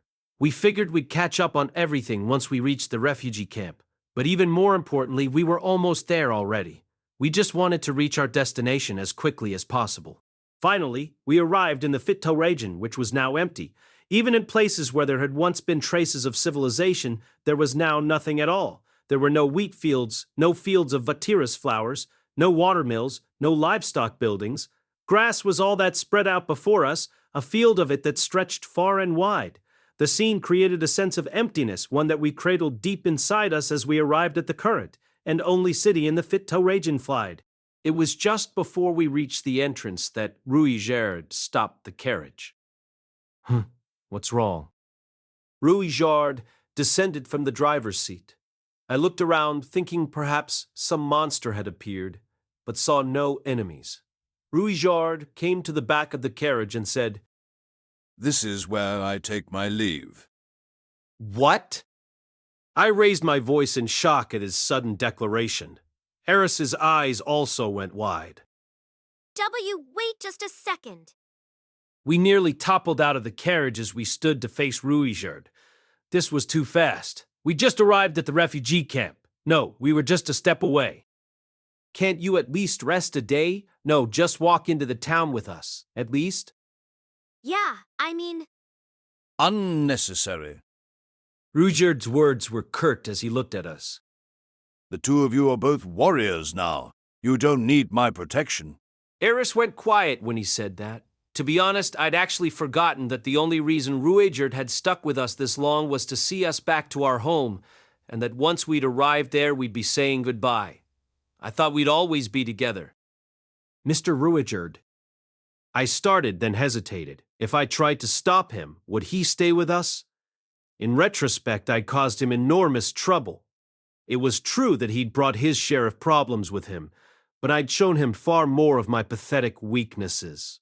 Despite that, here he was acknowledging me as a warrior. I couldn't ask any more of him.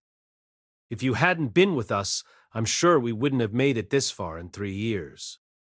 No, I'm sure you could have done it. That's not true. I'm too careless about some things, so we would have fallen afoul of something along the way, I think. As long as you're able to recognize that, you're fine. There were numerous occasions on which I found myself at my wits' end, such as when I was taken captive in Shirone. If Ruijerd hadn't been with us, I would have probably panicked even further. Rudeus, I told you this before. As a magician, you've already attained a kind of perfection. Despite all the talent you possess, you still don't let it get to your head. You should be aware of how much it means to be able to do that at your age. I felt conflicted about the meaning of those words.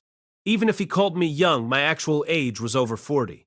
The reason I hadn't let things go to my head was because I still retained those memories, although 40 was probably still considered young as far as Ruijerd was concerned. I paused as I started to speak. I could have rattled off a list of my weaknesses right there, but that seemed far too pathetic. I wanted to stand before this man with my head held high. No, I understand. Mr. Ruijerd, thank you for all you've done for us so far. I started to bow, only for him to grab me and stop me. Rudeus, don't bow to me. Why not? You may think that I've done a lot for you, but I think you've done a lot for me. Thanks to you, I see hope that my tribe can regain its honor once more. I didn't do anything. I basically wasn't able to do anything. I tried to turn the name Dead End into something positive on the Demon Continent, but we were never anything more than a group of adventurers while we were there. In the Millis Continent, that name just didn't carry the same weight. I'd meant to come up with a new strategy, but it just kept getting pushed back, and then we'd come to the Central Continent and I wasn't able to do anything else to help him.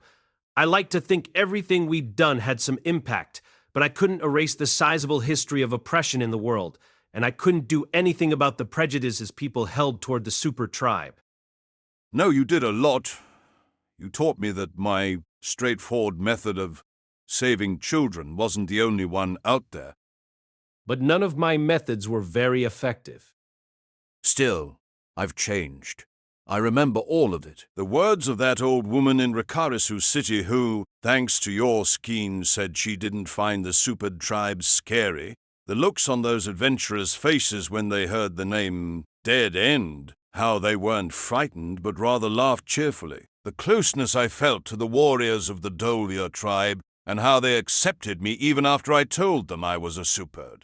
And the Shirone soldiers, and how they cried as they thanked me when they were reunited with their families. The first two aside, the rest happened through Ruijerd's own efforts. I hadn't done anything. Those were things you did by yourself. No, I couldn't do anything by myself. In the 400 years since the war, I worked alone, unable to take a single step forward. The one who showed me that step was you, Rudeus. But that really happened because of the man-god's advice. I don't care about some god I've never seen. The person who really helped me was you. No matter what you think, I feel a debt of gratitude toward you. That's why I don't want you to lower your head to me. The two of us are equals.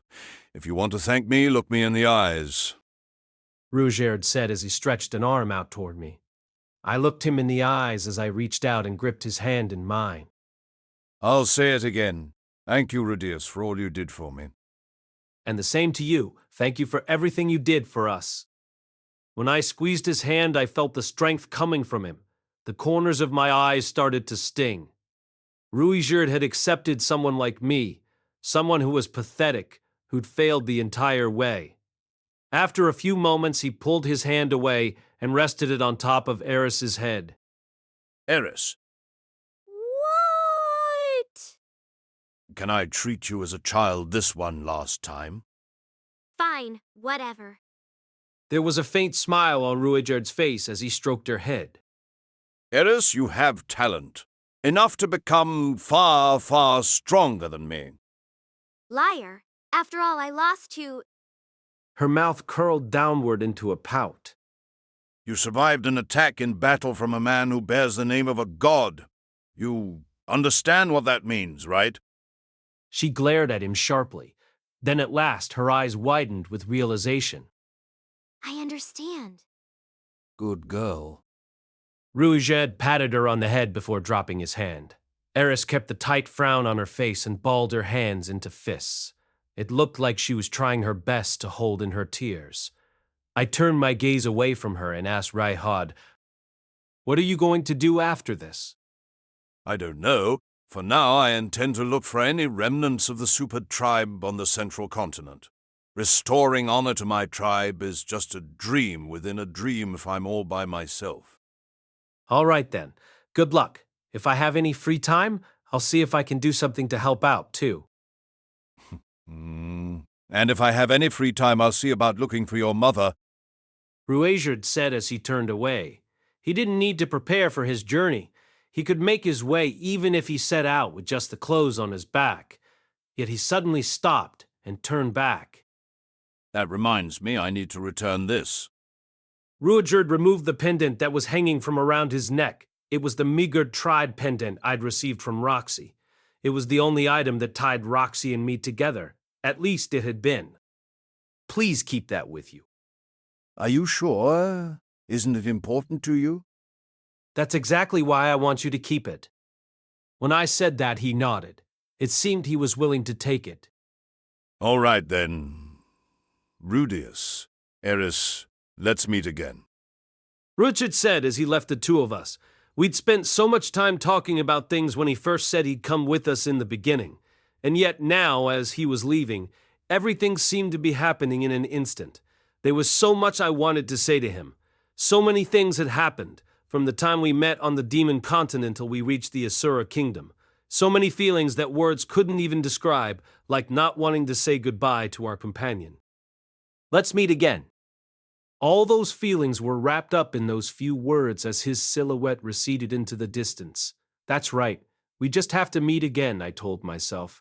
We surely would. As long as we were still alive, we'd definitely meet again. Eris and I watched Ruiard go in silence and with gratitude for everything he'd done for us up until now, until he faded away completely. That was how our journey reached its conclusion. Chapter 12. The Reality of the Calamity. The refugee camp was quiet and the size of a village.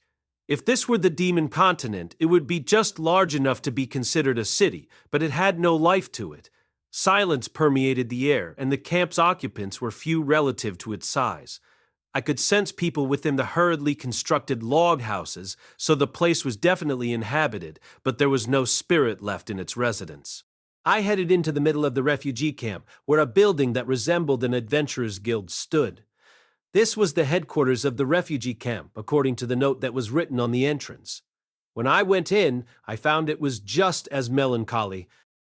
I had a bad feeling about this. Rudeus, that's... Eris pointed at a sheet of paper. At the very top of the page was the name Fitor Liege Lord James Boreas Greyrat, and beside it, seeking status information, deceased or missing. Beneath that were the names of those who'd gone missing after the incident, listed alphabetically by village and city. Let's look at that later. Yeah! The list of the deceased was incredibly long. Also, the liege lord named at the head of the document was in sorrows. Both of those things made me anxious as we headed deeper within the building. When we gave Eris's name at the counter, the middle-aged woman attending it quickly slipped into the back. Then she returned happily, with a man and woman in tow. Their faces were familiar. One of them was bearded and white-haired, wearing an outfit that looked slightly finer than that of an ordinary townsperson. It was Alphonse, the household butler. The other had chocolate-colored skin and was wearing a swordsman's outfit. Ghislaine. Eris had a look of pure joy on her face as she raced over to the woman. If she had a tail, it would be wagging. I was happy too. I hadn't heard any news of Ghislaine this whole time, but she looked well. Perhaps the reason Paul hadn't heard anything about her was just a gap in the information stream. Eris, no, Lady Eris. I'm glad you made it safely. It's fine, you can just call me Eris. Ghislaine looked happy for a moment, but soon enough, her expression clouded over. Even Alphonse was gazing at her sympathetically. It can't be. I thought as a sense of unease welled up within me. Eris, let's talk further in. Her voice was hard. Her tail was standing straight up. Her expression wasn't that of someone who was simply happy at Eris's return. She was nervous. Yeah, okay. Eris saw the look on Ghislaine's face and seemed to understand. She followed Ghislaine deeper into the building. When I tried to follow them, Alphonse stopped me and said, Master, with us, please wait outside. Huh? Oh, okay. It made sense, I guessed. I was honestly just hired help, so perhaps I wasn't allowed to listen in on important conversations. No, Rudeus will come too. Her tone would brook no dissent. If that is what you wish, Lady Eris. Eris's lips were pulled together even tighter than usual. Her hands curled so hard at her sides they were turning white. We silently passed through a short hallway and entered what looked like a workroom. There was a sofa in the middle and a vase at the edge of the room which contained a vatirus flower. The far end of the room was furnished plainly and contained only a cheap-looking work desk. Eris didn't wait for an invitation before taking her seat on the sofa. She grasped my hand and dragged me along to sit beside her. Ghislaine, as usual, took up her position at the edge of the room.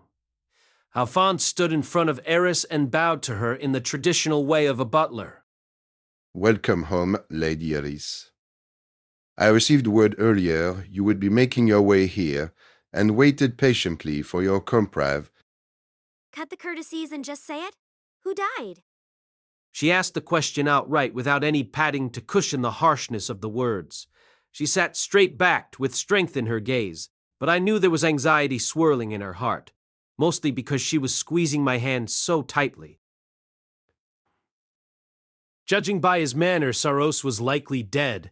Eris was a grandpa's girl. She mimicked every single one of his mannerisms.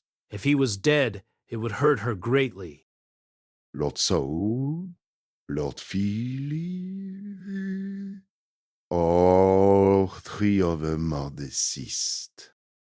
The second we heard those words, her fingers crushed my hand. Pain shot up my arm, but it was Alphonse's words rather than the pain that left me dazed. It had to be a mistake, right? It hadn't been that long. It hadn't even been 3 years yet. Or perhaps it'd be more correct to say it would soon be 3 whole years. There's no mistake about that, right? There was a tremor in Eris's voice when she asked the question. Lord Philip and Lady Hilda were teleported together and passed away in the conflict zone. Ghislaine confirmed this. Ghislaine bobbed her head.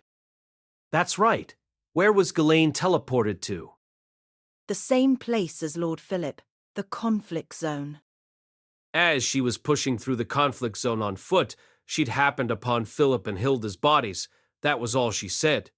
She didn't explain what condition their remains were in, or how exactly she'd found them, but judging by the look on her face, it was bad.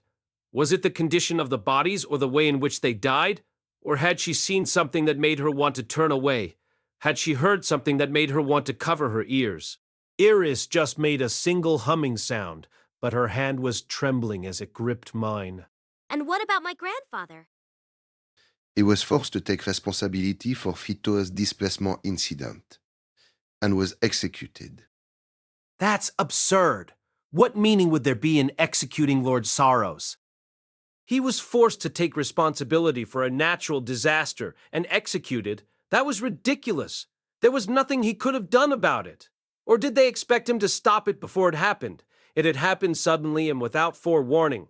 What responsibility was there to be had? Rudeus, sit. Eris tugged at my hand and forced me back into my seat. Apparently, at some point I'd stood up. There were feelings pooling around inside my head that I couldn't express in words. Perhaps it was the extreme pain that made them incoherent. My hand hurt. No, in truth, I understood. Even if there was no forewarning, even if it couldn't have been prevented, people had died. Fields and crops had disappeared. The losses were immeasurable. The people were steeped in discontent and they needed a scapegoat. Even in my previous life in Japan, the Prime Minister would take responsibility by immediately resigning if something shameful happened. By dying, Saros had taken the people's discontent with him. Someone capable could take his place. At least then people might find some relief. It wasn't just that, though. I was sure that some power struggle between the nobles was involved. I had no idea just how much the old man Saros had possessed in terms of authority, but it must have been enough for his downfall to warrant being killed. I could rationalize it. I could. But then, that just brought us to our current situation. To a refugee camp blanketed in silence. To a practically deserted headquarters. There were no signs that the country was serious about re-establishing the Fito region. If Saros were still alive, perhaps he would have taken more active measures. That old man was useful precisely in these kinds of situations. But no, that was only a front. Eris's feelings were what I cared about. I couldn't stay calm when I thought about how she must be feeling to hear she had no family left. I had no idea when Philip and Hilda's deaths were reported. It could have been before or after Saros's death. But Saros at least had been alive, had being the key word. There'd been no need to kill him. Just how many did they think had died in this disaster in the displacement incident? Hundreds of thousands, an uncountable number, and yet they purposefully killed a man who had returned alive? Eris had come all this way to return home just to learn that? Ah, crap. I couldn't think straight. My hand hurt. Master Rudeus, I understand how you feel, but this is the current state of the Asura kingdom. Alphonse, the master you served, was killed. Ghislaine, the man who saved your life, was killed. I thought. Those were the things I wanted to say to them. Yet, nothing came out. Mostly because Eris didn't say anything, there was no point in me shouting and crying. Even though they'd taken care of me, and we were related, Soros had still been a stranger to me. If his family wasn't going to say anything, what point was there in me complaining? So, what am I supposed to do? In an uncharacteristic show of quietness, Eris neither lashed out nor yelled. Lord Pilamon Notos Grera has said he would welcome you as his concubine, Lady Eris. Even I could feel the murderous intent suddenly pouring out of Ghislaine. Alphonse, you bastard. Do you seriously intend for her to take that offer? I'm sure you remember what he said. Even so, if we're to think of the future of the Fitoa region, a bit of discomfort is. As if she could ever be happy being married to a man like that. He filth, but he has a distinguished family name. There are many undesired marriages that result in happiness. I don't care how many. Are you even thinking about Eris at all? I'm thinking about the Boreas family and the Fetora region. So you plan to sacrifice Eris for that? If it's necessary. I watched in mute amazement as the two of them suddenly broke into an argument. Eris stood before I realized what was happening. She let go of my hand and folded both arms over her chest, her legs spread wide beneath her, and her chin tilted forward. Enough. Her voice was loud enough that Ghislaine had to cover her ears. This was the full extent of Eris's bellow one I hadn't heard lately. However, that was all the energy she seemed to have. Just leave me by myself. I want to think. The two of them looked shocked when they heard how disheartened her voice sounded. Alphonse was the first to leave. Ghislaine looked reluctant as she gazed over at Eris, but left. Then, it was just me. Eris, Rudeus, did you not hear me? Leave me alone for now. Her tone left no room for argument. I felt a bit shocked. This was probably the first time in a few years that Eris had pushed me away like this. Okay, I understand. My shoulders drooped as I watched Eris turn her back toward me. The second I left the room and closed the doors, I swore I could hear a sob. Alphonse had prepared rooms for us. There were 4 of them, narrow and located in a house near the headquarters, probably intended for the refugees. I carried my luggage into one of them and stowed Eris's in the room neighboring mine. I changed out of my travel clothes and into ones for going around town. I discarded my misshapen, patched-up robe on the bed and left the room. I returned to the headquarters. I wanted to try talking to Alphonse and Ghislaine some more, but I didn't see them. I didn't have the willpower to search for them, so I gazed at the notice board instead. Paul's message was pinned there, the one I'd seen numerous times in the past few months. Search the central continent or the northern region, it said. Written when I was still about, 10 years of age. I'd soon be 13. Time sure had passed quickly. My eyes scanned over the list of dead and missing. They landed on the section titled Buena Village. The names of people I knew were listed in a row on the missing persons list. Over half had a line slashed through them. A glimpse at the column of the dead revealed that the same names had been written over there. Apparently, as their deaths had been confirmed, their names were crossed out and they were added to the list of dead. There were slightly more names in the missing column than the dead, but the list of dead were densely packed together.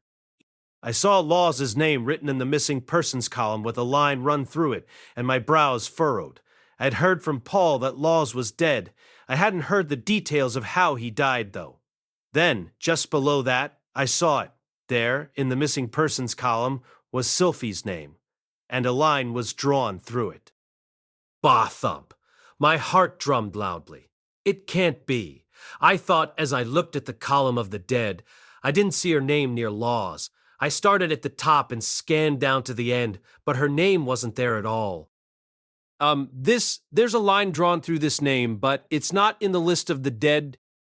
I asked one of the staff, voicing my doubt. Yes, that's one of the people who was confirmed to be a survivor. When I heard those words, something inside my chest dropped with a thud. It was like my heart had fallen straight through my stomach and right through my guts. That's how relieved I felt at the revelation that Sylphie was alive. Then do you also know how to contact them? If that person hasn't come to our headquarters here themselves, then I'm afraid not. Could you check for me? The name is Sylphiette. Please wait just a moment. It took some 20 minutes or so as the staff searched. I'm sorry, but her contact information hasn't been registered with us. Oh, all right. There were two possibilities then. Either she hadn't settled down yet and so she had no contact information to list, or someone else had spotted her and updated the list so her contact information hadn't been recorded. There was the possibility that there'd been some mistake, but I didn't think that was it.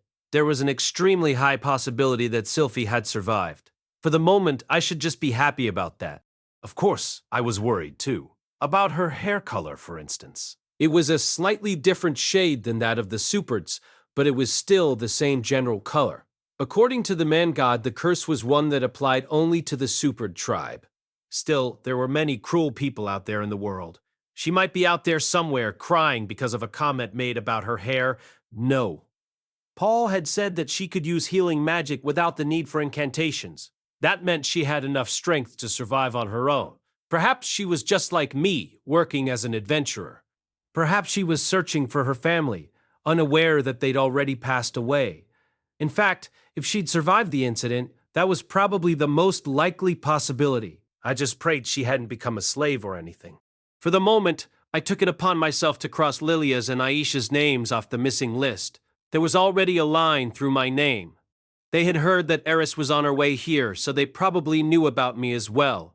Among Paul's family, the only name that remained was Zenith Greyrat, meaning she still hadn't been found after all. Perhaps I'd ask the man god the next time he appeared in my dreams. When I finished looking over the bulletin board, Eris still hadn't come out of the room. She was normally so quick to recover. This was the first time I'd seen her this troubled over something, but we'd journeyed so far to get here, and now that she'd arrived home, there was no family or warm house to welcome her. Perhaps that was enough to overwhelm even someone as strong as Eris. Maybe I should go back and comfort her after all, I thought. No, let's wait a little bit longer. I decided to return to the building where I'd left our luggage. I figured I'd find something to preoccupy myself, though I didn't have any ideas as to what. Perhaps I'd just rest a little instead. Alphonse called to me as I moved to leave. He brought me to a room located in the refugee camp's headquarters and took a seat in front of me. To my right sat Ghislaine. The only reason the two of them were sitting was probably because Eris wasn't with us. Unlike me, they seemed to understand the master/servant hierarchy.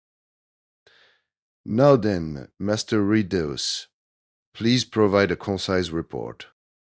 A report? Yes, as to what you have been doing these past 3 years. Oh yeah, all right. I told him how we'd been transported to the Demon Continent and met Ruigerd, how we registered as adventurers and used that to bring in daily income as we moved from place to place. I told him about the incident in the Great Forest. Then I told him how we met Paul and his Fitto search and rescue team and how that was the first we'd learned of the situation back home. I told him how we headed north while searching for information and about the events that transpired in the Shirone kingdom. I tried to be as concise as possible, keeping the conversation centered around Eris. Alphonse listened in quietly, but when I told him about how we'd parted with Ruigerd, he spoke up. The man who escorted you returned home. Yes, he really looked out for us. Truly, once things settle down, I'd like to propose to Eris that we officially reward him for his assistance. He's not the type of person who would accept something like that. Is that right? Alphonse nodded and quietly glanced over at me. His eyes were those of an exhausted man. Well, Master Rudeus, of those who serve the Lord of Sorrows, it is only the 3 of us who remain. What about the other maids? Judging by the fact that they haven't returned, they've returned to their homeland. Oh, all right. So even the cat-eared girls were wiped out? Or perhaps some of them returned to their home in the Great Forest? And the Lord took such good care of them too. How dreadful. It was ultimately nothing more than a financial relationship to them, I assume. When I said that, Alphonse's poker face cracked slightly. My words might have been a tad harsh, but I was sure they were true. Because of your youth, I hesitated over whether or not to include you in this conversation. But if you can retort like that, I'm sure you're more than capable. You protected Lady Eris and delivered her here safely. As a way to recognize your achievements, we welcome you as a vassal to the Boreas Crerat family. A vassal? So that's what this gathering was? Henceforth, I will be conducting this as a meeting between vassals. You take no issue with this, I presume? A meeting? I was sure they'd probably conducted these meetings even before I was sent to tutor Eris. I was also sure that Ghislaine hadn't been included back then. There were only 3 of us right now, but many vassals had undoubtedly gathered for such discussions in the past. Thank you. What is the topic at hand? I had no intention of engaging in idle banter, so I cut to the chase. Besides, Philip and Sorrows were no longer here. It was obvious who we were going to be talking about. It's about Lady Eris. See? Just what I said. Specific, I'd like to talk about her future. Her future? Eris had returned to her homeland, but there was nothing here. She had no family and no household. She couldn't return to the life she'd enjoyed before. While it's true that Lord Sorrows and Lord Philip have passed, the Boreas family itself hasn't been completely destroyed, correct? They can at least prepare a place for her to live in, right? Lord James would be concerned about rumors. I think it likely he would refuse to take Lady Eris into his household. James, in other words, Eris's uncle, right? The current liege lord. If he cared that much about what people thought, then he probably wouldn't want someone like Eris around. Her manners were a bit iffy, and she didn't exactly fit one's image of a noble lady. James is also supposedly sheltering Eris's brothers, and most likely a number of cousins as well. It wasn't difficult to imagine Eris causing strife with one or more of them. Even if you were willing to take her in, it's doubtful whether other nobles would accept her as one of them. I can't picture her taking on the duties of a maid either. Therefore, I'm going to reject the idea entirely. I nodded at his words. He was right. Even though Eris had mellowed a bit, her wild disposition was the same as ever. Next, I'd like to discuss the invitation from Pilemon Lutos Grey Rat. He said that when Eris returned home, if she had no other place to go, he would be willing to welcome her as one of his concubines. Pilemon, my uncle and Paul's younger brother. He was the current head of the Nodos household. I'd gotten the sense Old Man Sorrows didn't like him at all. When I glanced at Ghislaine, I saw she had her brows knit and her eyes closed. It's not a bad option, but there are some troubling rumors about him. Troubling rumors? Yes, about him trying to curry favor with Prime Minister Darius, who has rapidly been gaining political power as of late. Why was that troubling? Wasn't it normal for powerful people to curry favor with those who possessed more influence than them? Lord Darius has been gaining power for the past few decades and supports the first prince's ascension to the throne. He's also primarily responsible for driving the second princess out of the country. I have no idea what you're talking about when you suddenly bring up first this and second that, I thought. Lord Pilemon was once amongst a group of those supporting the second princess, but when she was driven out of the country, his group lost all of its power. Precisely. In other words, the big boss on his side lost, and now he was scheming to try to switch over to the winning team. I don't see the problem. Lord Rudeus, do you remember that kidnapping incident from some time ago? Kidnapping incident? The one where actual kidnapper seized Lady Eris. The kidnapping plan I proposed, then... The one behind that crime was Lord Darius. Lord Darius only been to the Fitoa region once, and in that time it took just one glance for him to take a deep interest in Lady Eris. You mean in a sexual sense? Of course. So, the truth was revealed after all these years. No, he'd probably been identified as the culprit even back then, but they couldn't afford to kick up a fuss because of how powerful he was. I wondered why Soros had refused to let him have Eris. Was it because he hated Darius? The old man had been the type to let his personal feelings dictate his actions. Well, whatever the basis for his decision, it didn't matter much now. If Lord Pilemon were to take Lady Eris as his concubine, he would probably find some excuse to offer her to Lord Darius. So Darius had been the perverted noble all this time. Apparently, there were a lot of those in the Asura kingdom. Granted, he had good taste if he fancied Eris, though that taste was the only non-terrible thing about him. Well, we're rejecting that idea, right? Not quite. While I can't help but grimace at the idea of the man himself, Lord Darius has the most influence in the capital right now. Lady Eris won't like him, but it would guarantee her status and the comfort of her living conditions. But still. And if she were to make a bit of a selfish request, he would surely listen to her. For example, if she requested the development of a village in the Fitoa region for its people. Now I understood. If she became a powerful woman herself, then she'd be able to tap into his money and influence. Even so, I didn't like the idea of Eris being with that pervert. What are our other options? As for the other nobles, with Lord Soros and Lord Philip gone, Lady Eris doesn't have any value left as the daughter of a noble family. Value, Maybe that was how they saw it. In my eyes, Eris already had plenty of value just on her own. Lord Rudeus, which do you think is the best route for us to take? Before I state my opinion, can I ask what Ghislaine thinks? I hadn't gathered my thoughts yet. I think Lady Eris should stay with Rudeus. With me? You're Paul's son. Zenith was also from a powerful noble family in Militian.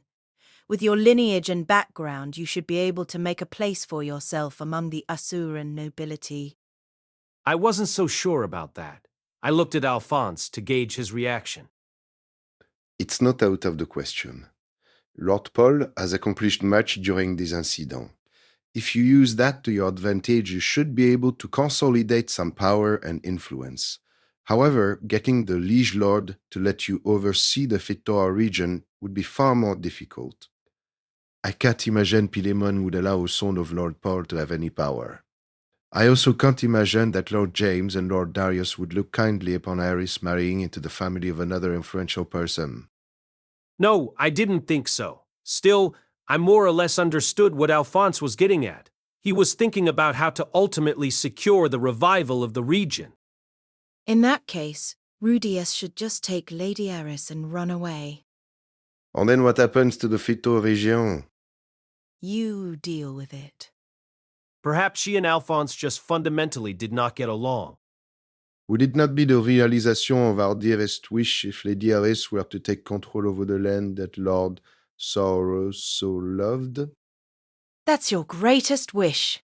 Don't lump me in with you. I just want Lady Eris to be happy. And you think she'd be happy if she runs away with Lord Rudeus? Happier than if she's forced to marry Pilemon. And what about the people of the region? I don't care about them. Lady Eris was never expected to deal with those matters from the start. It seemed our group of vassals was divided. Alphonse wanted Eris to follow in Soros and Philip's footsteps and take over management of the land. If that required her to endure living with a pervert, she just needed to suck it up. Ghislaine, on the other hand, just wanted Eris to be happy. As far as she was concerned, Eris should abandon her political power and family name to elope with me. Personally, I leaned toward Ghislaine's way of thinking. It wasn't logical. It was entirely emotional. But still, I didn't want a girl I cared about to be taken by some pig. If those were our options, then we'd be better off eloping. I didn't care about political power. I did understand what Alphonse was saying and why he thought it was important. I just didn't agree with him. Looks like we're at a standstill. And when I did, the two who had previously been arguing looked my way.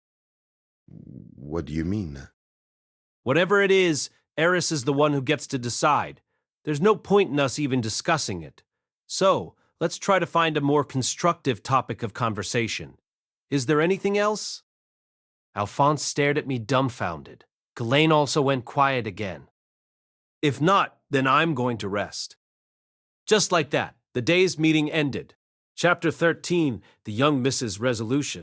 By the time the meeting ended, the sun had already set. I returned to my room. It was furnished with only the barest of essentials, and my luggage was strewn across it. While I recognized the need to tidy up, I felt no motivation to do so. Instead, I sat on my bed. My body sank into the hard mattress. I seemed to be more exhausted than I thought I was. Not that I'd done anything particularly exhausting today. Still, the fatigue clung fast to my body. Perhaps this was what people called mental exhaustion. No, that wasn't it. I'd just received a huge shock. Saros, Philip, and Hilda I'd never had a particularly intimate conversation with any of them.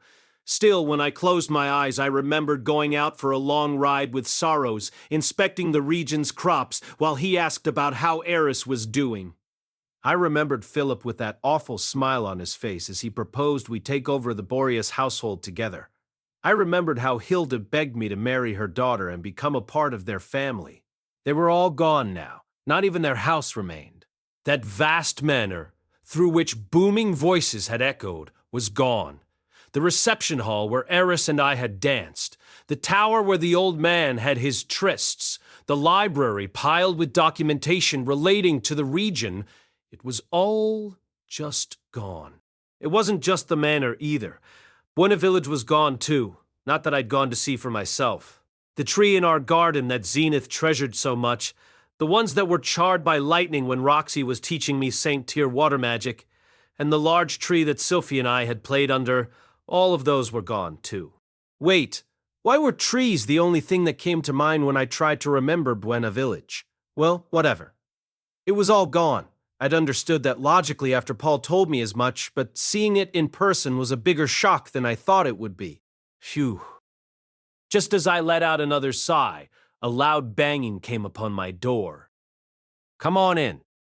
I bade them enter. It was Eris. Evening, Rudeus.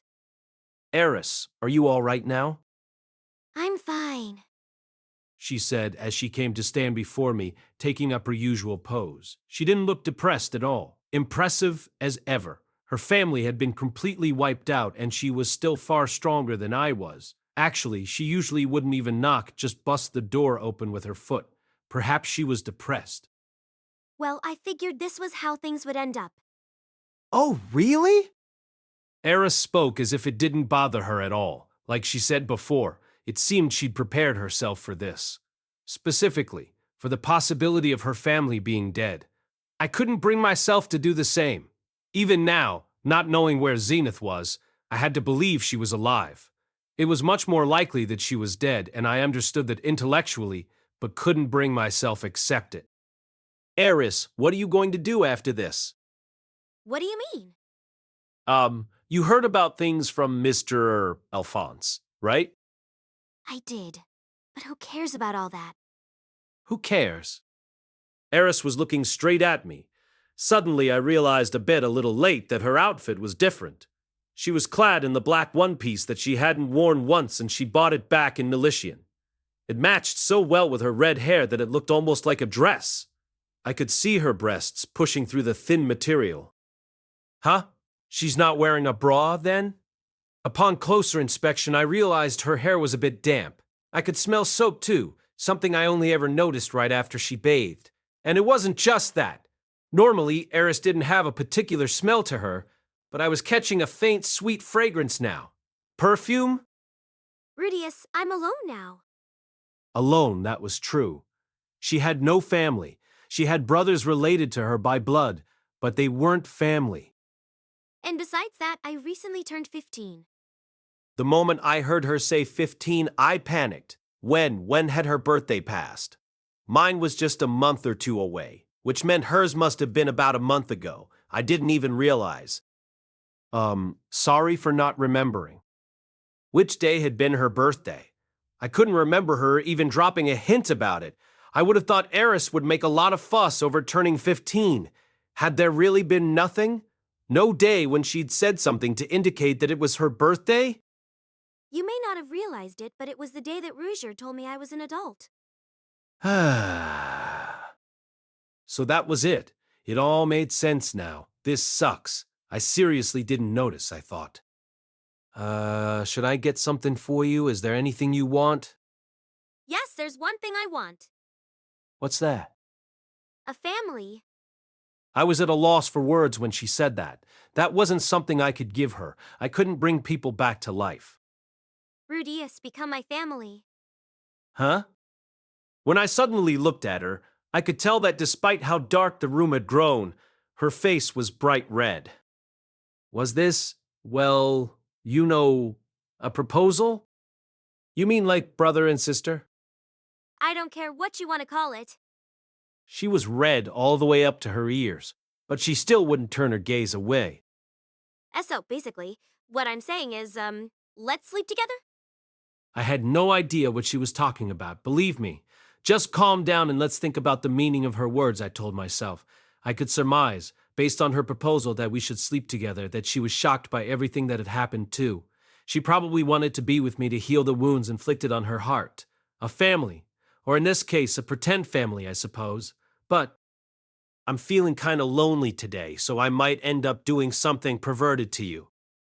To be honest, I had no confidence in myself. I wasn't confident that I could get into bed with her, feel the heat of her body, and still be able to hold myself back.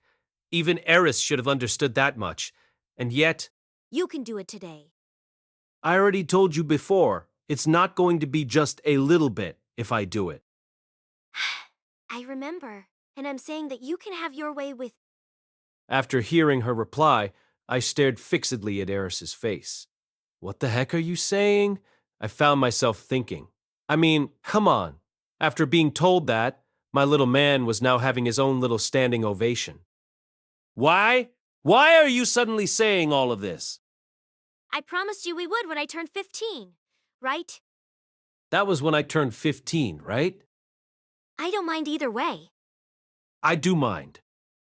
This was weird. Something was weird. Come on, think. What was it that was weird? Oh, I got it! In other words, Eris was feeling desolate. So perhaps she was being self-destructive. I'd seen scenes like this numerous times in erotic games. People comforted each other to cope when they lost someone. And by comfort, I mean locked their bodies together physically. Okay, yep, I got it. Still, what did that say about me if I put my hands on her in this kind of situation? It was almost like I was taking advantage of her when she was weak. Of course, I wanted to do it, okay?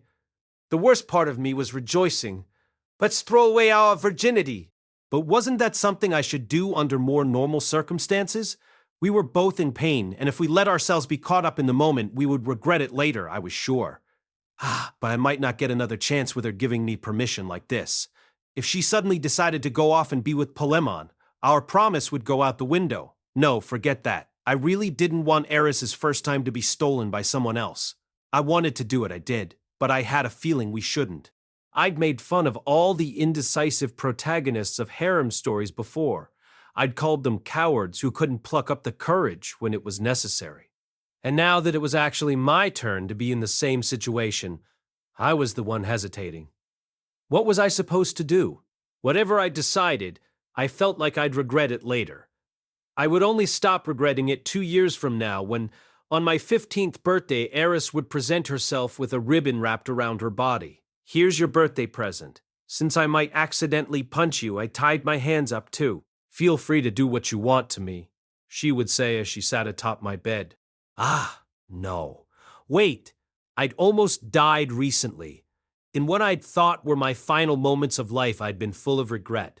There were still things I wanted to do, and no guarantee that something similar wouldn't happen in the 2 years that remained before my 15th birthday. It wasn't like I could narrowly escape death forever. Maybe I should get rid of my virginity right now before any similar troubles arose in the future? No, but wait a sec. Jeez. Eris must have been frustrated at my indecision. She cleared her throat and then softly sat herself upon my lap. She positioned herself sideways so she could wrap her arms around my neck, presenting me with the vista of her tanned breasts and beautiful face. She opened her mouth like she was going to speak, then suddenly realized something was pressing against her thigh. Her face went even redder. What the heck is that? It's because you're so cute. Eris merely hummed in return and ground her thighs against the head of my little man. It was a soft and pleasant sensation. My little man was overjoyed, and his father, me, was growing short of breath. This means you're turned on right now? Yeah. So you don't dislike me, right? Nope. Are you worried about my father and grandfather? Yeah. Rudeus, you've been giving me a naughty look this entire time. Yeah. But you're still going to refuse me. Yeah. I nodded finally. My gaze was pinned to the base of her neck, her chest. She had already conquered my body with her soft thighs, the feel of her chest pressed against me, and her scent, which filled my lungs as I inhaled. I was like a dog wagging its tail. But I summoned the last threads of reason that remained within me and said, "A promise is a promise, isn't it? We said we'd wait until I turned 15. In the moment, speaking frankly, that promise meant squat to me. Even I wasn't entirely sure why I was holding myself back. In response to my words, Eris just huffed. Her breath caressed my cheek. Hey, Rudeus. My mother taught me this, but since it's embarrassing and I'm forbidden from using it anymore, I'm only going to say it once. She said, taking in a deep breath. She brought her face close to my ear. Then came a few words in a tone so soft and sweet, it was as if a forbidden seal had been undone. Rudeus, I want to be your little kitty, Mew Tilda. Those words went straight, though, my ear and infiltrated my simpleton's brain, snuffing out the last threads of reason that were keeping me from giving in. Eris was a dog, a wild dog, even though her last word was Mew. In response to those words, I became a beast, too, a creature of instinct, one that shoved Eris down onto the bed. That night, Eris and I ascended the steps to adulthood together. During that time, I forgot all about the other complicated matters weighing on us. All I could think about was how I wanted to be with Eris. I didn't say as much, but I think I loved her. I wanted to protect her forever. I didn't care about the circumstances. Paul had said it himself, hadn't he? Who cared about a noble's duties? I didn't need to think about stuff like that. I would do anything to help her. While we were at it, 3 children would be fine, but I was sure we'd make more than that. I was elated. It never even crossed my mind to wonder what Eris might be thinking. Eris. My name is Eris Greyrat. That day I became an adult. Rudeus gave me the present I wanted for my 15th birthday. It was a bit different than what we'd promised, but we tied ourselves together all the same. I loved Rudeus. When was it that I first started to realize my feelings? That's right, it was on his 10th birthday. I was sleeping when my mother suddenly shook me awake, dressed me in a bright red nightgown, and, with a serious look on her face, told me, "Go to Rudeus's bed and surrender your body to him." I wasn't against having sex, but I was confused. My mother and Edna had explained it to me and made sure I understood it would happen someday. Still, I wasn't prepared for it then. I thought it would be further in the future. Regardless of whether Rudeus knew of my trepidation, he touched my body anyway. He and my father had stayed up late talking together, so perhaps he'd already been told about this. As I considered that, another thought popped into my head. Maybe he doesn't actually love me. Perhaps he was only doing it because my father told him to. Even back then, Rudeus was an amazing person. He knew everything and he could do anything, but that didn't hamper his desire to keep learning. He just kept moving forward. I was sure he suited me well. Yet, as his breathing grew ragged, I didn't get the sense he cared about my feelings. I was just a reward given to him by my father. When I realized that I wasn't okay with it anymore, I shoved him away and made a dash for it. I started back toward my room, but then I got scared.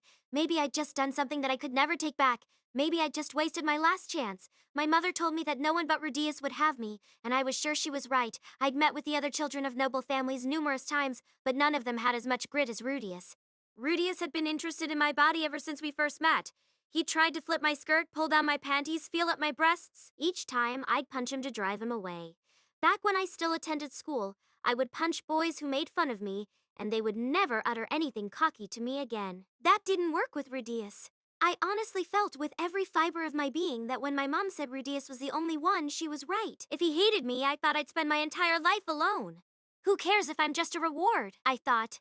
At least we can be together. So I returned to his room. But when Rudeus saw me, he knelt to the ground and sprawled out like a frog. He apologized, saying he was the one in the wrong. In response, I just looked down at him and told him to wait 5 more years. At the time, I thought that would be enough. Rudeus was enough of an adult to wait for me. However, things soon changed.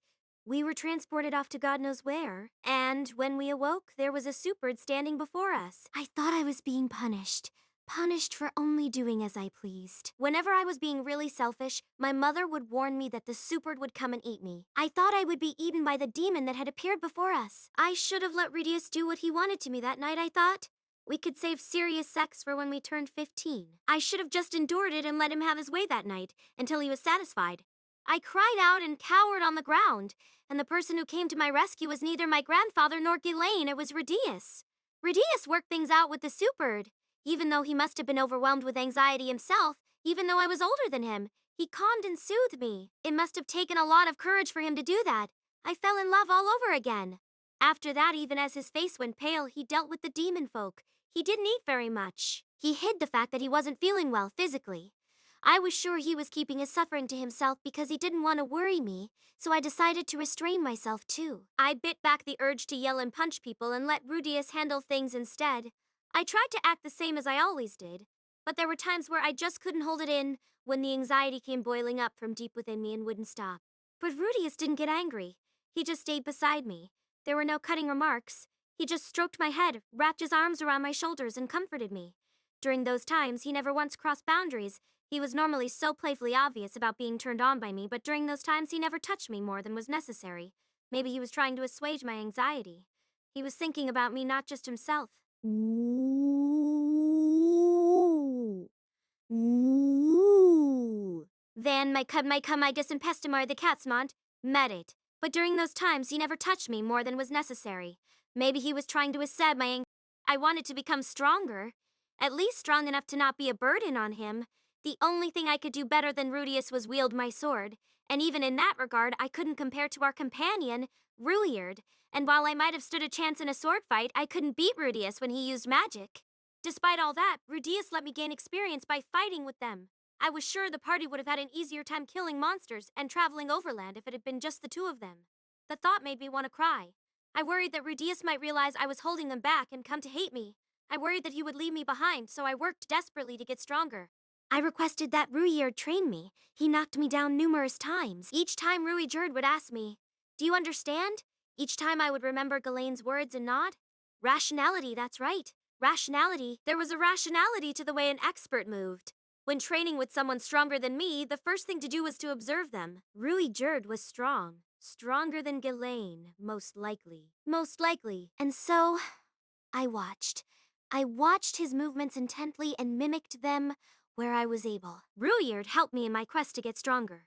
In the middle of the night, after Rudeus finally fell asleep, exhausted, Rudeus would join me for training without once making a fuss about it. Of course, he still knocked me flat in every bout. Perhaps it was difficult for him to strike me down as he did, given how much he loved children, but I felt confident in calling him master. A year passed since we started our journey. I thought I'd become stronger. It was different from the understanding I thought I'd come to before, when I'd been told rationality, repeatedly by Ghislaine. Through my training with Rudeus, I finally understood the true meaning of the word. Previously, I hadn't seen a problem with sloppy movements in battle, but I now understood that each and every movement had meaning to it. Then one day I managed to defeat Rudeus. In retrospect, it seemed like he had his attention drawn towards something else. Still, I didn't care that it was a distraction which created the opening. I'd finally landed one on him. Now I wouldn't be a hindrance anymore. I could walk beside Rudeus? Yeah, I sure let myself get carried away. Rudeus easily deflated my swollen head. He'd suddenly acquired a demon eye and had no trouble using it to hold me down. I lost to him in a straight-up physical sparring match with no magic. It was a shock. It was cheating, I thought, foul play. In a single leap, he'd overtaken me on a road I'd walked for years. I was just as much of a hindrance as ever. I cried in secret. Early the next morning, I went to the beach and sobbed as I swung my sword. Rudeus told me not to worry about it. Rudeus was just very compatible with the demon eye he'd received. He told me if I trained, I'd get stronger, that I had talent and shouldn't give up. What talent? All Ghislaine and Rouger did was lie to me. At the time, Rudeus looked so grand to me. He shone so large and so bright that I couldn't even look at him directly. I'd put him on a pedestal. I wanted to catch up to him, but I'd given up at some point, thinking it fruitless. That changed after we crossed the Millis continent. That was when we met Geis, and I learned there were combat techniques out there besides sword fighting and magic. I wanted to try to learn, but he refused me. At the time, I wondered why. I couldn't accept it. Then there were the events in Militian. I wanted to prove I could do things by myself, so I went to slay the simplest of creatures' goblins. That was when I caught the first glimpse of my own talent. I fought those strange assassins and I overwhelmed them. At some point, I'd started to grow. But when I went back to the inn, Rudeus was down in the dumps. When I pressed him for details, I found out that Paul was in the city and that he and Rudeus had clashed. Even though Rudeus wasn't crying when I saw the extent of his depression, I finally remembered he was 2 years younger than I was. Yet despite his age, he'd become the home tutor for someone as selfish as I. He'd had to celebrate his 10th birthday away from family and was forced to travel the demon continent while shouldering a burden like me. Then his father pushed him away. I absolutely could not forgive that. As someone whose name was listed amongst the nobility of Asura, I promised myself that I was going to cut down Paul Greyrat. I'd heard of Paul's strength from my own father. He was a genius swordsman who'd reached advanced tier in Sword God style, Water God style, and North God style. He was also Rudeus' father. Still, I didn't doubt that I could win. Ghislaine had taught me swordplay, but Rouger taught me combat. If I combined the two, there was no way I would lose to that brute. However, Rouger stopped me. When I asked why, he told me this was a fight between father and son. I knew Ruigerd regretted what happened with his own son, so I decided to listen. Ultimately, Rudeus and Paul made up. It was just as Ruigerd had said. But I'll say it again, I couldn't accept it. I couldn't understand why Rudeus forgave his father. I could never have forgiven someone like that. Rudeus didn't talk much about it, and Rudeus wouldn't tell me anything either. They were both adults. From there, we crossed over to the Central Continent. That's when Rudeus started eating a bunch more, perhaps because he'd regained his spirit. As usual, he was incredible. In a single day, he managed to befriend the third prince and save his family. As for me, the only thing I could do was go on a rampage with Ruigerd. We did help save Rudeus as a result, but we did it without any forethought. Afterward, Rudeus said things like, I didn't do anything, and you guys really helped me out. But judging by what happened, he could have dealt with it all on his own. Rudeus was so great. Too great. And he only got even greater on that day when we encountered the Dragon God. During the confrontation with Arsted, Ruigerd and I were terrified by what we saw as the embodiment of fear before us. Only Rudeus was completely unaffected. He even managed to land an attack on Orsted, an opponent Ruigerd had been helpless against. My eyes couldn't follow the magic he unleashed back then. When Rudeus actually got serious in battle, he was amazing. He actually managed to fight back against the man regarded as the strongest in the world, the Dragon God. But just as soon as I thought that, Rudeus was fatally injured and dying. Until then, I thought death was something irrelevant to us. Rudeus was strong. There was no way he would die, and as long as I had him protecting me, I wouldn't die either. We also had Ruigerd with us, so we were safe. That's what I'd thought. I was mistaken. If that girl accompanying the Dragon God hadn't spoken up on a whim, or if the Dragon God hadn't been able to use healing magic, Rudeus would have been gone right there. I was so scared. That incident renewed my fears of being a burden. Now Rudeus was becoming godlike. Even though he'd almost been killed, he was completely nonchalant about it. Just 3 days after he'd almost died, he was anticipating a future encounter with the Dragon God and practicing new magic to prepare for it. I couldn't comprehend that. I couldn't, and I was scared, so I just stayed beside him. I felt like if I didn't stay with him, he'd disappear and leave me behind. Then we parted ways with Ruigerd. Ruigerd said that beating the Dragon God was impossible, but right there at the end, he taught me something. He reminded me of the technique the Dragon God had used. It was burned into my mind the way he'd deflected my attack. There was a method behind it. The Dragon God wasn't an unknown monster. He was a master, but he was using techniques known to man. Finally, we made it home, and I discovered nothing was left. My father, my grandfather, and my mother were dead. I was heartbroken. After everything I'd suffered to make it back here, my house and my family were gone. Ghislaine and Alphonse were there, but they felt distant and formal, like they were different people.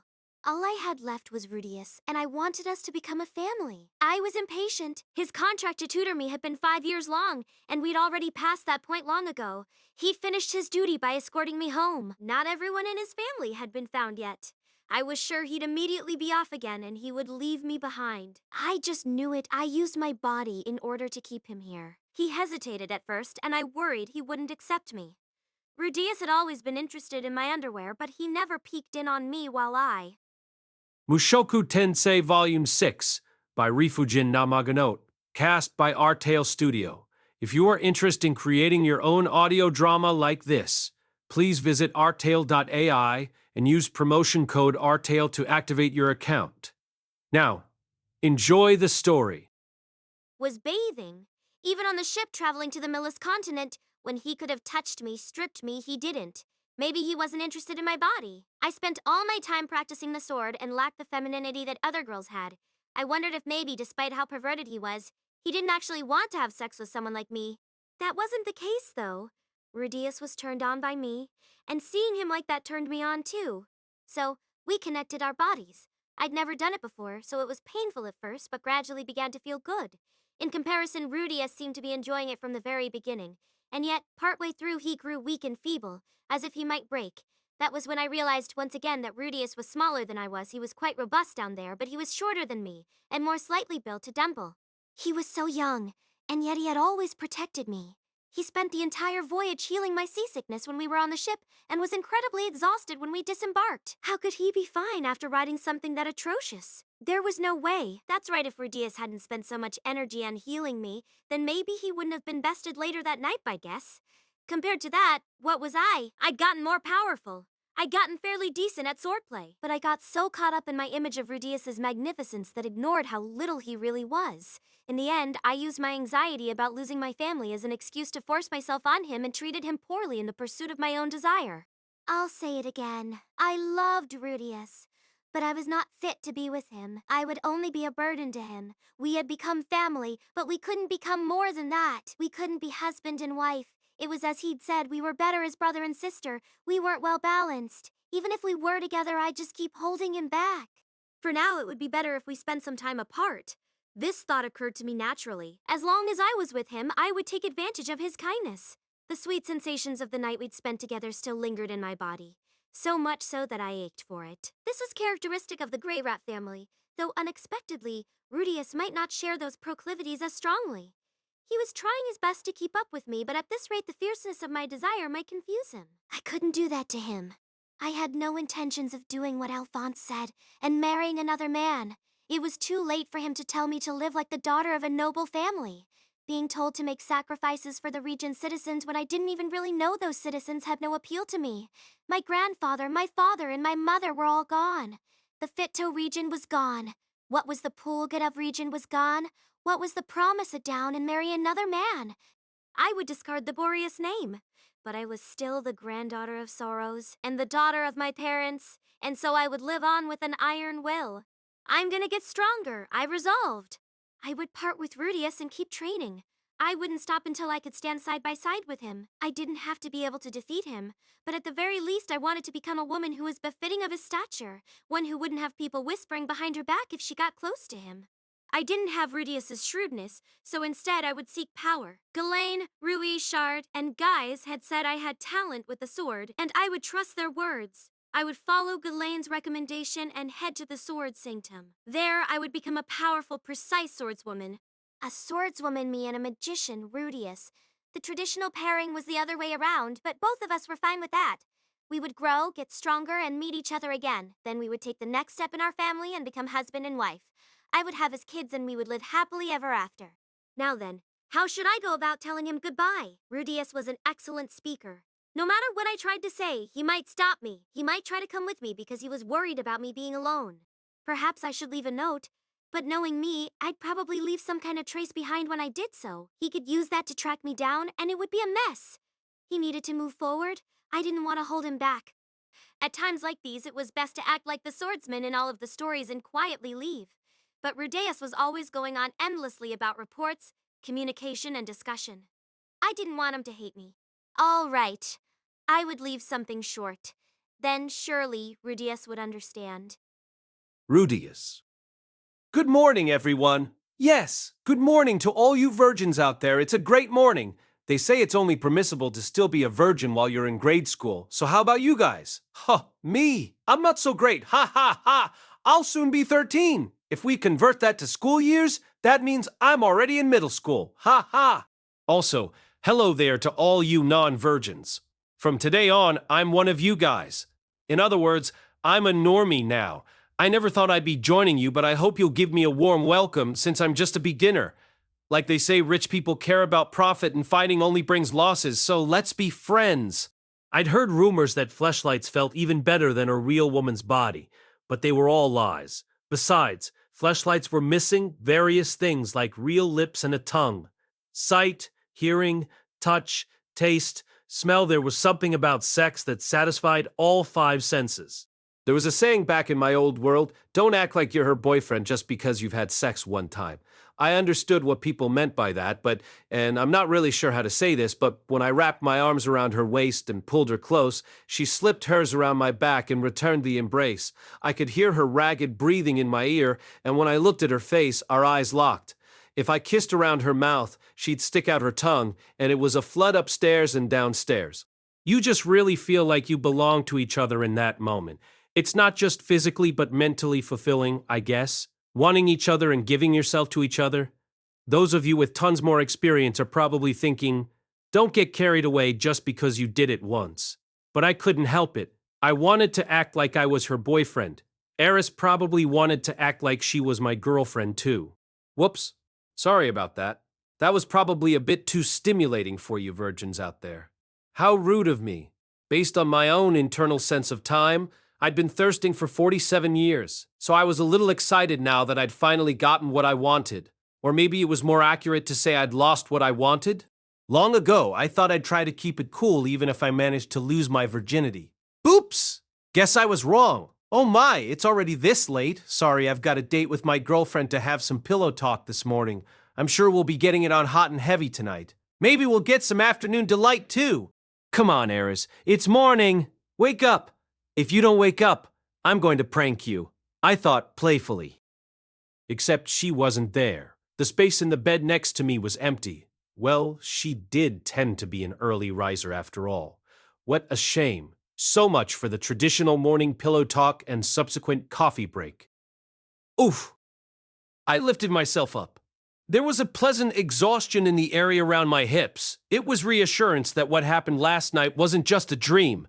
A truly delightful sensation. I found my pants, but my underwear was missing. Oh well, I just put on my pants without them, and since Eris's panties were at the side of the bed, I pocketed them. Then I slipped on a jacket and let out a big yawn. This is good. I'd never had a morning this refreshing before. Just then, I realized something was strewn about the floor. There was something red scattered everywhere. It was hair, crimson hair that had fallen all over the floor. What the heck is this? I grabbed a strand of hair and tried sniffing it. It was the same scent I'd caught a lot of last night, Eris's scent. What? Confused, I looked in front of me and saw a single piece of paper. I grabbed it and read the words scrawled on it. The two of us aren't well balanced right now. I'm setting off. I digested those words carefully. 1 second. 2, 3. I flew out the door. I looked in Eris's room. There was no luggage there. I went outside and entered the headquarters, where I found Alphonse. Hey, Mr. Alphonse, where's Eris? She set off on a trip with Guylaine. Where? Where? Alphonse regarded me with cold indifference in his eyes. Then he slowly said, I was told to keep that a secret from you. Oh, is that so? Huh? Why? I didn't get it. Huh? Whore, why did she break up with me? No, she abandoned me? She left me behind? Huh? Family? What is it, Dad? What tour day? I spent a whole week sitting around unable to do anything, entirely dumbfounded. Occasionally, Alphonse would come by and nag me about getting a job or something. I didn't think there was anything left in the Fitto region, but small, developing villages were gradually being built just a short distance from the refugee camp. People were even beginning to cultivate wheat. Per Alphonse's instruction, I used earth magic to construct a defensive wall around the camp. The river threatened to flood with its embankment eroded, so I created a levee. Progress was gradual, but the restoration was proceeding. Apparently, earnest efforts at rebuilding would commence after the vast number of people from Milishan finished migrating here. Eris chose death for herself. The person known as Eris Boreas Greyrat was no more. In her place, there was now simply Eris. Alphonse said her decision was going to cause several complications, so any official announcement of her fate would be postponed a few years. He was probably acting on orders from Darius. Not that I cared. Even though Eris was suddenly gone, Alphonse's facial expression gave no indication it bothered him at all. Half-jokingly, I told him, "It's a shame Eris got away," but he just nonchalantly deflected it by saying, "Regardless, I have to work toward the Ficto region's recovery." I needed to ask more questions to get a better handle on the situation. However, with Eris gone, I felt more or less apathetic about things. If the nobles wanted to fight over authority or whatever, they were welcome to do so. I thought deeply about why Eris left. I reflected on my words and actions that night. However, no matter how I tried to backtrack, the only thing that stayed in my mind was our lovemaking. It was as if that moment drowned out all other details of that night. Maybe I was actually bad at it. I just followed my desires when I took the lead, so maybe she felt disillusioned by how things played out. No, that would be odd. I was the one who went for it, but she was the one who invited me. No, that wasn't it. Her fondness for me had just run out.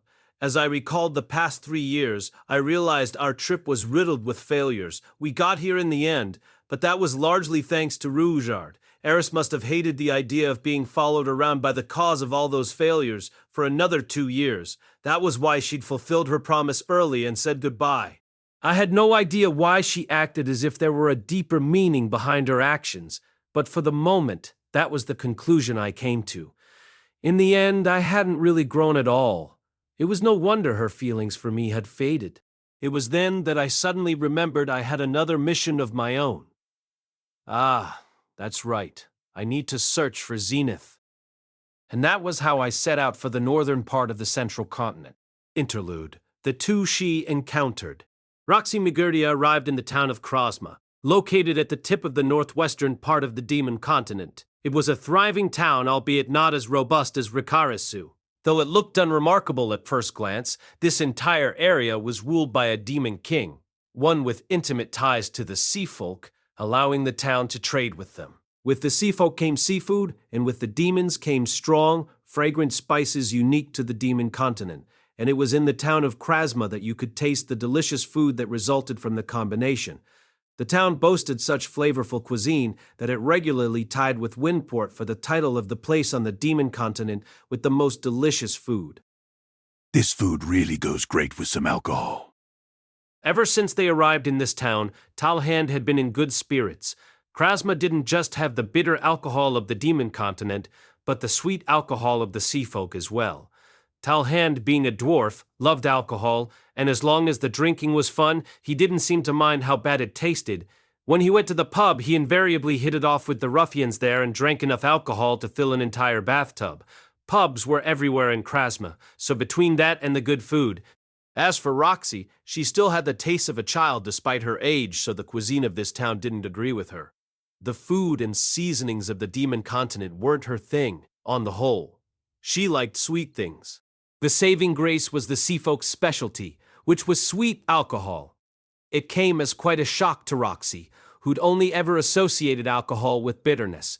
The liquor had an airy, seashore-like fragrance to it, and if you took a drink, an indescribably sweet flavor would spread in your mouth. The aftertaste left a bit of saltiness which only made you want to snack as you drank.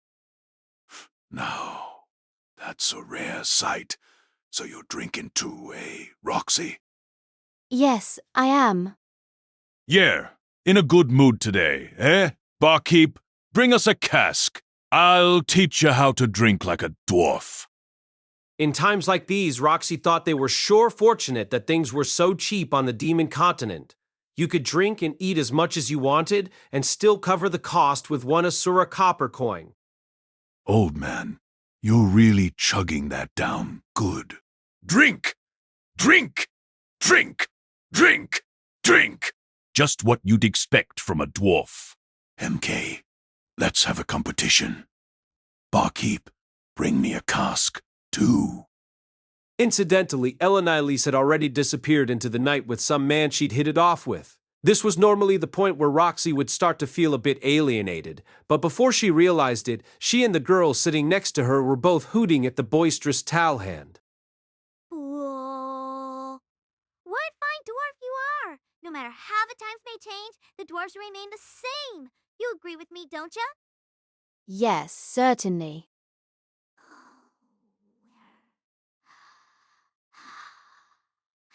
Here we go. Go on, chug, chug. Chug, chug. Talhand brazenly faced his drinking partner, a gigantic demon with his arms wrapped around his cask, quaffing away. His body was certainly broad, but you still couldn't help but wonder where all that liquor was going. Once he emptied his enormous cask, he let out a guttural sigh. Just as quickly, the next drink was brought forth. Yeah? Late with that alcohol. Oh, shut it! I'm out of stock. In that case, go buy out the pub next door. Whew! There's an idea! Okay, then. You go buy it for us. Just leave it to me. Put in your coins, boys. Put 'em in. We're gonna drink it up tonight. Yeah. Yeah. They passed around a bag for donations. Miss, you're being awfully generous to pitiful drunkards like us. Yes, it's my treat today. Roxy dropped a green ore coin into the bag as it made its rounds. Seeing that, the man holding it grinned hugely and chuckled as he bowed his head to her. Impressive.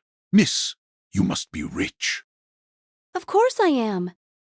Roxy was in a pleasant mood, feeling light and airy as she nodded at him in an exaggerated way. She was, in fact, already drunk. How about you die, too?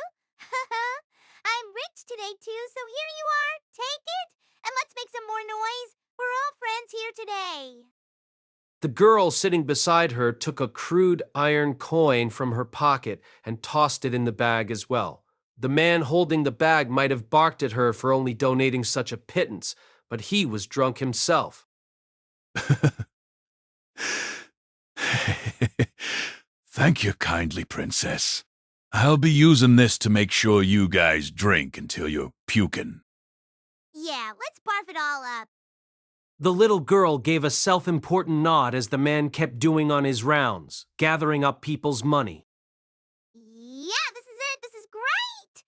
Makes me remember the old days. Roxy had no idea when the young girl had taken up the seat beside her.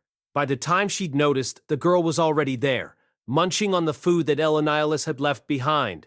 Roxy didn't mind. She was drunk. Well, here, have another. Thank you. Glad to see this is such a joyous atmosphere. Makes me glad I came. Here, you drink some too. I am drinking. Drink some more. More?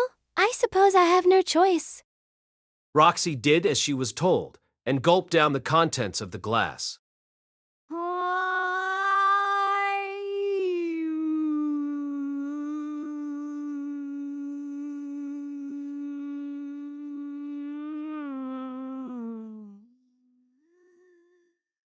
All right, one more for the young miss here. Oh, thank you. She slammed her glass onto the table, and some jovial gentleman came along and filled it for her. She really could drink this sweet liquor forever. You're quite something, a real drinker. Quite amazing for someone so young. I don't want to hear that from you. Roxy quipped, scrutinizing the girl. She wore boots that came up to her knees, leather hot pants, and a leather tube top. The pale skin of her clavicle, waist, belly button, and thighs were all in full view. She had voluminous purple hair set in waves and horns like a goat. It was obvious, no matter how you looked at her, that she was younger than Roxy. No need for flattery. I know how old I am. Roxy should have suspected something was up by now, but she didn't have the wherewithal at the moment, because she was drunk. I know my age as well. Well, drink up. Thank you. The alcohol here sure has gotten tastier in the last few hundred years. In the old days, the demon content didn't have sweet alcohol like this. This is the sea folks' alcohol. The Demon King here struck a deal with them. What's that? Bagura, you bastard! You hid this from me? I won't forgive you for it. Let it go. We're all here as equals today, right? Equals.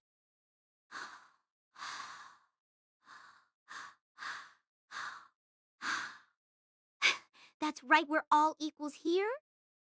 Demon King Bagura Hagura was the ruler of this region. He was a burly, pig-faced demon, said to be the most knowledgeable entity on the demon continent when it came to food and alcohol.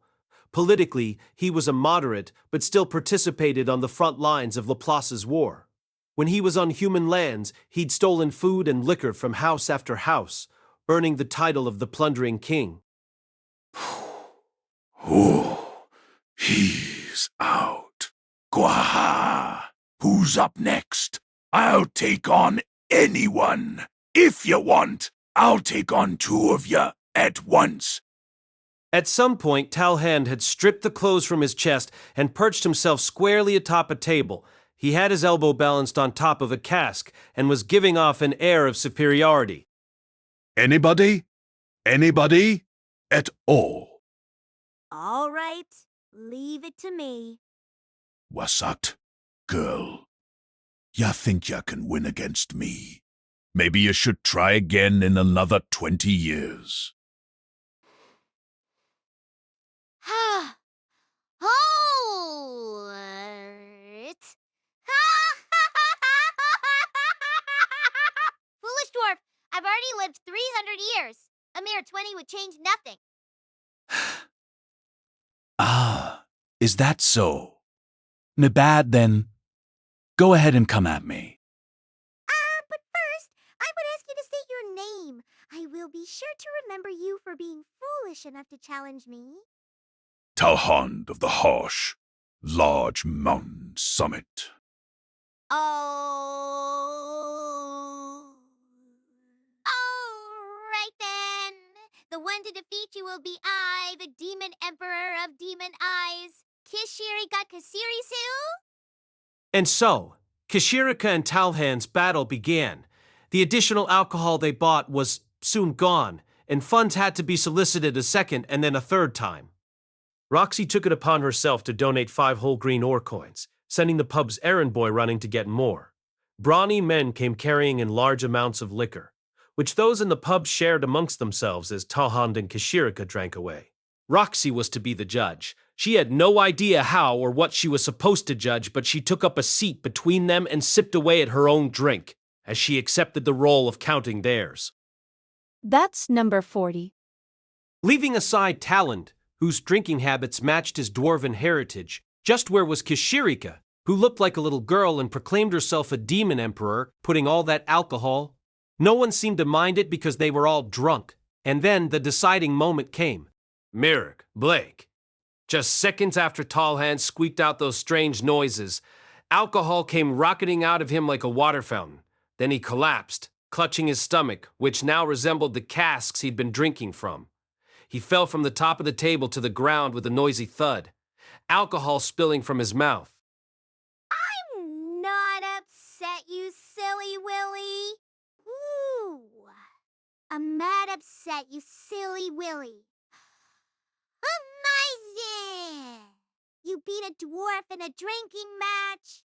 My name is Kishirika, after all, the demon world's great emperor Kishirika Kishirisu. Now say my name. Kishirika! Kishirika! Kishirika! Kishirika! Who's the greatest in the world? Who's the greatest in the world? Kishirika! Kishirika! Kishirika! Kishirika! Kishirika! Kishirika! A chorus of chanting broke out when Kishirika was announced the victor, brightening her mood.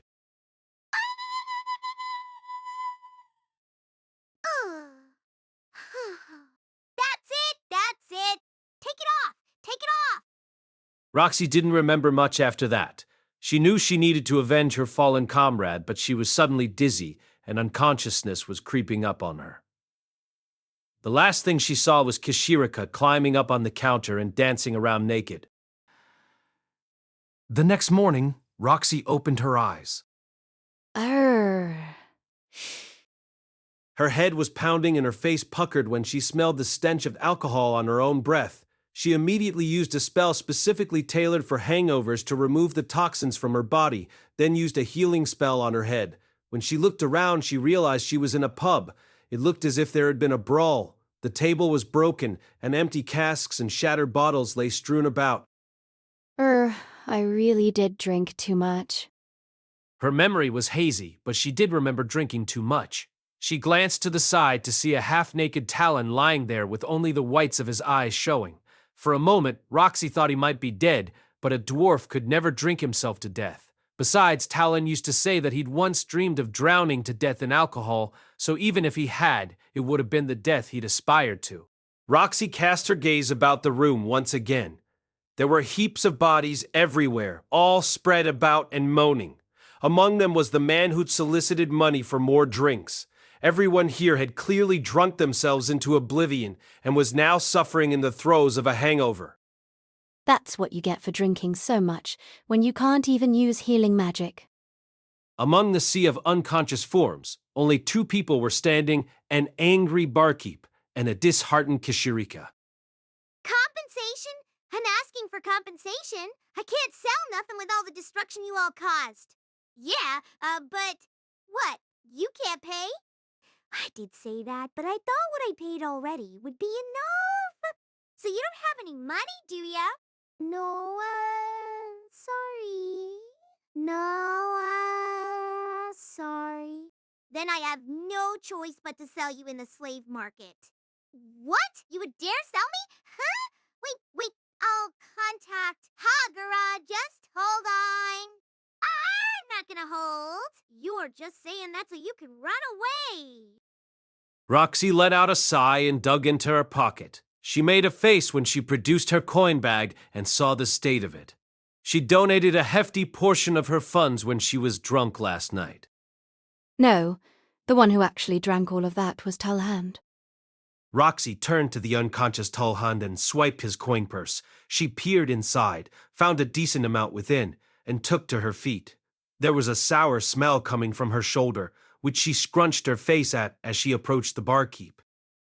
Here's your money. Roxy took out 6 whole emerald ore coins and tucked them into the barkeep's hand. That ain't quite enough. We bought up all your booze before we started sending out for more. You have the earnings from that, don't you?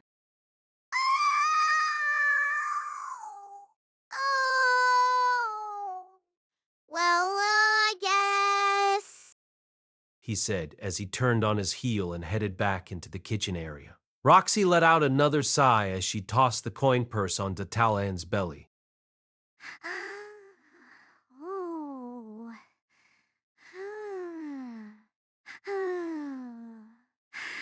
I'm so sorry. Kishirika was trembling as she looked up at Roxy. Roxy looked down at her, remembering what she'd heard from her old village chief about the demon world's great emperor.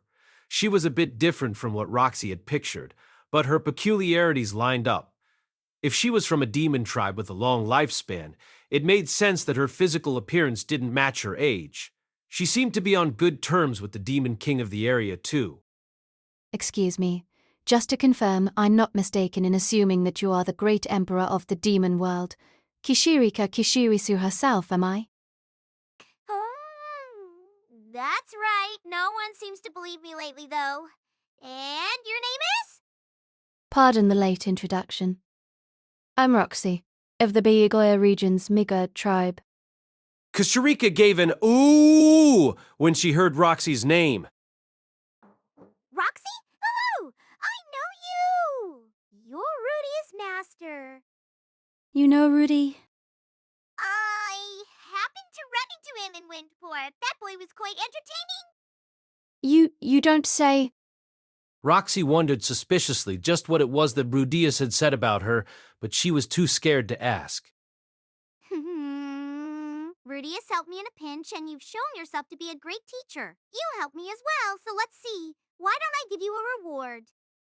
Roxy's heart leaped when she heard the word reward. The great emperor of the demon world was famous for bestowing demon eyes on people.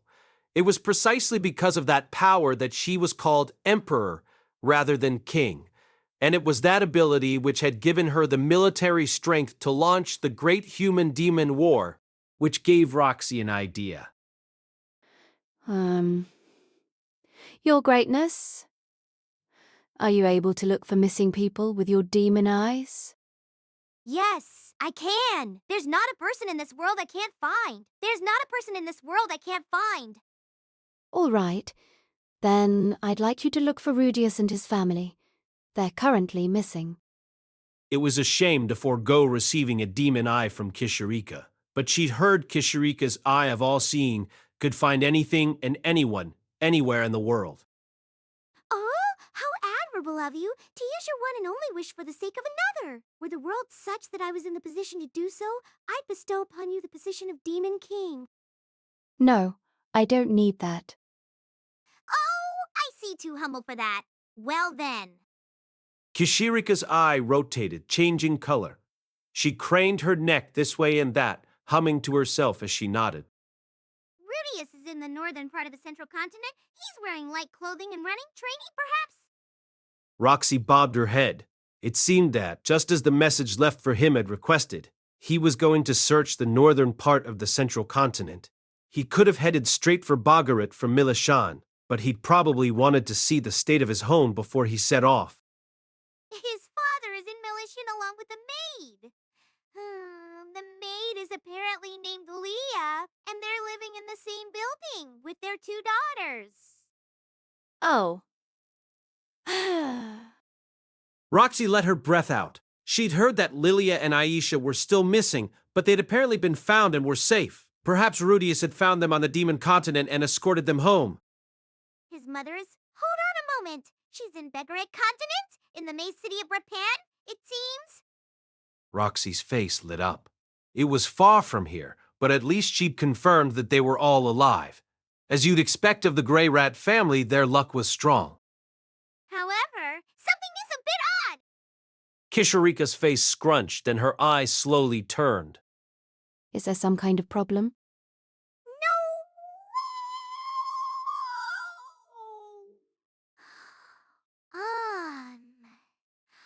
I can't quite see.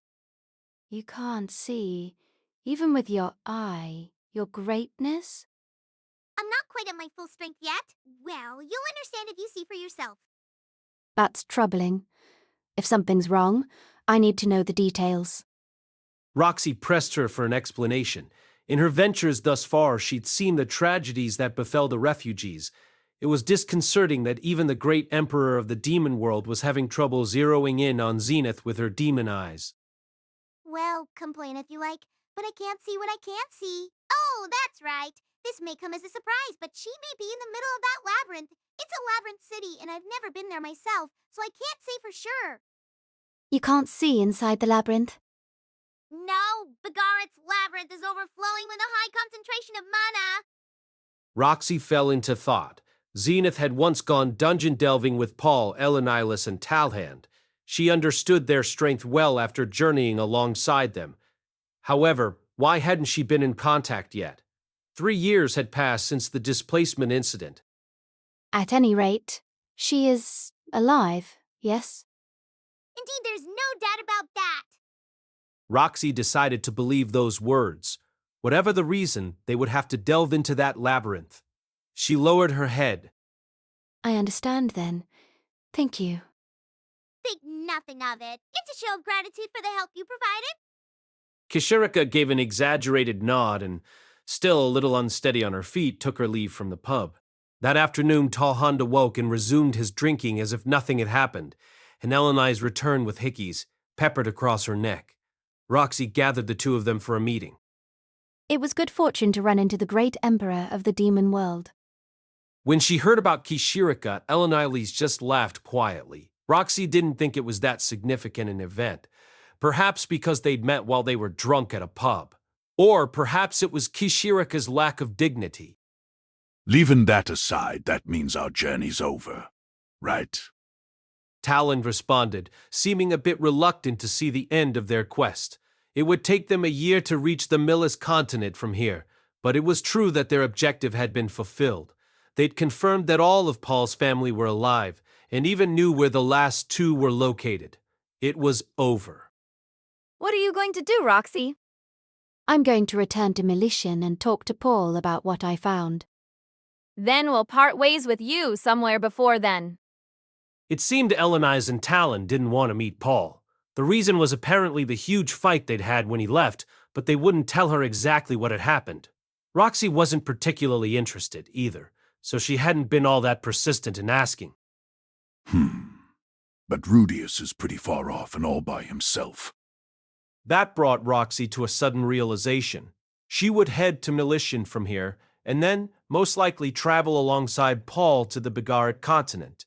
If she did that, then Rudeus would be left alone, unaware of the circumstances, searching the northern part of the central continent by himself. We need to find some way to let him know. But how? The northern part of the central continent looked nearby on a map, but it was much further in reality. Roxy fell back into thought. Rudeus was exceptional, but he was still young. It was cruel to leave him to struggle in vain in such a vulnerable period of his life. Whether he reunited with his family or struck out on his own, she at least wanted to tell him that he didn't need to search anymore. And that's where I come in. Do. And me! Dun. Suddenly, two interlopers appeared out of nowhere.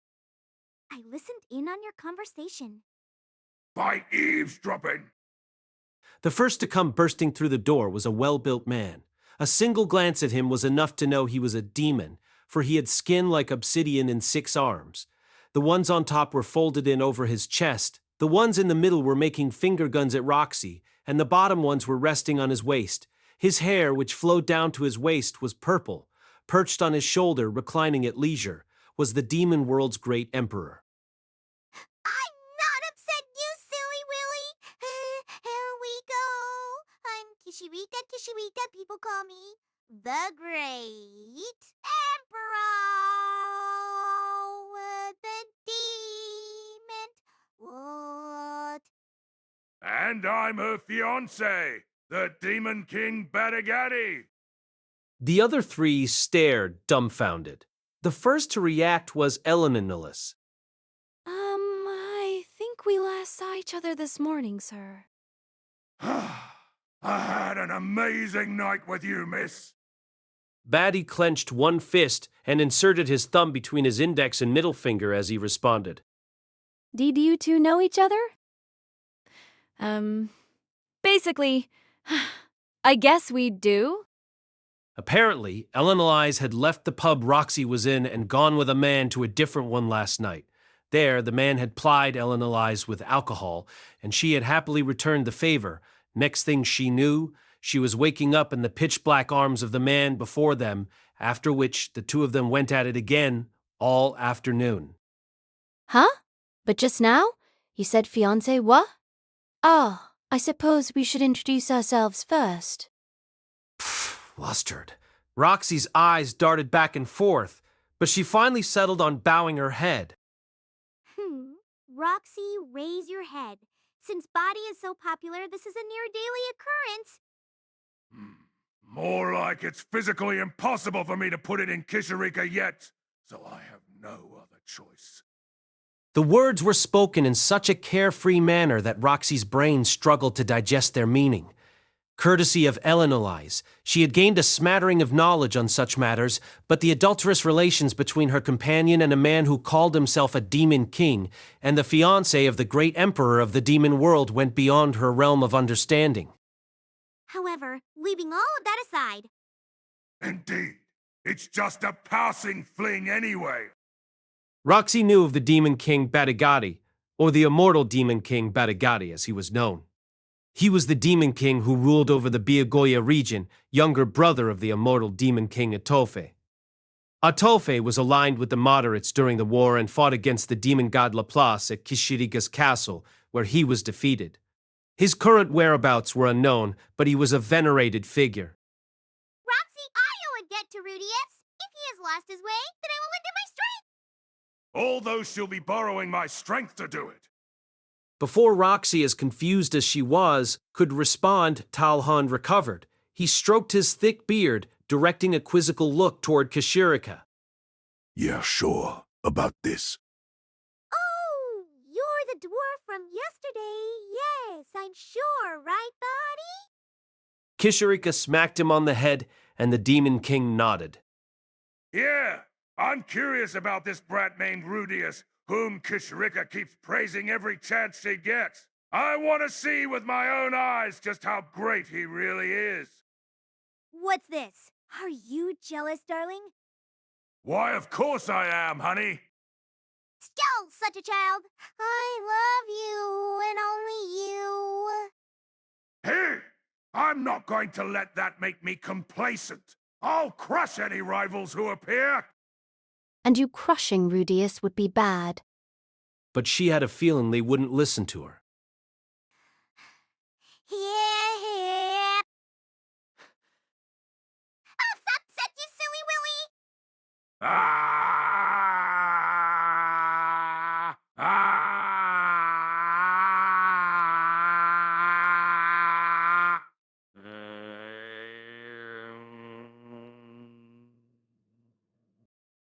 The conversation proceeded apace before Roxy could even begin to make sense of it. It was common knowledge in this world that the seas were ruled by the sea folk, who in turn controlled the ability of those living on land to cross them. This setup was a result of discord that broke out in the process of Laplace's war coming to an end, but we'll leave that aside for now. The Demon King Bagura Hagura and the King of the Sea Folk were close personal friends, and the King of the Sea Folk allowed his friend passage in secret. Meanwhile, Demon King Bagadi and the Demon King Bagura Hagura were also old acquaintances.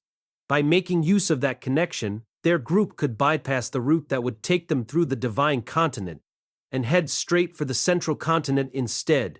However, if Roxy went with them, the report to Milishin would be delayed. Someone had to go to Milishin to update Paul, and Roxy couldn't do it alone. The Demon Continent was too dangerous, even for an exceptional magician like her. Her judgment was sharp and her spell incantation quick, but she still had to sleep at night. I absolutely refuse. I don't want to see Paul's face. Yeah, me either. Very well then. I will be the one to go. Since the two of them were being selfish, Roxy would first head to Milishin. Personally, she would have preferred to see Rudeus, but she had no other choice. She just needed one more to go with her. The two exchanged glances, and soon enough, Talhand folded. Guess it'll be me, to tell the truth. Not looking forward to being on one of those ships again. My sympathies. Talon's shoulders drooped. Roxy didn't see why the two of them couldn't just head to Milishin and inform Paul via letter, but they apparently had their reasons, so she didn't think too deeply about it. And so, Roxy's party split into two. Roxy and Talon would retrace their path back to Milishin. Eleniles would travel with the great emperor of the demon world Kishirika, Kishirisu, and the demon king, Badagadi, to the northern part of the central continent. There was quite a bit of time before the latter's ship set off, so Roxy decided to depart ahead of them. Miss Eleniles, thank you for everything. Same to you, Roxy. If you find a good man, you better not let him go. You have to use your upper and lower lips to get a tight grip on him. You're bringing that up again? None of that. Just listen to me. If there's someone you really like, go hard for them. Love is something that can grow afterward. Talhan breathed a sigh at Elenilis's words. You said the same thing to Zenith, didn't you? I did. That's how she got Paul. My teaching is flawless. So that's it, Roxy thought as she listened in. Paul and Zenith seemed like the ideal husband and wife to her. If it was Ellen Eliza's advice that brought them together, then it was advice worth listening to. Very well, Miss Eleniles. If I find such a person, I will go hard for them. Of course. I'll be sure to tell Rudeus how miserable you were at night, rustling in your bedsheets as you went at it alone. Wait, Why do you know about that? And please don't say that. I wasn't thinking about Rudy when I did it. Of course, of course. Roxy had a realization just then. If Eleniles began her search now, she'd probably find Rudeus within about a year. Rudeus would be 13 or 14 by now. At that age, it wasn't unusual to think Eleniles might be interested in him. That kind of bothered her. You went quiet all of a sudden. What's wrong? No, it's just, if Rudy has become a fine man, will you go for him? Roxy tried to sound as casual as she could when asking, and when she did, Elenice breathed out a disgusted. I don't have the faintest desire to become Paul's daughter-in-law. She looked genuinely disgusted. Feeling reassured, Roxy just said, Oh, all right. Well, we'd best be on our way. Farewell, Roxy. Have a safe trip. Yes, you too, Miss Elenice.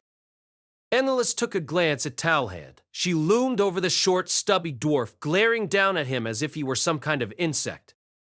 Talhand, please go off and die in a ditch somewhere. Talhand looked equally displeased at seeing her and hocked some spit onto the ground. I'm returning those words right back to ya. Watching this, Roxy was reminded once again that the two of them were somehow close. Later, Elenilis boarded her own ship. It was a seafolk vessel, back in ancient times. It was pulled along by sea creatures, making the human-made ships look shabby in comparison. But human ships were actually faster and safer. Elenice walked up the ramp alongside Batagati. From behind them came Kishirika's echoing laughter.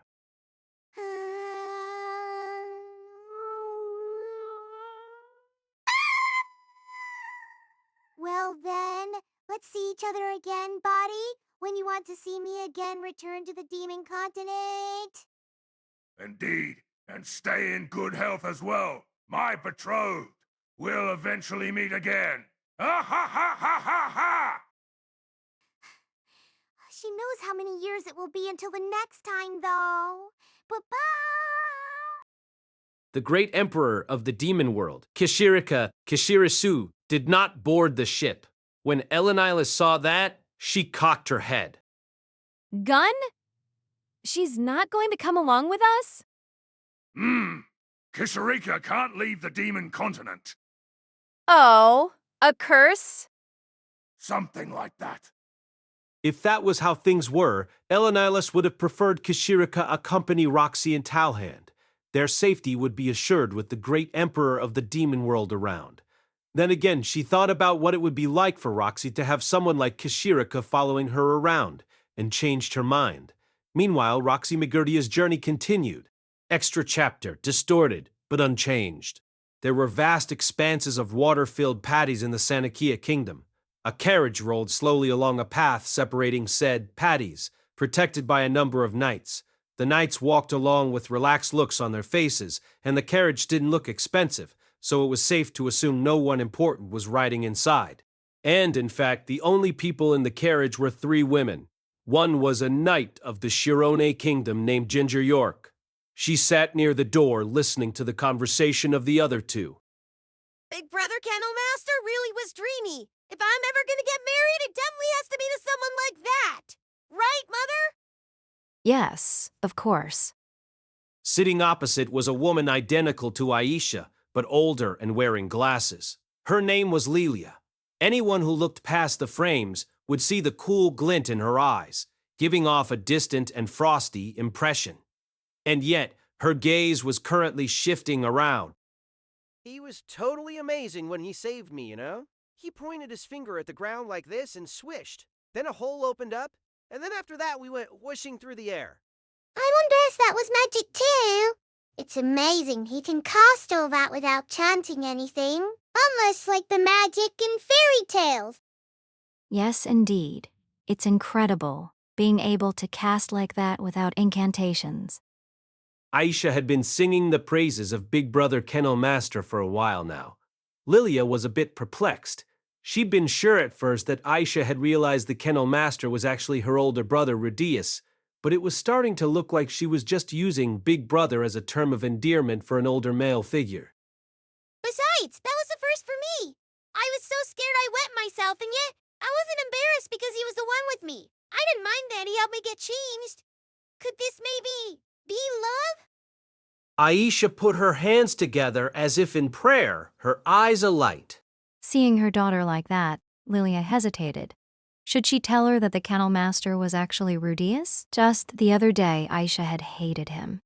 Granted, Lilia's approach hadn't been the best. She'd always gone on about how amazing and wonderful Rudeus was, wanting Aisha to serve him someday. But Aisha was exceptionally smart herself, and she'd seen right through her mother's exaggerated claims that her brother was perfect beyond reproach. She'd sniffed out the flaws Lilia was covering up and honed in on them. People tended to assign great importance to the things they discovered for themselves, rather than what they heard from other people. A few years from now, Aisha would realize that what she'd been told was just as credible as the information she discovered for herself. But she was still too young for that. She thought that her mother was full of lies, and that Rudeus was actually a good-for-nothing human being.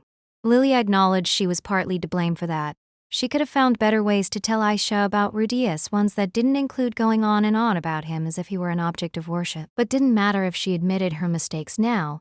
Aisha had made up her mind about Rudeus. At some point in their stay in the Shirone kingdom, Lilia had given up on changing her daughter's mind. However, by some twist of fate, Aisha was now lavishing praise on her brother, the kennel master. Lilia paused to think. If she were to reveal that Aisha's beloved kennel master was actually Rudeus, wouldn't Aisha's hatred of her brother disappear? Wouldn't she be willing to serve him, just as Lilia wished? Then again, Aisha hated lies and deceit, and Rudeus had hidden his true identity from her the entire time.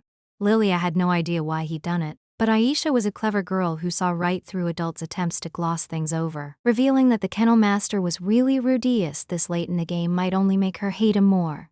See, he is underhanded, she might say. Or I knew it, my brother is a pervert. Or he wanted to wash my panties so bad that he lied to me. Lilia would rather avoid that. Hey, mother, if my brother is actually dead, I'd like to serve the kennel master instead, Tilda. Normally, at this point, Lilia would smack Aisha on the head and chide her not to say such ominous things. This time, she could do nothing but offer her a bitter smile as a cold sweat beaded on her face. Should she tell Aisha that the kennel master was Rudeus or not? If she played her cards right, Aisha would come to love her brother. But if she failed, Aisha would hate him even more. The latter was unacceptable, but Lilia wasn't confident she could persuade her far too clever daughter. What should she do? Unable to come up with an answer, she was forced to listen to Aisha's rambling. I'd do my best if I were to serve the kennel master. But then one day, when my guard's down and I'm getting changed and all defenseless, he'll come in and push me down, all hot and bothered, and make me his mistress. That will mark the beginning of a daily routine of obscene lovemaking. To me, it'll just be a physical relationship at first, but then one day he'll propose to me, saying I want your heart as well, and Unbeknownst to Lilia, who was agonizing over her decision, Aisha was laughing to herself. She'd already seen right through everything. She knew the kennel master was really her brother, and while he wasn't perfect, he was as exceptional as her mother had said. She was just using this opportunity to torment Lilia. In all honesty, Aisha didn't have the best relationship with her mother. Lilia had always been over-controlling, ordering her to do this or that ever since she was little, refusing to give her an explanation even if she asked for one. And, apparently, the strict training her mother put her through was all so that she could someday serve her older brother. It was no wonder Aisha had grown sick of it, until she saw her brother in person. She witnessed his ability to react intelligently to his environment by using voiceless magic to aid in their escape, as well as his courage in charging into the Shirone royal palace to rescue her mother, and his kindness after being peed on and helping her wash up and get changed with no sign of disgust. All of that was enough to make Aisha giddy, as she realized. So this is what people mean when they say dreamy. Her brother was exceptional, and if she wanted to keep up with him, she had to be exceptional too. Once she understood that, she was actually grateful for everything her mother had made her do.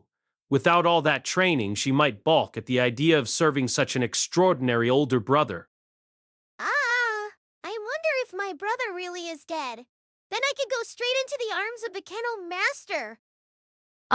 As long as Lord Rudeus hasn't passed, you're gonna serve him. You understand?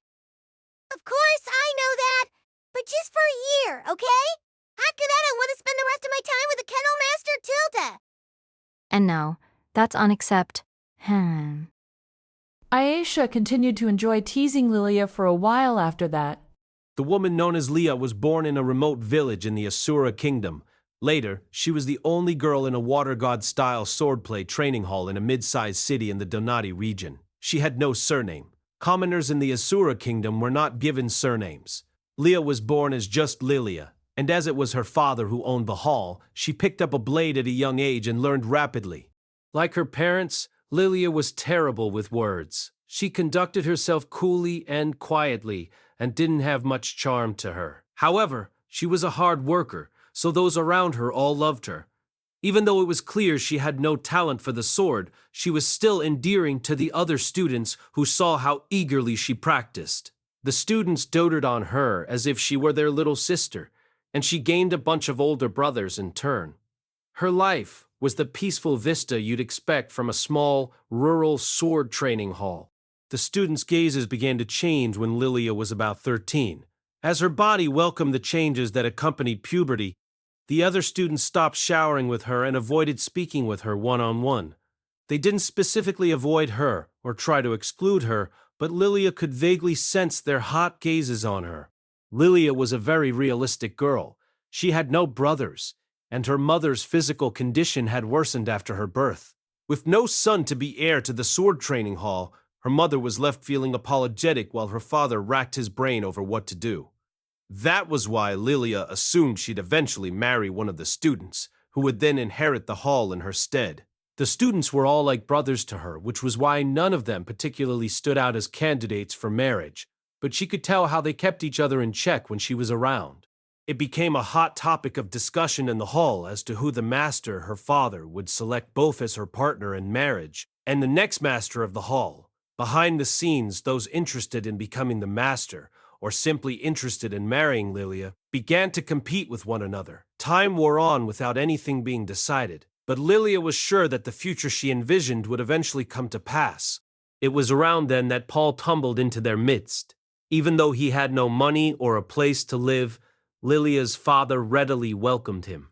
With his bright and energetic personality, Paul became popular with everyone in a flash.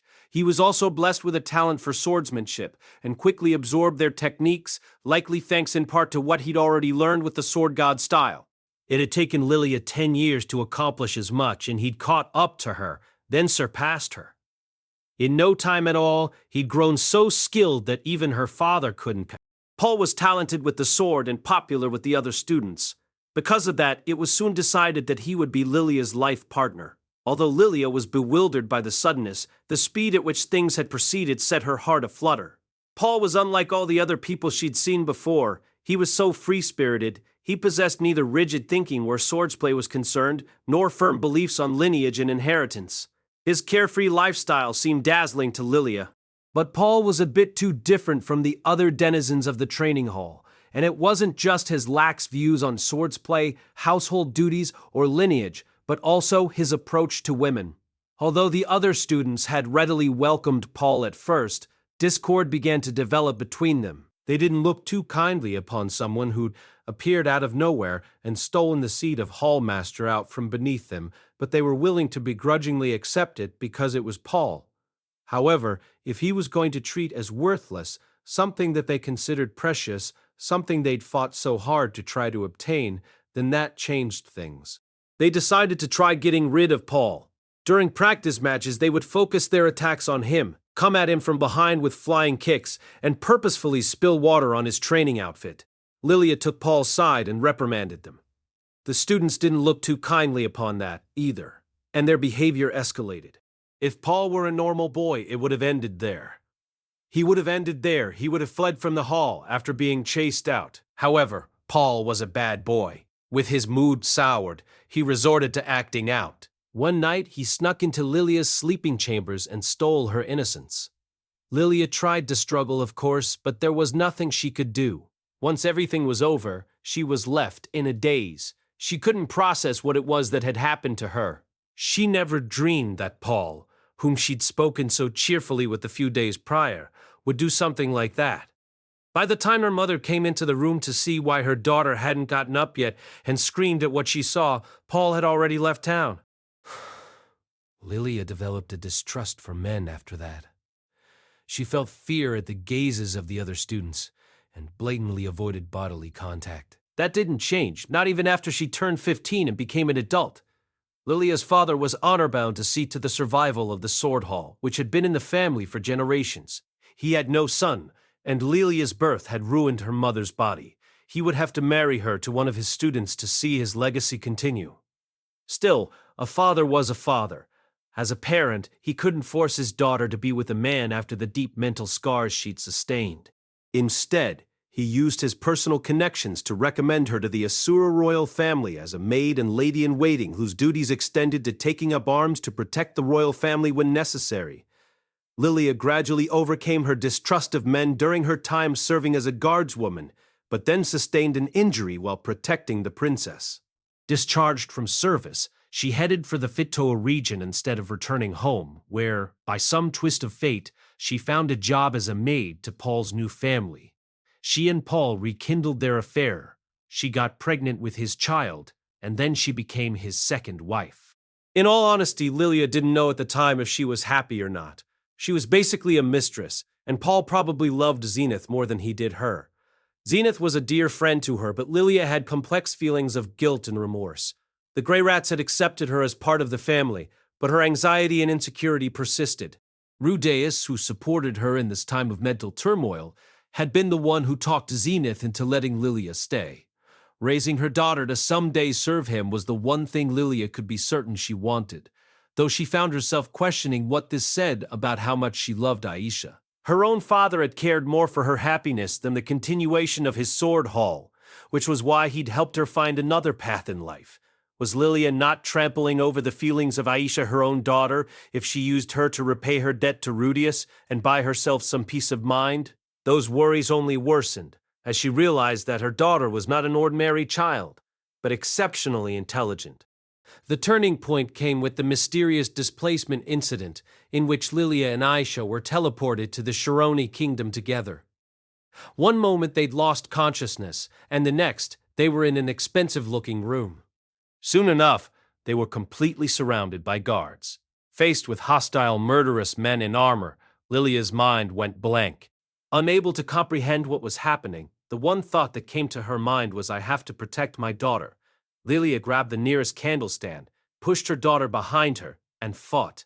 However, after her long absence from actual battle, her body didn't move as she willed it, and the old wound in her leg only further hampered her mobility. Unable to offer much resistance, they were captured, and Aisha was dragged along by the soldiers behind her mother. Please! Just spare the girl, please. Just help my daughter. I don't care what happens to me. Just my daughter. Leah wept and screamed pitifully, but those words came unbidden and unconsciously. They were her true feelings. Her true feelings.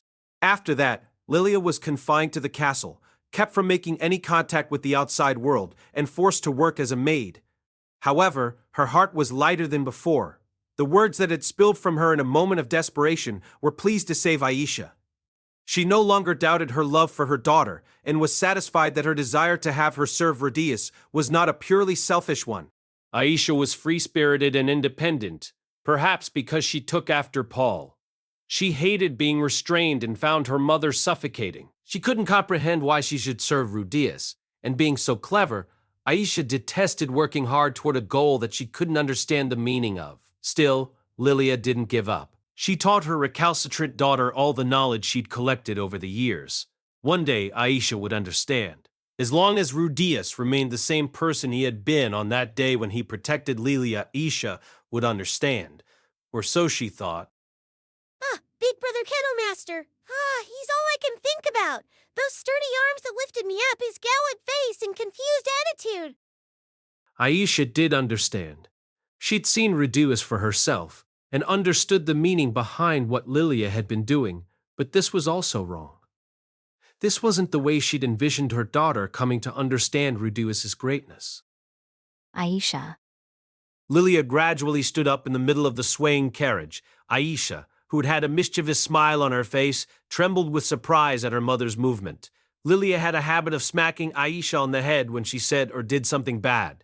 Granted, Aisha was clever. She could estimate to a certain degree what would get her hit and what wouldn't, and she was mischievous enough to bait Lilia into hitting her, then stick her tongue out and resolve it with a soe. But this time she didn't know why her mother was angry. She was complimenting Rudeus, complimenting the older brother her mother told her to serve. Had she messed up somehow? Or was the kennel master not her brother after all? Those worries flashed through her mind as her mother's hand approached her. Huh? Aisha froze as she felt something soft brush the top of her head. Lilia was patting her. Times like these when her mother stroked her hair were far and few between. Mother? For some reason, Lilia felt timid when her daughter addressed her.